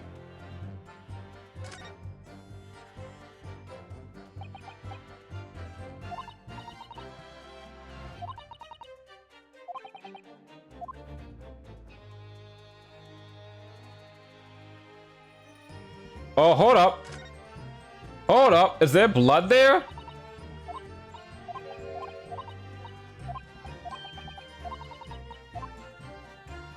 Well, hold on. I wonder.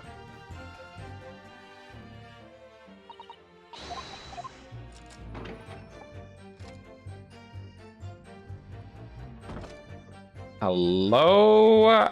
New evidence.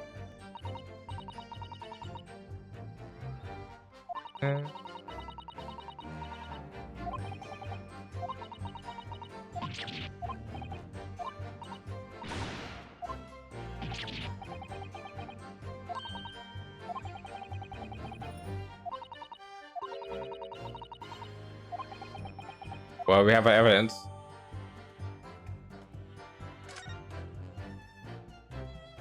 All I need to find is the button that's missing. This guy has a missing button, and maybe this button is going to be somewhere. Okay. That's right, I demand to hear it. Came in to say what we saw, I tell you, not for this. But you can call us both slicers. Stickers? Slicers? I don't know. S-I-C-E-E-R-S. I don't know how to say that. Chickers? Ban us as criminals? Is it stick? How do you say that? What even is that word? How many words of the day are we gonna have in this damn game?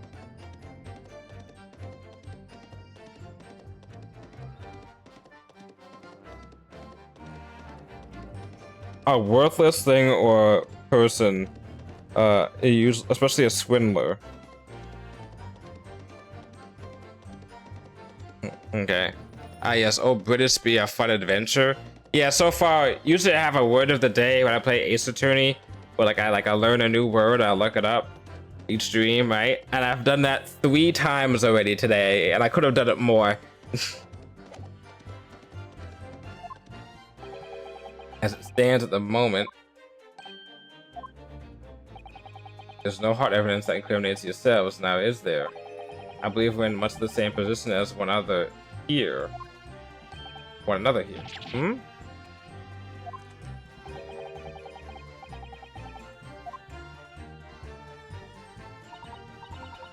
One of these 2 men were actually involved in some way. I couldn't say. I mean, I don't know anything about them, do I?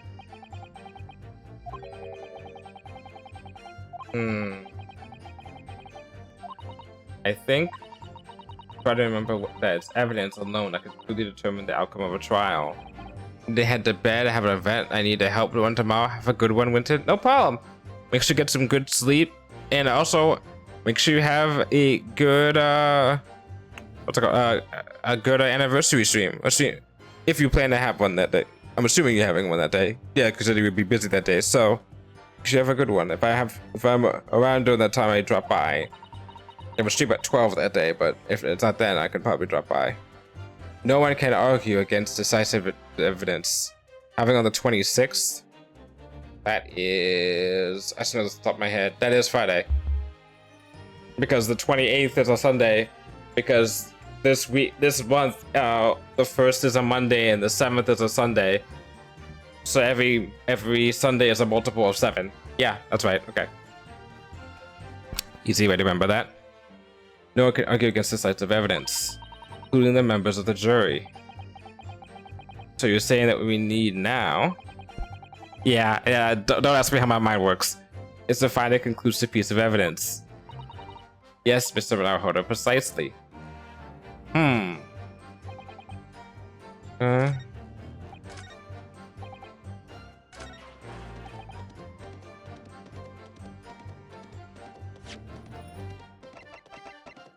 Objection! There we go. On the night in question, the victim was fatally stabbed in the stomach, and immediately afterwards, the victim's body was pushed through the skylight on the cabin below.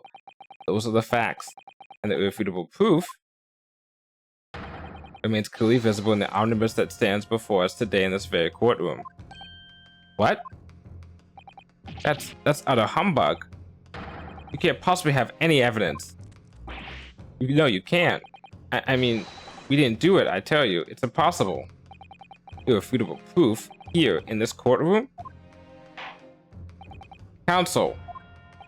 My lord. I believe everyone would appreciate a little clarification here, Where exactly within the omnibus is this evidence to which you allude? Your point, what it is that proves the victim fell to the roof deck through the skylight. Gee, wonder, geez. Where is, oh God, hold on. Where is that blood? Oh, fuck, oh, God damn it. I didn't hit the right button.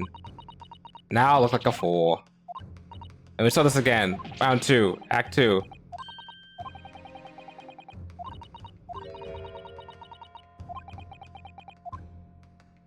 Got it! There you go. By Jupiter, is that blood? In a murder case? How preposterous. In a stabbing case. Blood. Who could have seen this coming? This bloodstain proves two things. Firstly, when the incident occurred, the skylight of the omnibus was open. What? And secondly, the victim was already bleeding when he fell through the opening. Oh my.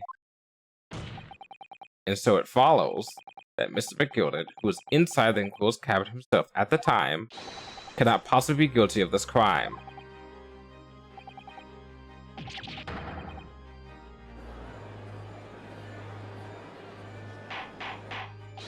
Order, order, order! Hold it! But the blood could have been sprayed up there when the fellow was stabbed inside the cabin. And only found its way to that particular spot on the skylight? Sure, and would that be very convenient? Ah. And let's keep it in mind that the skylight catch can only be unfastened from the roof deck. I myself wouldn't have been able to open it now, would I? But, there's no way to know for certain, is there? The dirt really fell through the skylight, I mean. Why don't you have a good look at the floor of the cabin between the two seats, Mr. First? This is all too plain, if you see. There's the aftermath that shows a poor fella dropped from a far height right there, so it is. What? No. But it can't be. It's all lies. My fellow juror remembers. I think we can all agree that this is clear proof of the defendant's innocence, can't we? I believe we can. Yes, sir. It's all clear to me now where the filthy rubbers can be found in this courtroom. So, they thought they could pull the wool from my eyes, did they? I won't tolerate any of the girls' carriages being sullied with blood. I won't tolerate it. Oh, I always knew that nice gentleman who gave us that delightful park couldn't have done such a thing. On three then, everyone. 1, 2, 3. Objection! There we go.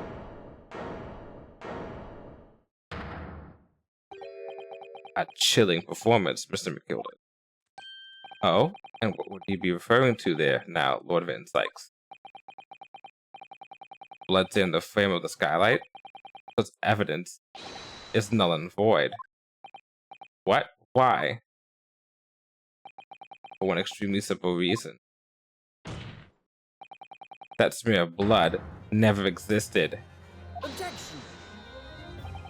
What are you talking about? It's there for all to see, and it's clearly blood. Objection! I personally attended Scotland Yard's investigation of the omnibus. The officers involved went over the carriage with a fine-tooth comb. Oh my god! Oh my god! This is the preclude case of Ace Attorney. This is the case where I'm getting framed. When the fucking the Grammary case. I'm being set up. The officers involved went over the carriage with a fine-tooth comb. At least I'm not being set up, but our guy is guilty. I mean, that wasn't the same case with the Grammary. That was the case with the Engard case. So I can state with absolute surety, no such smear of blood exists in the carriage. At least, not until this trial began. But, are you suggesting, Lord Van Sykes, that this stain of blood was fabricated, my lord? Yes, and while this court has been in session. What? I can't help you this time, dude. I'm dead serious. What a palaver. I must say I didn't expect such a crude reasoning from a prosecutor of your standing, Lord Van Sykes. But I'm Magnus McGilded, a fellow known all over the capital for his fine contributions to public life. I don't take kindly to slander, and I'll fight it to the bitter end. Even if it's rolling off the tongue of the Reaper of the Bailey. McGilded, I realize that this is your first appearance in court as the accused. However, I'm well aware of your involvement behind the scenes in a great many affairs of dubious nature. You're very adept when it comes to avoiding getting your own hands dirty. Are we the baddies? And each time it happens, a case you're involved in is investigated, you adapt the facts. Adapt the facts? What does that even mean? When you wield a fortune the size of Mr. McGilded's, however ill-gotten it may be, nothing is impossible. Tampering with evidence, manipulating the scene of a crime, bribing witnesses. I toast your ability to concoct the most convenient of stories, sir. Yeah, this man's guilty. Tut tut, Lord Van Sykes. This will not do, to be sure. Will it now, counsel? Oh no. I think it's fair to say this all sound like a rather far-fetched excuse by a desperate man. The blood on the skylight didn't exist, you say? But if you all cast your minds back, is it not true that the omnibus there has been in the courtroom the entire time? How could anyone have probably put a smear of blood in it without the world and his wife seeing? Isn't that right now, counsel? There was one time. My learned friend. Here's to hearing your opinion on this matter, in your own words. As you wish.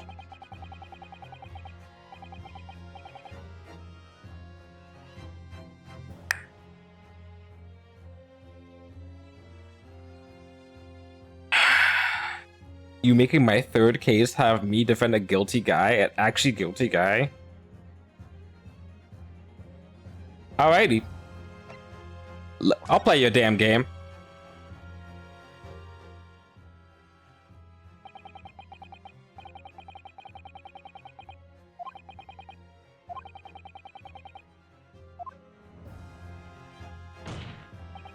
There was no evidence to suggest the defendant did as my lord defendant suggests.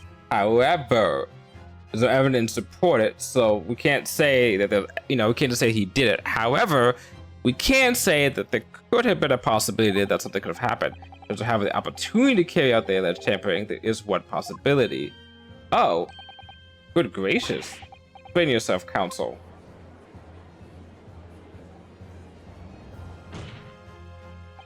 Yes, there is. Since my learned Nipponese friend has no intention of running from this deceit. Deceit? I'm sure everyone still remembers clearly the recess that we were forced to take. As a result of the smoke grenade fired by the witness currently in the stand, Miss Gina Lestrade.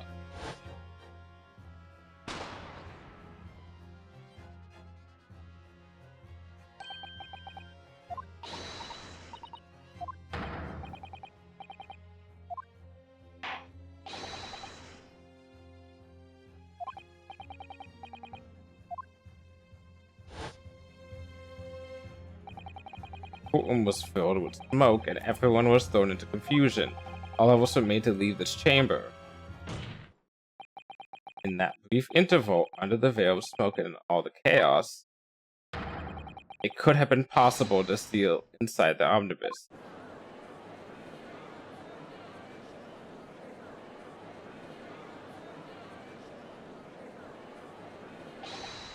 Are you wise? What are you trying to pull, you rotten feckless gouger? Feckless? Gouger? You're supposed to be defending me. It's a wicked plot. It's a plot to undermine me, so it is. Objection! Whatever you think this is, it changes nothing. The facts are the same. After this courtroom was evacuated earlier as a result of the smoke grenade, a number of inconsistencies materialized in relation to the omnibus. Inconsistencies such as, to start with, the storage compartment underneath the rear passenger seat, which we can confirm. I can personally confirm. Windings can confirm. Yeah. When the police investigated the omnibus, this compartment was full of the driver's items. Secondly, we have the smear of blood on the edge of the skylight. As we have said, it was not present at the start of the trial this morning. Unfortunately, Lord Van Sykes, no one is able to corroborate your claims.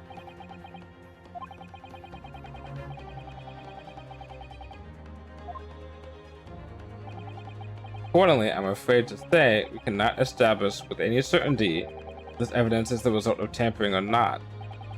Indeed, my lord, no doubt there is not a single person who saw fit to verify such things. What do you think? Sorry? About the omnibus. Is there anything else unusual about the omnibus?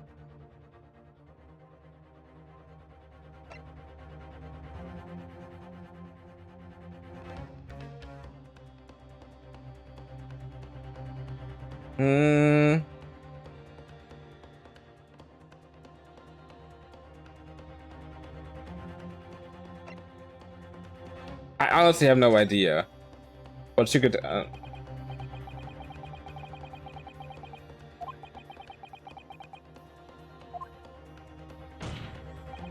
My lord, at this moment in time, the defense. Can I point out one other inconsistency? A mark that surely could not have been present at the start of the trial. What? Sasato, what do you do? Was it the blood on the floor? Was it there before? I examined the omnibus with you, don't forget. There's something that seems out of place compared to how the carriage looked originally. That's what we need to identify now. What in the devil's name are you going to say now? If you dare to betray me, you little maggot, better start watching your back. Objection! Silence, McGilded. Court awaits the defense's clarification.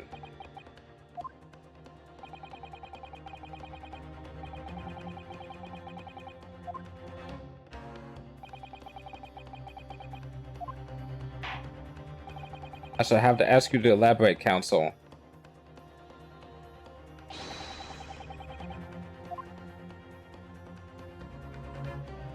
If he's lying about the fall from here, then it would have to be the blood.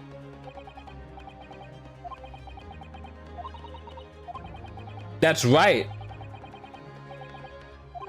And yet Van Sykes never made no mention of it. He did mention that before. Wasn't a bad feeling because Van Sykes had a trick up his sleeve that he was going to mention that. It's a bad feeling because it's fabricated. If you consider that the victim fell through the skylight onto the floor of the cabin, you would certainly expect to find signs of blood where he landed. But as far as I recall, this blood stain on the cabin floor was not there when the omnibus was first brought into the courtroom.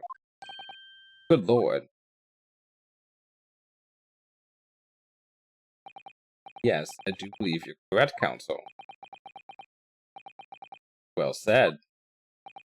Although, as advocate for the defense, one might say that that was a very careless slip of the tongue.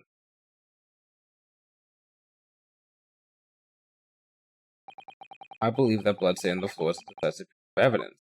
But if the question is whether the evidence is genuine or whether it was unlawfully fabricated by someone, I feel compelled to admit that there's at least a possibility that the evidence is fake.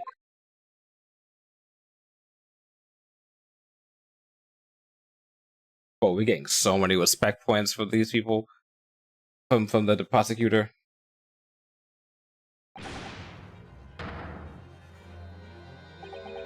This trial is over.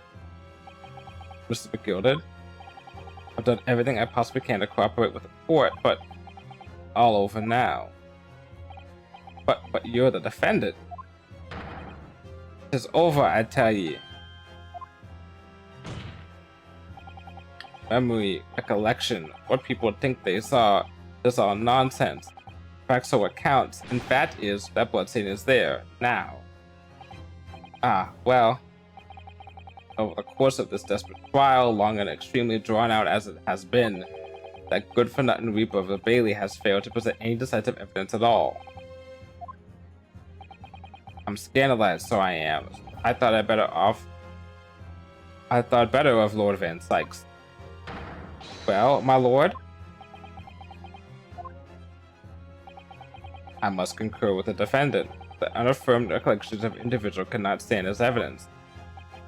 At this moment in time, the particular bloodstain in question is very much in existence, and the absence of any credible method by which that prove his alleged previous non-existence. I regret to say that it would be improper for this trial to continue. Your lordship can't be serious. Lord Van Sykes, what is your position?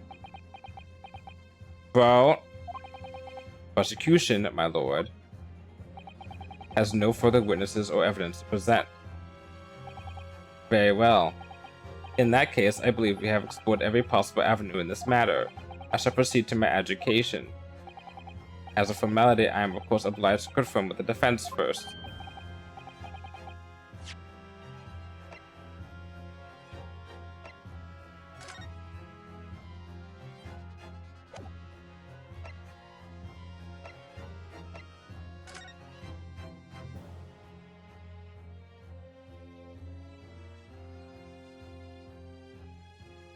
We haven't used the knife. We haven't used the knife at all. As things stand at the moment, it would seem that Mr. McGill will be found not guilty. Yes, which would mean we've won.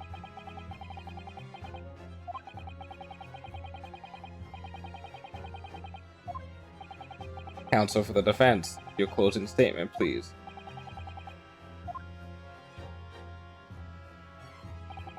Yes, my lord. Defense believes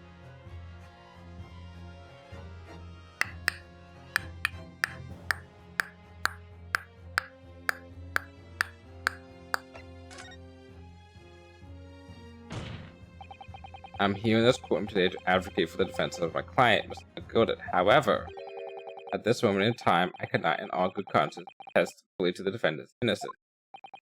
What are you saying, man? Well, he even said man. He even say sir, and I think he said man. Like, what the hell, dude? Without any question, there is no conclusive evidence to prove that my defendant is guilty. However, there's also no conclusive evidence to prove that he is innocent.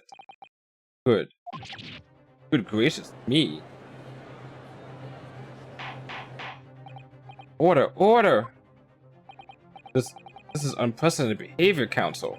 A defense lawyer calling the accused innocence into question? Are you of sound mind?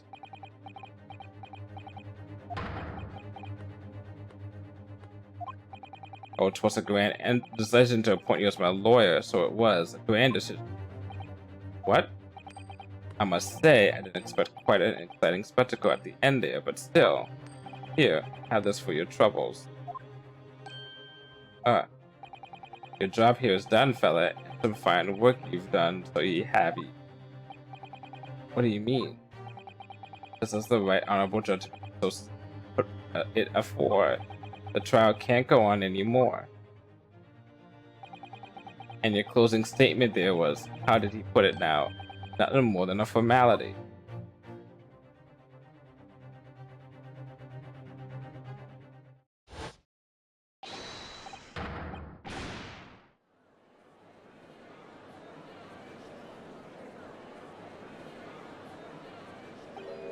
I really don't know what to make of all this. Was the evidence we've seen genuine, or was it fake? His lordship would be fuming. Any unsightly weapons would be disposed of promptly, as I said. The stinking wretch are always guilty of something. You mark my words. I feel terribly ashamed that I ever doubted that lovely man who gave us the lovely park. Now the proceedings have unfolded in this way. I'm prepared to declare a premature end to the trial. Furthermore, the court must accept the defendant's plea.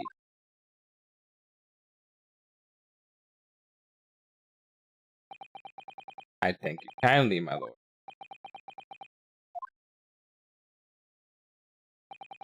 I hereby announce the verdict of this court. Objection! What? But we still haven't determined if the bloodstain in the omnibus is genuine or not. We don't know if these witnesses are telling the truth or a pack of lies. We have no idea about the truth. Yeah, that bugs me the fuck out, Lord Van Sykes. My lord, the case made by the prosecution was flawed, plain and simple. If indeed the omnibus presented as evidence was tampered with. This isn't a win? I didn't win this court case?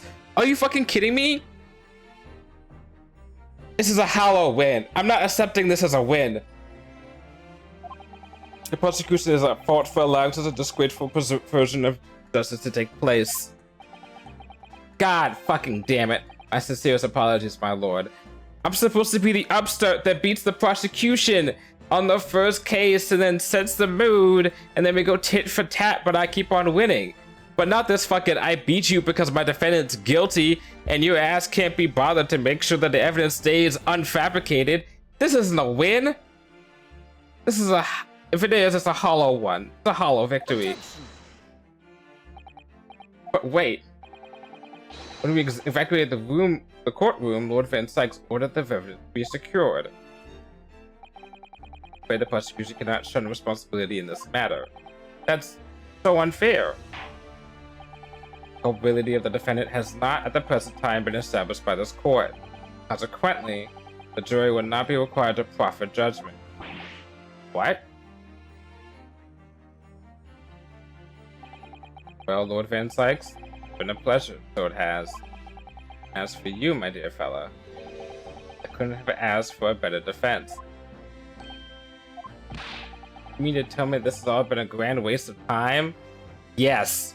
Yes, it has. Just the law of the land, my good man. If you'd like to pursue this matter further, you can always go ahead and try and change the law. Agnes McGilded. Good grief. What to say to me, have you? Just one thing. A warning. Far from over. Well, something to be looking forward to then. I should be the victim of the next case. That would be fucking hilarious. I hereby pronounce the defendant, Mr. Agnes Gilded, not guilty. Yay!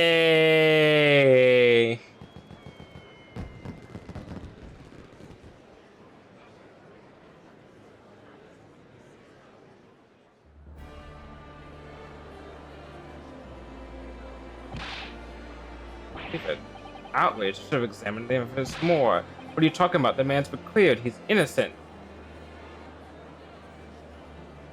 We did everything by the law, by the book.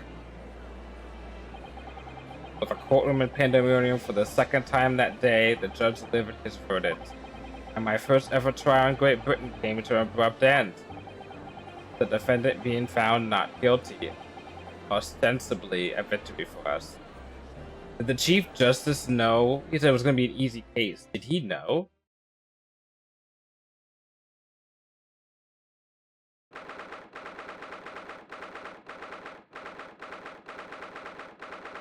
If he knew, if the Chief Justice knew that that this was supposed to be an easy case for us, even though we're supposed to be going up against one of the best prosecutors in the world, did he know that the defendant was going to lie and cheat his way into?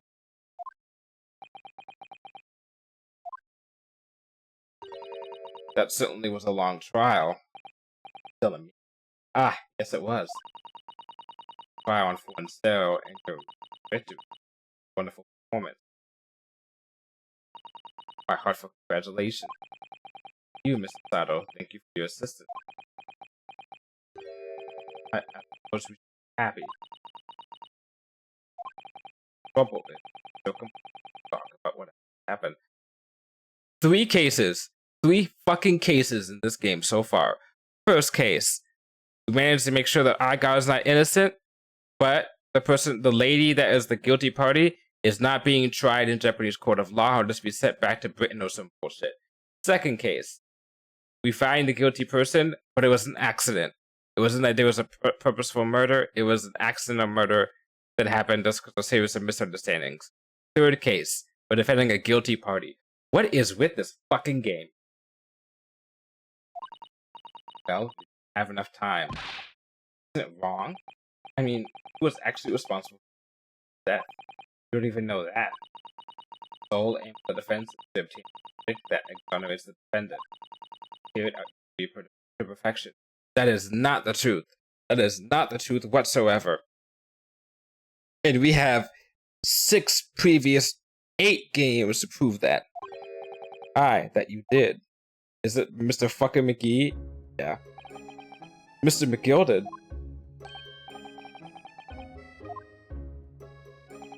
Well, it seems the stories are true. Oh, what stories? For the 6 enormous fireworks they do be letting off when there's a verdict of not guilty. Sure, you must have seen them now. Spectacular, wouldn't you say? Yes, definitely. I heard it was a sight to behold, and to be sure it was.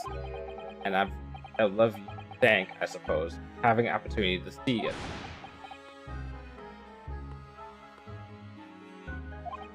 Oh, I don't know about that. I'm not sure I really did anything. What on earth are you saying, fella? How did I walk out of there a free man then?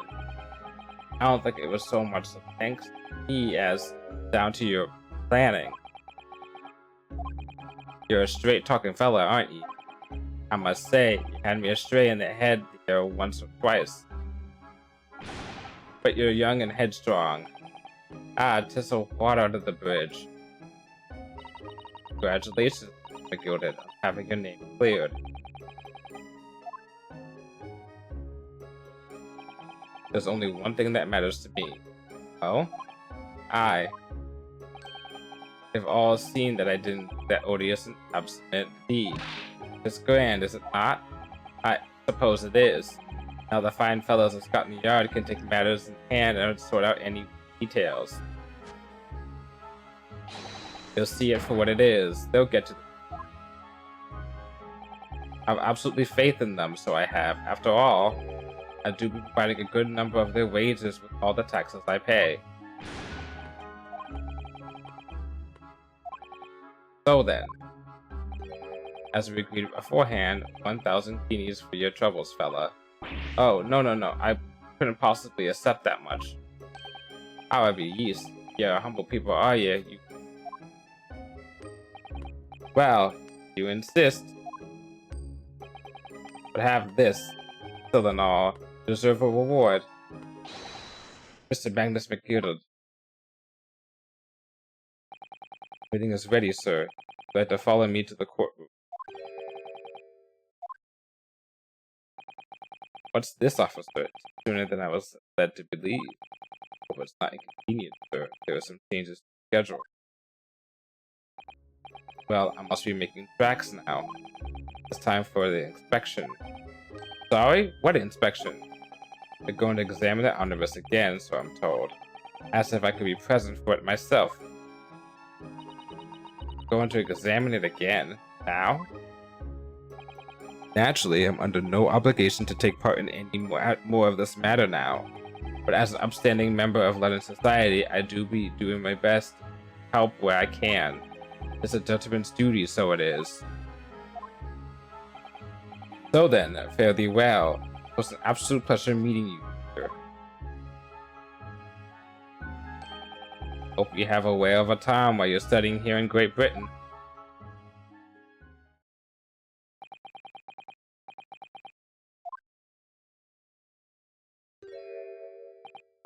Oh.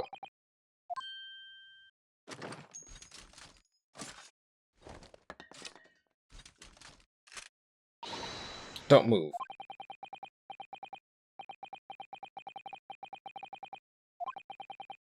Rod, would you mind putting that thing down? You're a grown-up. Sorry? I hate all grown-ups. Ah, there you are. Naughty, naughty, running off like that.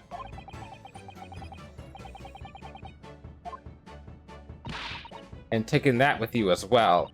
I was looking forward to the trial run of my experimental smoke grenade launcher. Ah.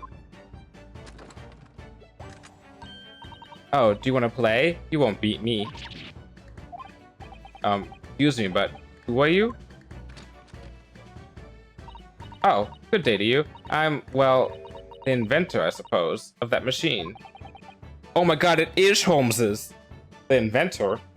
Well, normally smoke grenades are so dull, don't you agree? White, white, and more white. If you had to be shrouded in smoke, it could at least be a pretty color, I thought to myself. You had to be shrouded in smoke, though? At all? I took my eyes off it for a moment once I was changing into a different omnibus, and she pinched it.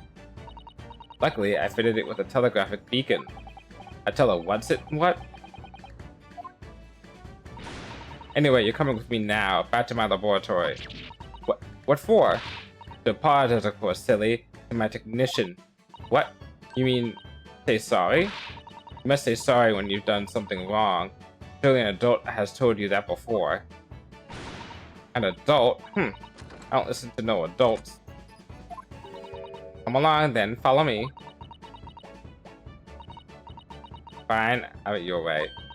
Oh good. See, I knew you'd want to do the right thing in the end.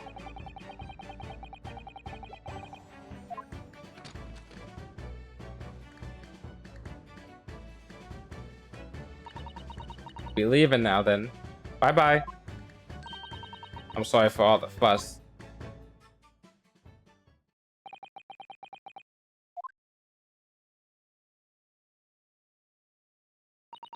Well, you think perhaps we ought to be on our way now too? Yes, you're right. But where to?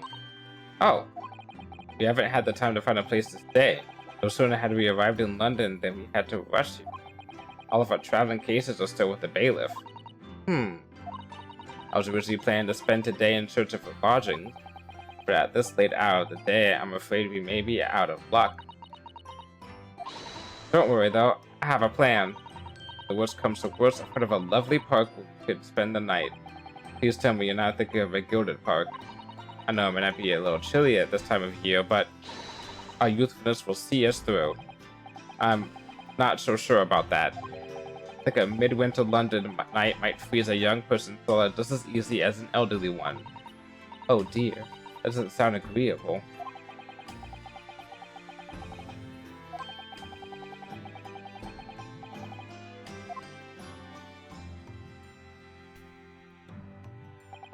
And so, proud to determine my willingness for the study tour was over by the end of our first day in London.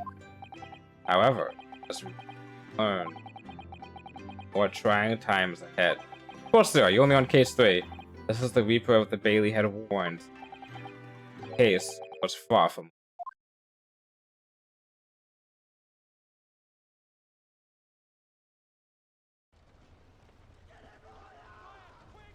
What's going on? Get the fire brigade! Water! Bring water, quick! What the? How did this happen? I don't know, sir. By the time I got here, it was already engulfed. No one was supposed to be allowed in here before we started investigating.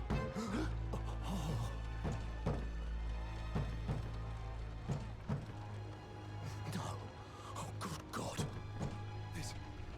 There's someone in there.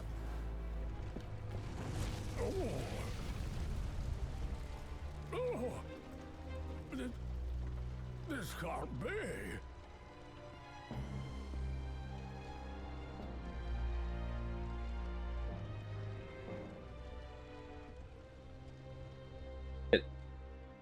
Is that Mr. McGilded in there? If so, haha. GG, bitch.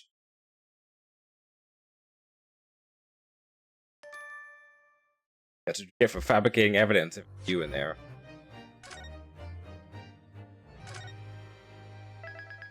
You think that's gonna stop the coming out? Yeah, get out of here. Anyway, we're gonna stop now. Cause it's a good place to stop. It seems like. Let's see. We didn't anyone to just take it easy. Just take it easy to stop now. Yeah.